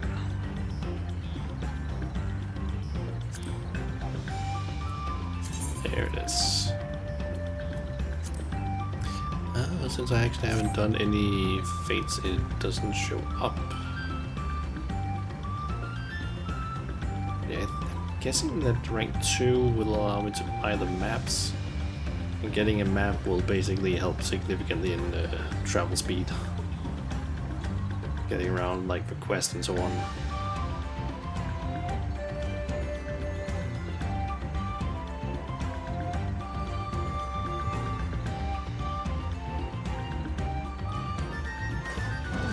Flying would definitely help, but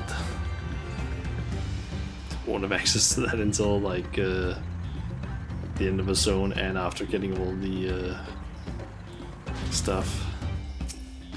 Thanks to the third promise and her mighty swings, we've collected some suitable logs of Uyuapo. What of the Abokiksa?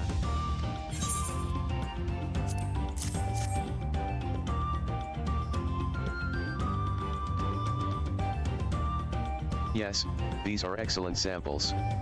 A goodly quantity, too. At this stage, you've likely surmised that the lifting of wings encourages the crops to grow, but not exactly how, and, well, you're in for a treat. If all goes to plan, the results should be spectacular. Now, to get to work crafting these pieces for the float. I could use an assistant versed in the arcane arts to enhance the Uyuapo's conductivity. Well? Then I'd be delighted to help. Everyone else should head back to OK Hanu. We'll join you at the float once the work here is complete.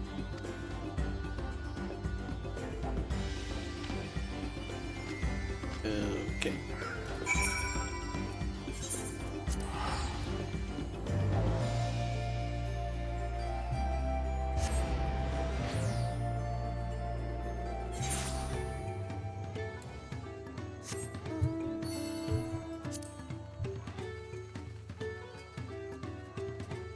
Used your SDS Fenrir for the MSQ, made everything faster, yeah. Since it has the like max ground movement speed, if I remember correctly. But I don't Gathering have it. the Uyuapo was a trial in and of itself. At first, Wukavi criticized everything I did. Then he suddenly yelled, "I've spoken ill of the third promise and must punish myself," and proceeded to slam his head into an Uyuapo tree. I told him not to worry about it, again, and it was like snuffing out a candle. He's an odd one, that's for sure. At least we've seen to the poles and the new eye. Now we just have to wait for the feathers from the twins.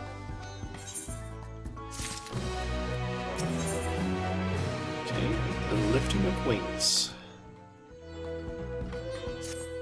We should get some rest before the excitement begins.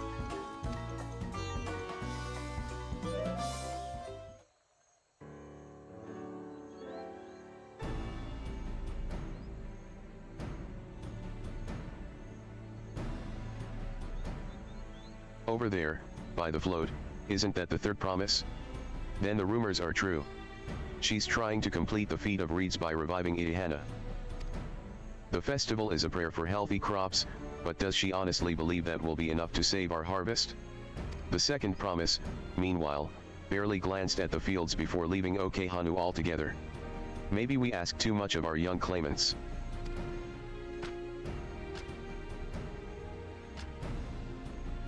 Oh, I wouldn't be too quick to count Koina out. A friend of mine overheard him muttering by the reeds. Something about what needs to be done. Is that so? Perhaps we'll get to see another of his innovations firsthand.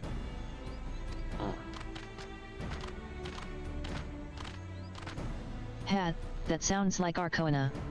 One look at the reeds was all he needed to think up a solution. Be that as it may, our own solution is nearly ready. Indeed.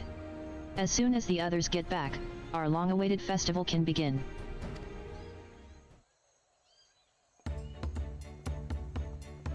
It took some doing, but we managed to gather competitors to vie for the title of Winds Chosen. The winner was only too happy to donate his feathers. You should have seen it. He called forth an incredible gust that sent his feather sailing for Malms. We had to turn ourselves, but it's more difficult than it looks. Poor Aaronveals twirled in the air for a moment before landing on his foot. I am a gleaner. Magic is not part of our training. Fair.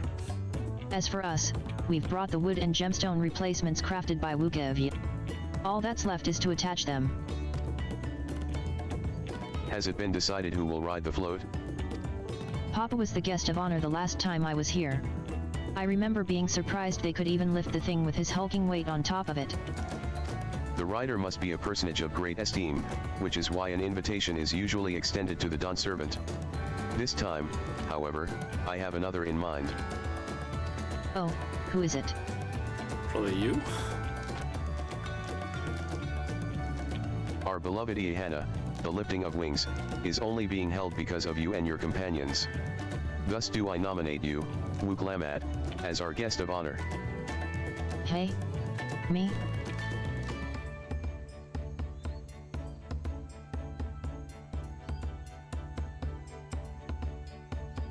This boat won't make me seasick, will it? I don't think so. Then weigh anchor. I can hardly refuse a request from one even more enthusiastic about the festival than me. I would be delighted to ride your float. Thank you, Wuklamad. I have roles for the rest of you as well.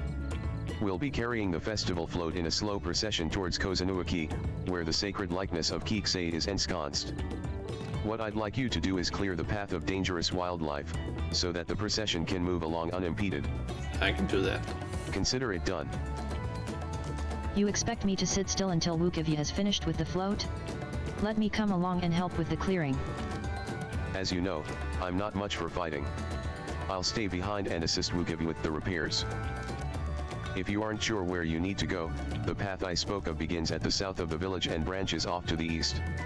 That will lead you across the bridges to the Stride of the Sun. Then we shall see to clearing it end to end.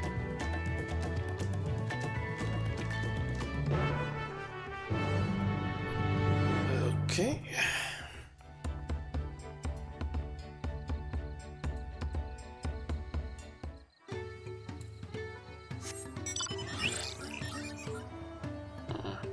Currently thinking that I don't know how long this section is gonna go, but I'm thinking of possibly...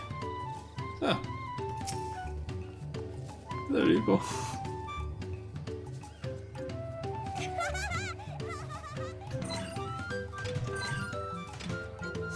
Yeah, I'm thinking of possibly finishing up this section and then from there, or once we've finished up the trip here with the, what was it again? Feet of Reeds? I forget what it's called. Once we're done with that, I'm thinking I'll end the stream, mainly just so I can get to bed, be kind of rested, and then we'll continue after that, at least tomorrow, because I feel like we might only have like a few more quests left here. As Linahanu said, Kozanuaki should be down this way, then off to the east when the path branches. Then something about bridges and the stride of the Sunday? Anyway, let's split up and get to work. Once you've culled all the threats you can find, we'll meet up in front of XIV.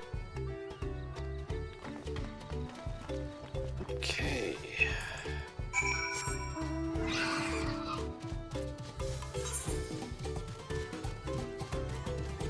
Sunday ice cream?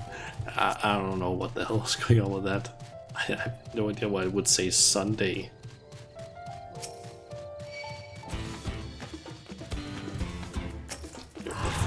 Go, you thing.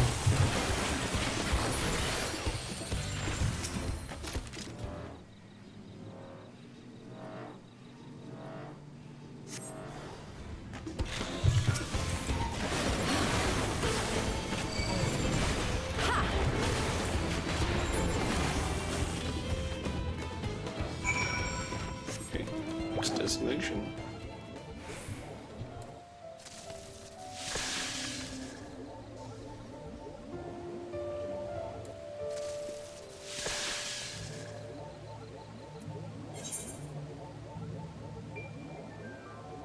It looks like I can do all of the fates that are at least down in the lower part here. Ah, there's the start of the sun. I'm guessing we have one there and then probably one further along. I feel like the game usually does the like rule threes, I guess it's actually called.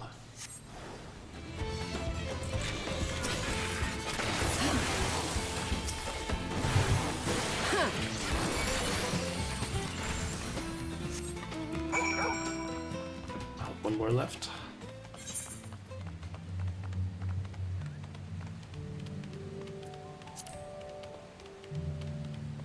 I feel like I'm probably gonna get pretty familiar with this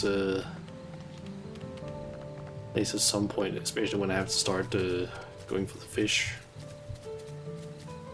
Because all I really have left in terms of fish are ocean fish, fish from Dawntrail, and then one other fish, which is what page is it on again? This one, Magic Bucket. That is the only one I'm missing. That is a normal fish. It's a minion, but still.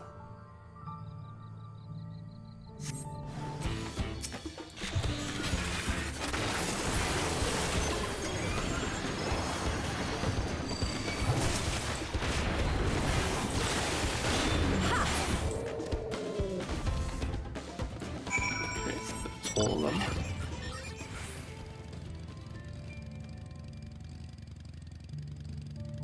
Honestly, really like the sway that they've added to mounts. Although I have read that some people kind of get a little bit like sick from it, or it basically affects them a bit, the sway, for some reason.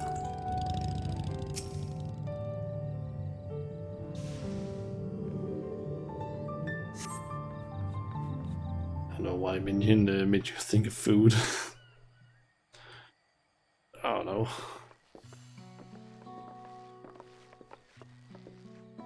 Ah, you were a step ahead of us.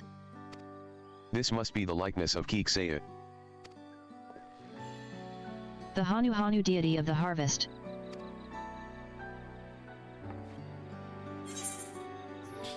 Their sacred images are woven with reeds. It reminds me of something I saw in Academia Anitor. I was half expecting a flying whale. Academia Anitor, I kind of see maybe what they are referring to. Let's actually go with that thing, that option. One of the ancients' creations. 'Tis possible a vestigial memory of that time endured. A subconscious recollection from the inheriting soul providing the basis for an entirely new religion. I have no idea what that means. Yeah, don't worry about it. It's too much info. As far as I know, Kikse was worshipped on another continent. This ancient faith was then brought to Tyrol by the first Hanu. The Hanu migrated here from another continent? Then mayhap the two do share a common ancestor. This is all very fascinating, but shouldn't we be getting back to Linahanu? He'll want to know the path is safe for the procession. Right, and I need to ride on the float. I'll run ahead and tell him we're done here. Isbagul and Jaja fucking things up for us there. So I wouldn't be surprised if that's the case. Meanwhile in Okanu,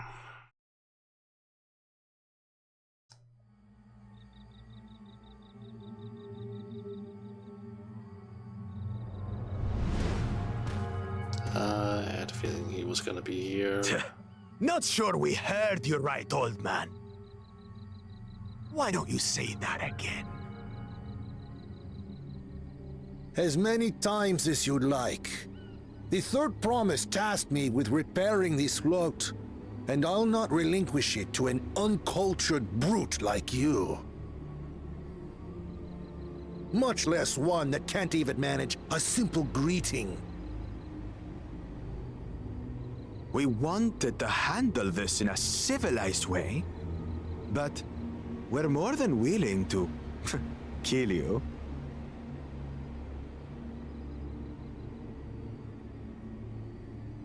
We have a two-headed problem. Yes, please hurry. She's on her way back already? Stand back, Wukevu! I will protect the float!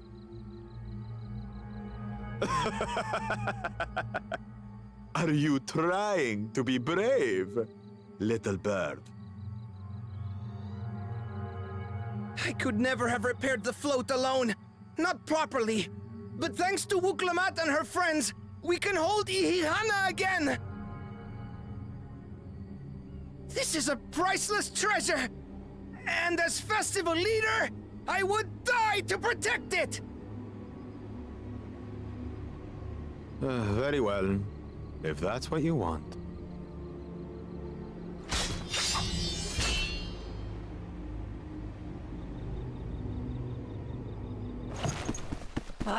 Cha-cha!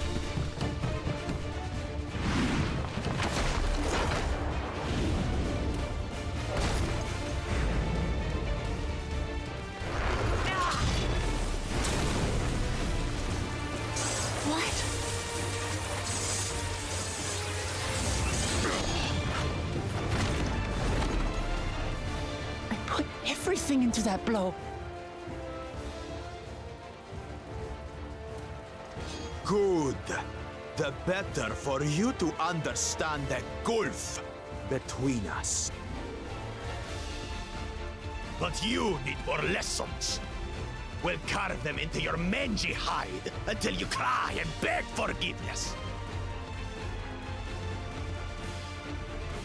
He was showing up, yep. Please just let me fight him.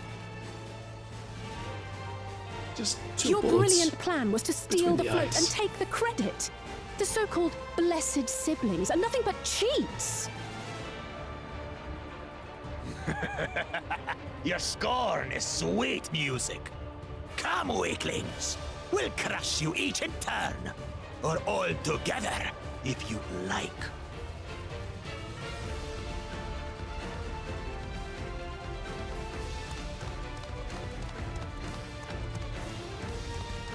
Calm yourself, Chosen One. If you fight in earnest, this will end in a massacre. What's more, we have word that our other prospect is on the verge of success. Then it would be foolish to expend effort sweating nuts.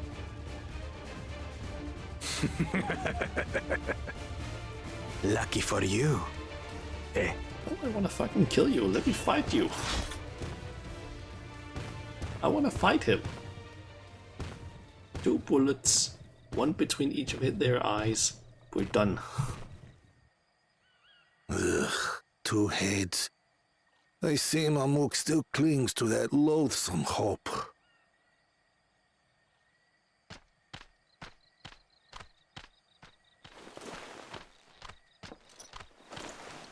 Talk to us, Third Promise. You're not dying, are you? It'll take more than that to kill me. So, are we having this festival or not?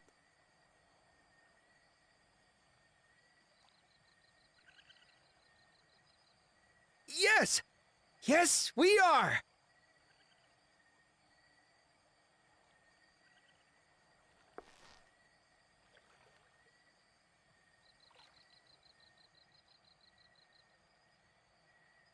Not festival.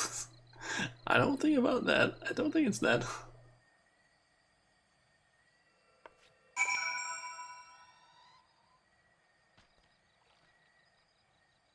Vidste du, at når du kaj dine boller, kajeboller smager godt? Kaj oven på boller, god dansk mad, aldrig glem at bolle din kaj, din ris på tallerkenen. What? Huh? What does that even mean, Didi? Thank you for coming to our rescue. I tried to protect the float, but against that 2-head, I may as well have not been there at all. Exactly, like... What? Like, it's Danish? I can read the words, but at the same time I'm like... What? This sentence doesn't make any sense to me. Nonsense. You stood your ground and bought us the time we needed to make it back. You were incredibly brave.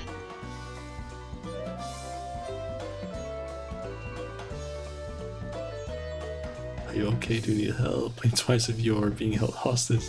Held against your will. Finish launch judgment. Ooh, nice.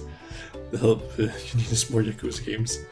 There's a new one being revealed in September. Ooh. Nice.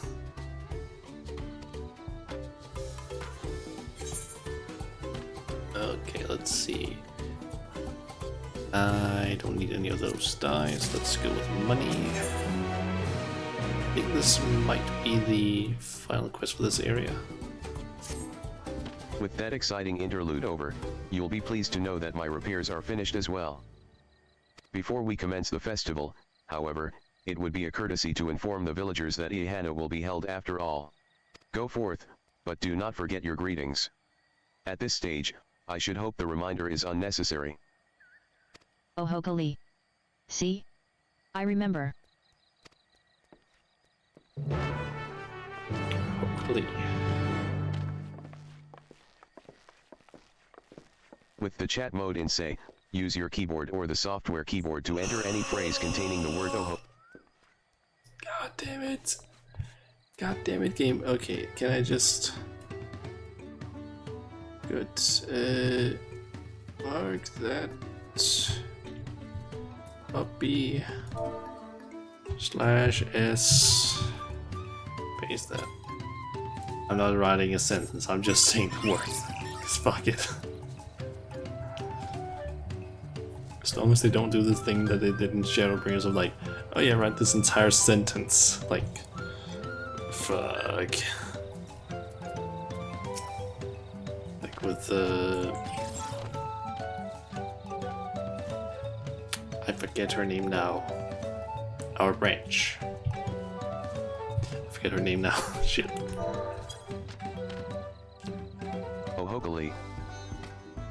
I want that as an emote. Thank you for letting me know. I would very much like to attend the festival, but the repairs should be finished as soon as possible. What to do, what to do.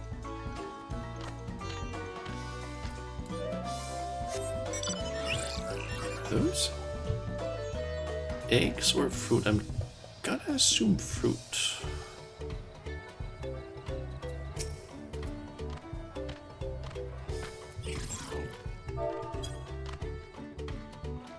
Ohokali. Fruit eggs. The festival is about to begin? What do you expect me to say? Besides, of course I'll be there. Cleaning up the storm's aftermath may have been hard on us all, but the lifting of wings is tradition. And a joyous one at that. I won't sit here brooding my days away. Give me a moment to get ready.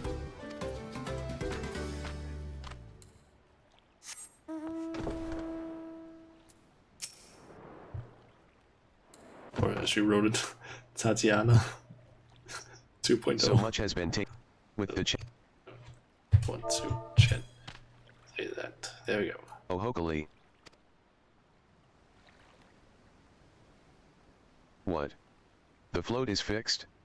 Our fallen friends would be glad to know that Ihana will soon be underway. They would have wanted us to honor them with celebration, not let their loss deter us from it. I must go and enjoy the festival for those who no longer can.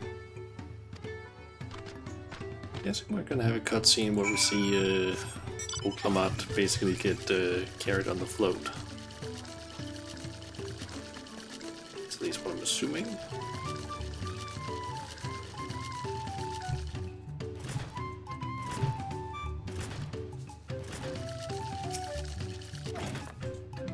The Hanu were pleased to hear their festival was going ahead, I imagine? That is well. Once your friends return, the lifting of wings can begin at last.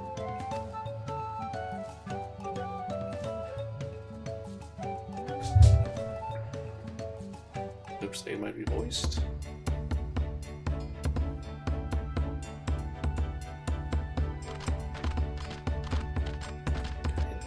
Maybe? Looks like it. Yeah, I would say it's a voice cutscene.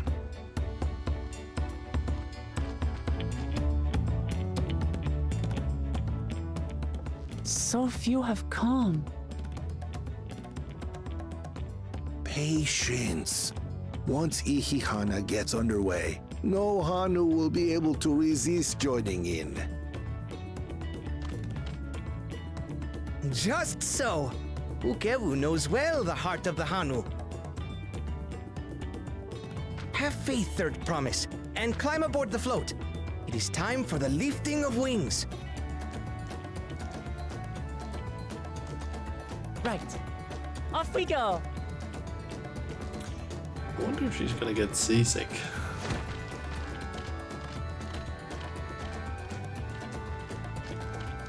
Ihihana is a prayer for bountiful harvest, but this is not its only meaning.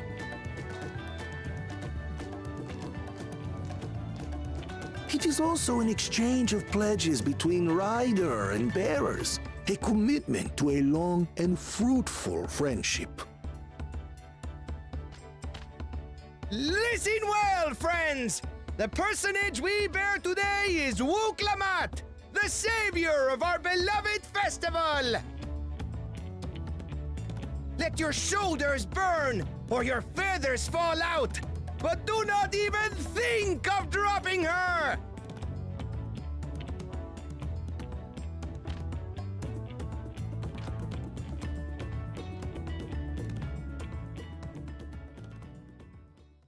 Ready and...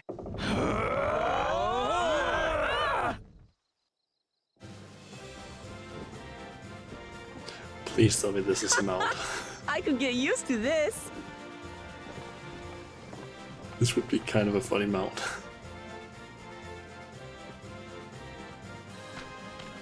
Although I doubt it, but it would be kind of funny.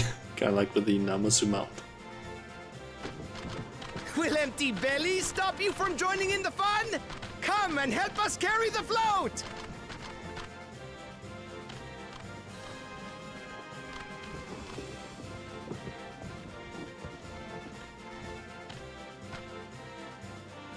Well, well, well. To see the day that Dawn's promise would ride our boat again. We've not had the honor since you were here, Gulul Jaja.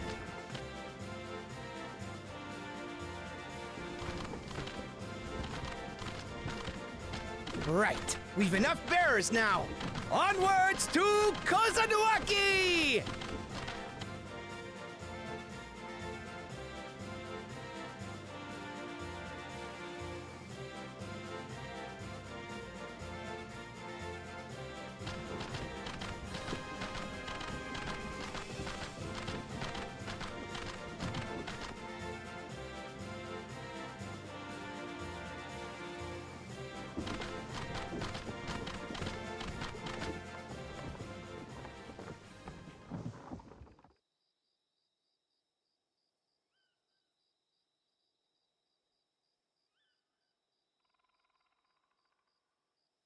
Watch well, for you are about to bear witness to the true glory of Ihihana. Okay. Oh.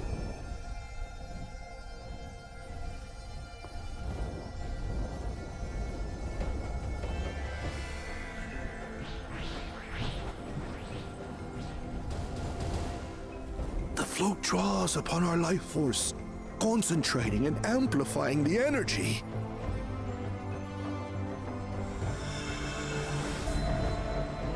Kishaihi then receives that energy and expels it in a great burst, where it showers down upon the land to replenish its vital currents.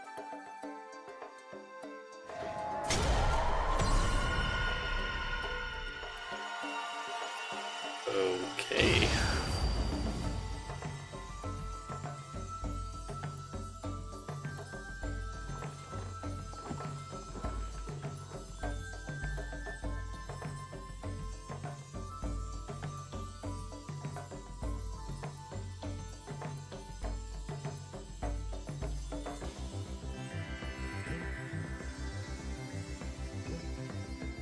Wonder, is the water gonna clear up?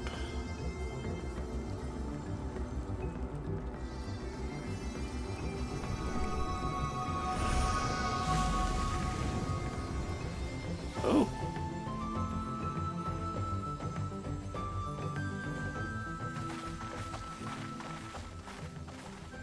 It worked.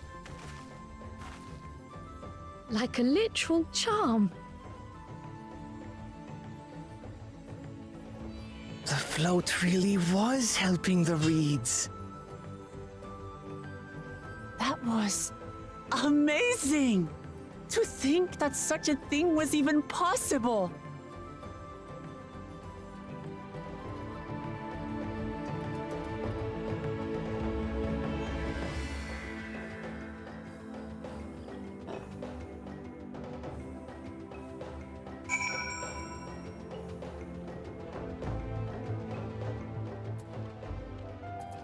Okay.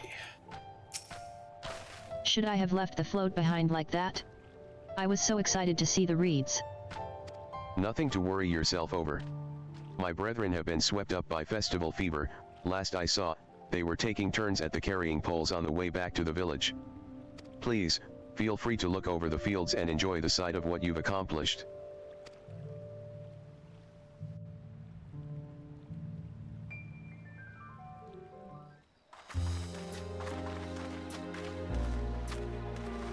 Okay, it's lagging a little bit.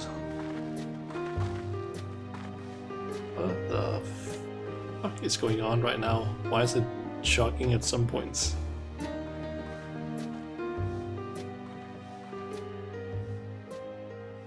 Some of them still look a bit sickly. I imagine even the harvest magic has its limits. If the Hanu continue their festival tradition year after year, though, the entire field should eventually recover. Where does that leave us with the feet, then? You've got nothing to fear on that account. Our situation could never have resolved itself. The revival of even a single reed would have served to demonstrate your commitment to the task. That you recognize the nature of the float and found a near-perfect solution in Ihihana proves your dedication. What's more, I don't think I've seen the festival produce such impressive results since I was a mere chirper. We have been lax in maintaining the float, diluting its magic and reducing Ihihana to hollow theater.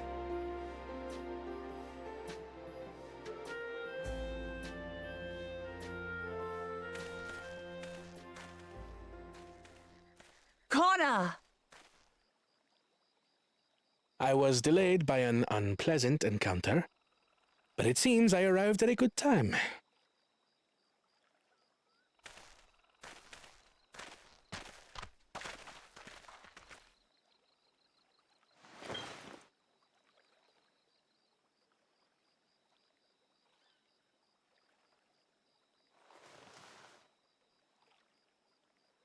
Let's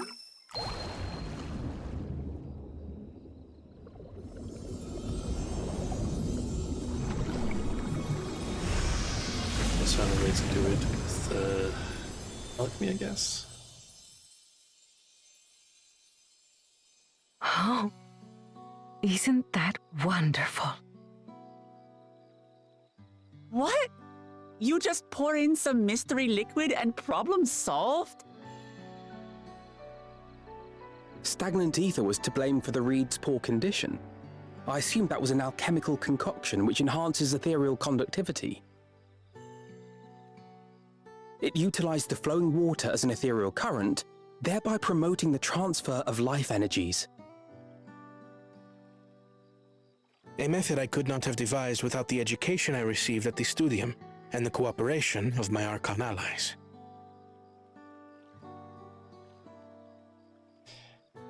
Is there any, or not, is it, Archon allies? Ingrid and Urianger. You see, Lamachi, this is why we need to embrace foreign knowledge and technology.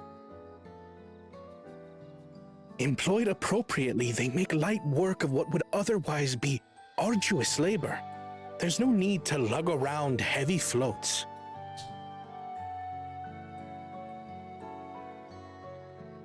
Well, you always were the clever one, brother.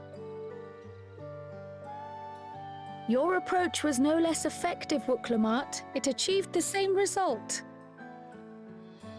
Indeed it did.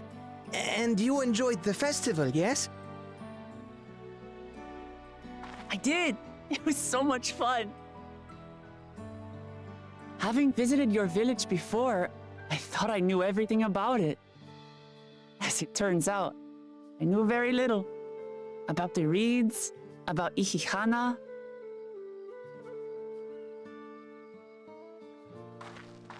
With all I've learned this time, I feel as though I've really come to know the Hanu. And I like you even more now than I did before.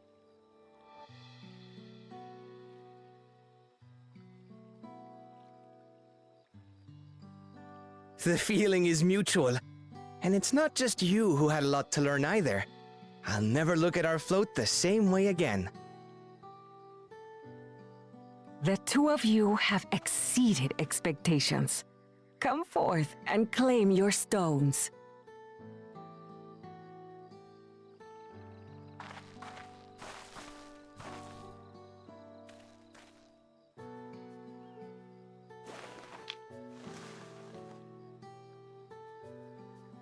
So this is what they look like. Go on, set it in the tablet.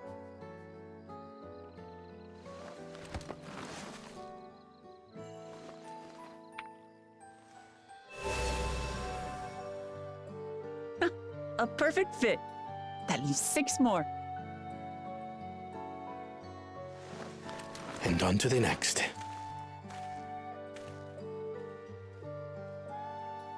Not even a moment of celebration. That's Kona for you. A third promise? You must join us for Ihihana next season. As Dawn Servant, of course.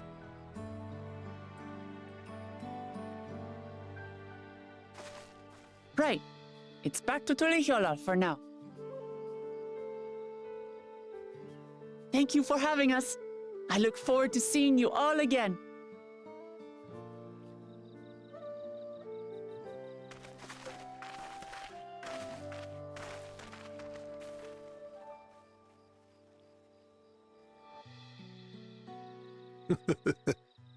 These are interesting times indeed.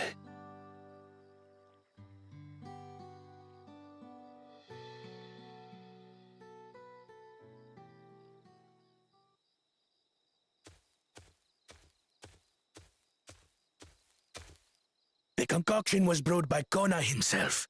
It's a test vial, but it should contain the same reagents.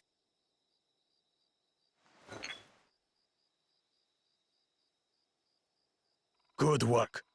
We'll use whatever we must to win. For win we must.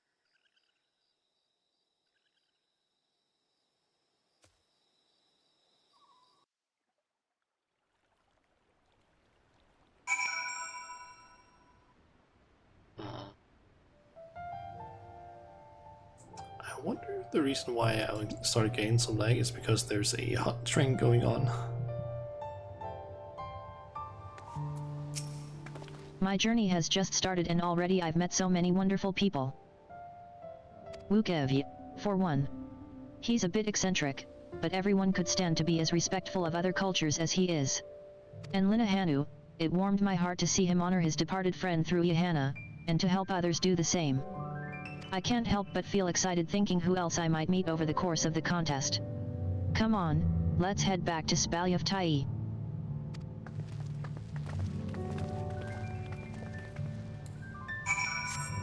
Okay. And right for the offering, and also right of the winds chosen. Gonna assume both of those are either current quests.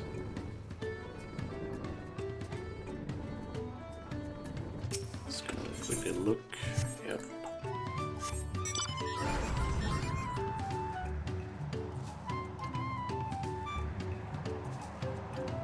I'm assuming that the other one is probably also that.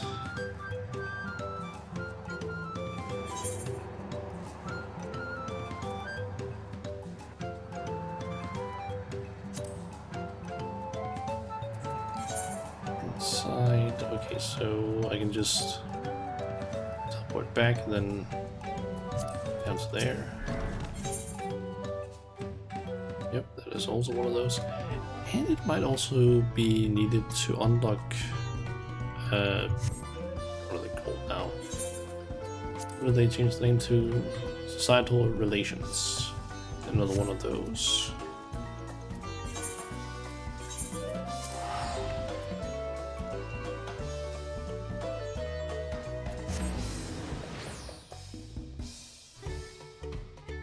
I might have to, like, I think for the marathon I might go with no, like, actual 3D model and just go with either reactive images, just set that up somehow so I just have like something that pops up somehow. Either that or just straight up picture without anything, just to load a little bit on the PC. And I probably also need to just turn down some more settings, just in case. Because honestly, that cutscene was a little bit fucked with how much it was like chugging along.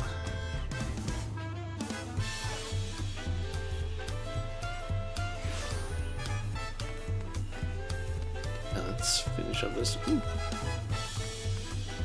Sighting log.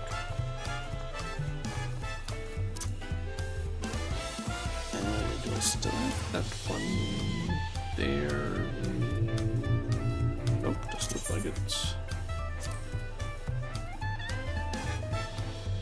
Let's see, where is it?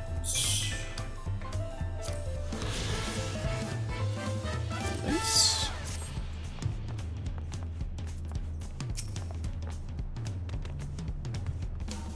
And just like that, we found an elector and won our first keystone. I knew I was right to trust your instincts. Come on. Let's keep things moving, and march onwards to Urkopasha. Chances are good we'll find an elector there as well. Before we do anything, however, we should see what your opportunistic fellow friend has to say.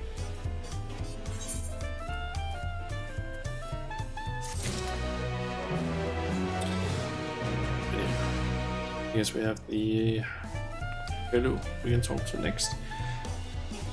But yeah, as I said before, I think I'm gonna end the stream now because it has been like almost 5 hours at this point. I was originally only planning for like 4 hours, but yeah, we're now a little bit into the game. I've been to one zone, half of it. Still have 2 more zones. I'm guessing we're probably going to go to this one next, and then it's going to be Yaktel. I have a feeling that's going to be the case. And then there's this stuff where we have this one, which is probably going to be the 4th zone. feel like. And then maybe we'll head back somehow. I'm not sure. Oh, I actually got the updated map now as well. Nice. Yeah, we're gonna go ahead and just end the stream here. So let's see if I can find one to raid. Also, we just turn off some of the background stuff. All mapped out. I mean, kind of. I can at least see the actual map now with the Dawntrail areas. Okay, let's see if I can find someone to raid.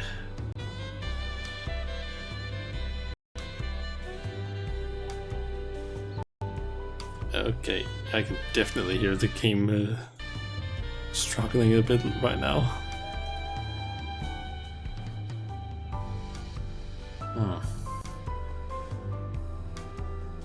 Let's see. There's not a lot of people that I follow that are currently streaming. Only 4, and they are all decently big streamers. Let's see here.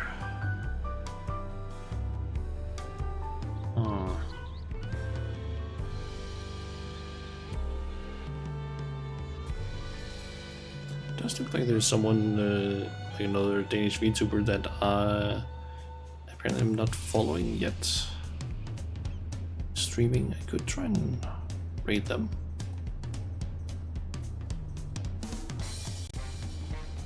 You're welcome, Ryuko, and thank you for dropping by and watching the stream and chatting and whatnot. Okay.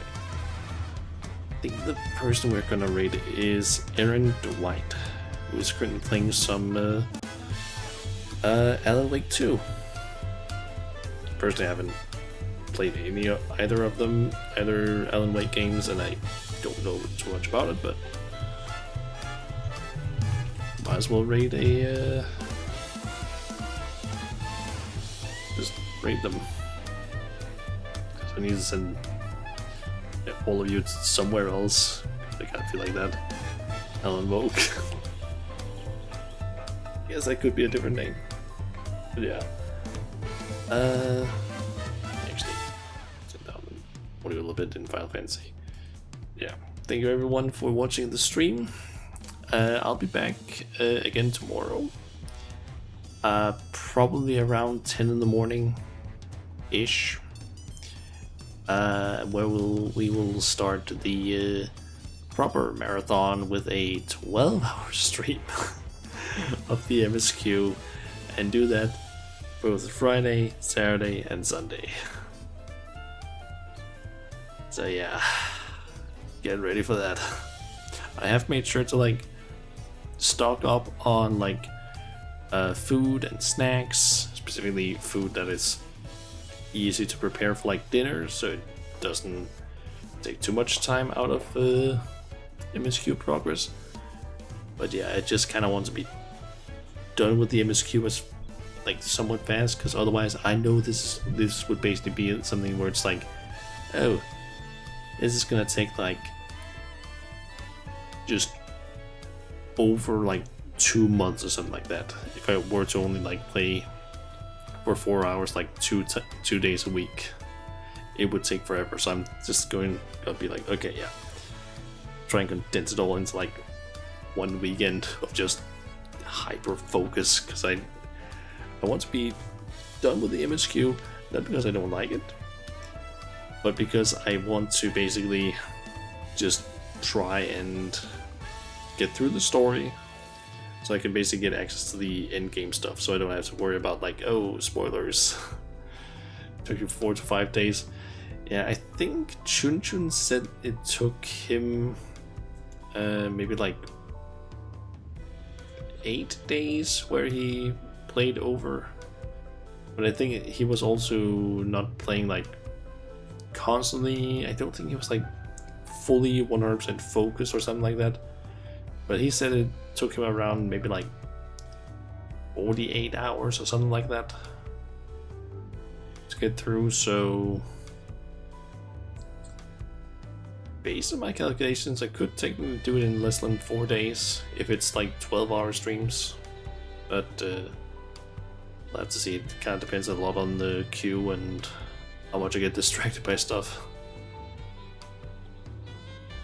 But yeah, we're just gonna go ahead and raid Errant White, and yeah, hopefully I'll see you all tomorrow, and if not, then hopefully I'll see you around some other day. But yeah, thank you everyone for watching, and I'll see ya.